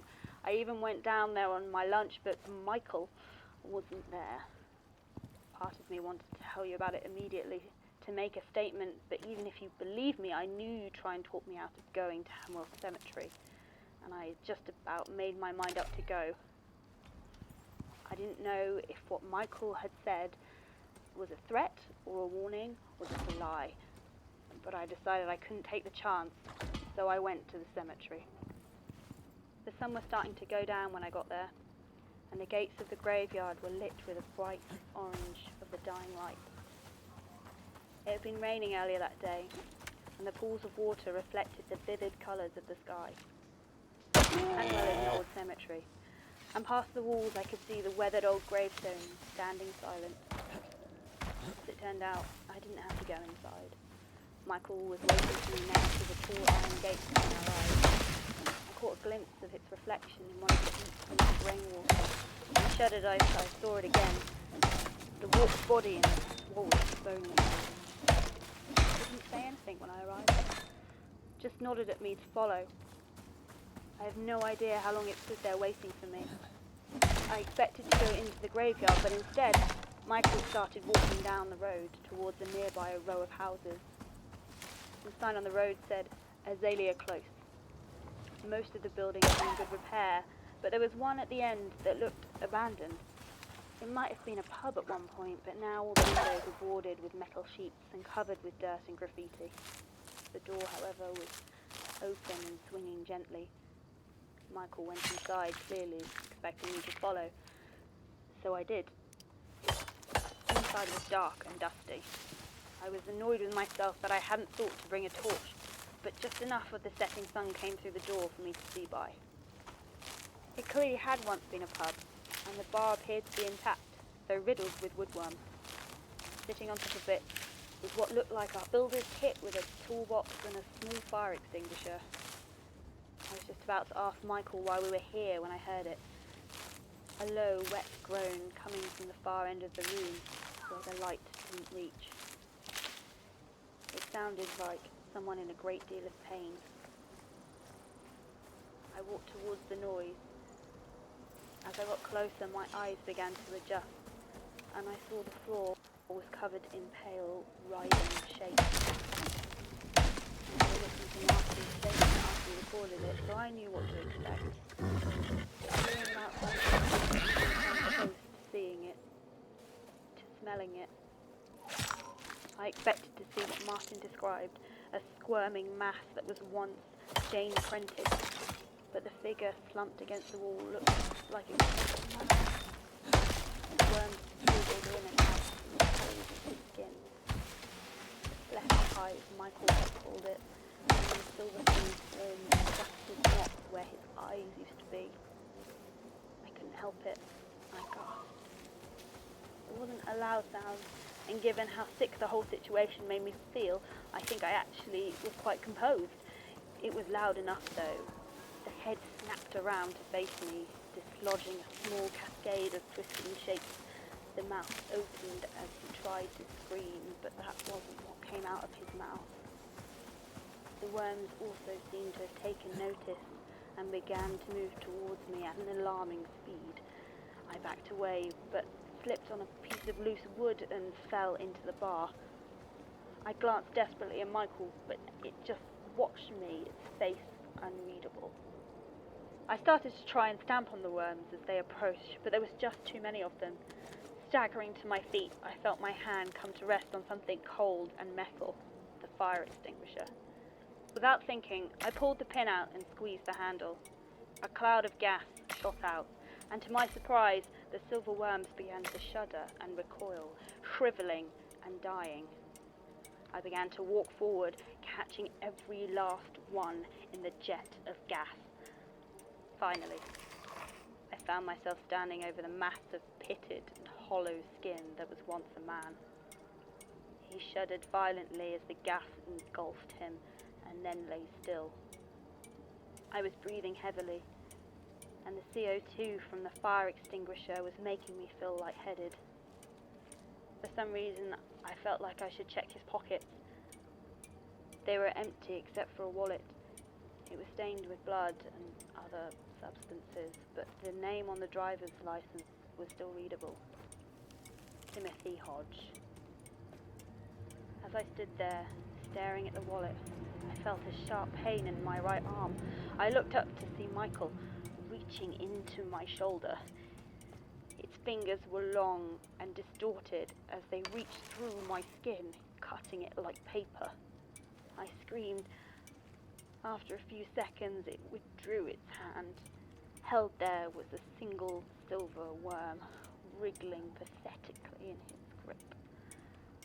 I hadn't even felt the thing burrowing into my arm. After that, it's all a bit of a blur. I remember I was going to phone the police, but Timothy Hodges' corpse was gone, and I was worried about trespassing, so I just sort of wandered away. Michael, or whatever it was, had gone as well. Eventually, I found my way back to the Institute, where I must have woken up Martin and, well, here we are. Yes, I suppose we are. So, what do you think? I don't really know. We can look into it more later. I should really quit, you know. We all should. I don't think this is a normal job. I don't think this is a safe job. You're probably right. Do you want to quit? No. I'm just too damn curious, I suppose. Hard to believe that's not the real Sasha. Huh. I mean, well, I mean, you would know. Need to know. Get some rest. Actually, at this point, I think she is the real. No. She was changed out. Can really do to follow up Sasha's experience. It's a weird one. If it was any of the others, I might have cause to doubt, but she has always been the most level-headed of the team. And if she says that this is what happened, then I believe her. This does at least explain what happened to Timothy Hodge, whose disappearance shortly after making his statement in late 2014 has been something of a concern since I discovered it. It seems odd how different the effect of Prentice's infestation was on him and Harriet Lee, but without more information, I don't have a working theory on why that might have been. The thing that most disquiets me about Sasha's statement is this Michael. She seems pretty convinced that he was not human, at least not in the conventional sense. Almost every statement I've catalogued is engaged with the paranormal in some form of antagonistic relationship. The idea that there are things out there like that that want to help us. For some reason, that makes me more uncomfortable than the worm-infested creature stalking the Institute. Sasha has taken a few days off to recuperate. and I'm having a word with Alliance about getting some extra CO2 fire extinguishers for the archive. Recording ends. Yeah.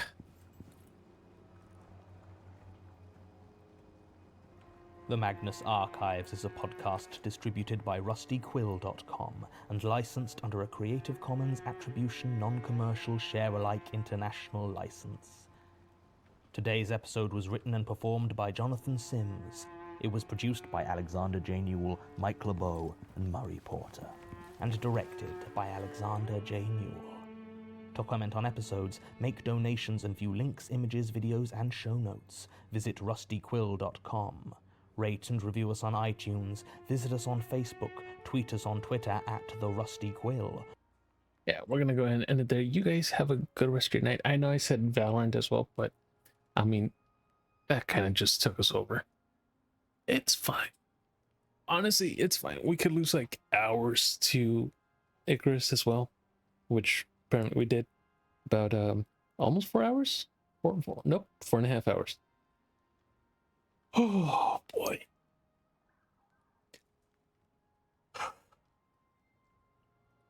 Still no copper vein, but it's fine. We'll go ahead and leave it there though. You guys have a good rest of your night. I will be on again on Tuesday. Yeah. We'll be on Tuesday. The World Cup is tomorrow. Hopefully my back stops hurting by tomorrow. Yes. Yeah, I'm gonna go ahead and see if I can put some Icy Hot on there too. Because oh man, it is fun. Anyways, have a great rest of your night. Get some water in you. You probably need it. Try to stay cool, try to stay warm, stay dry, whatever the case is. And I'll see you guys soon. Take care. Bye. Remember, reality is an illusion. The universe is a hologram.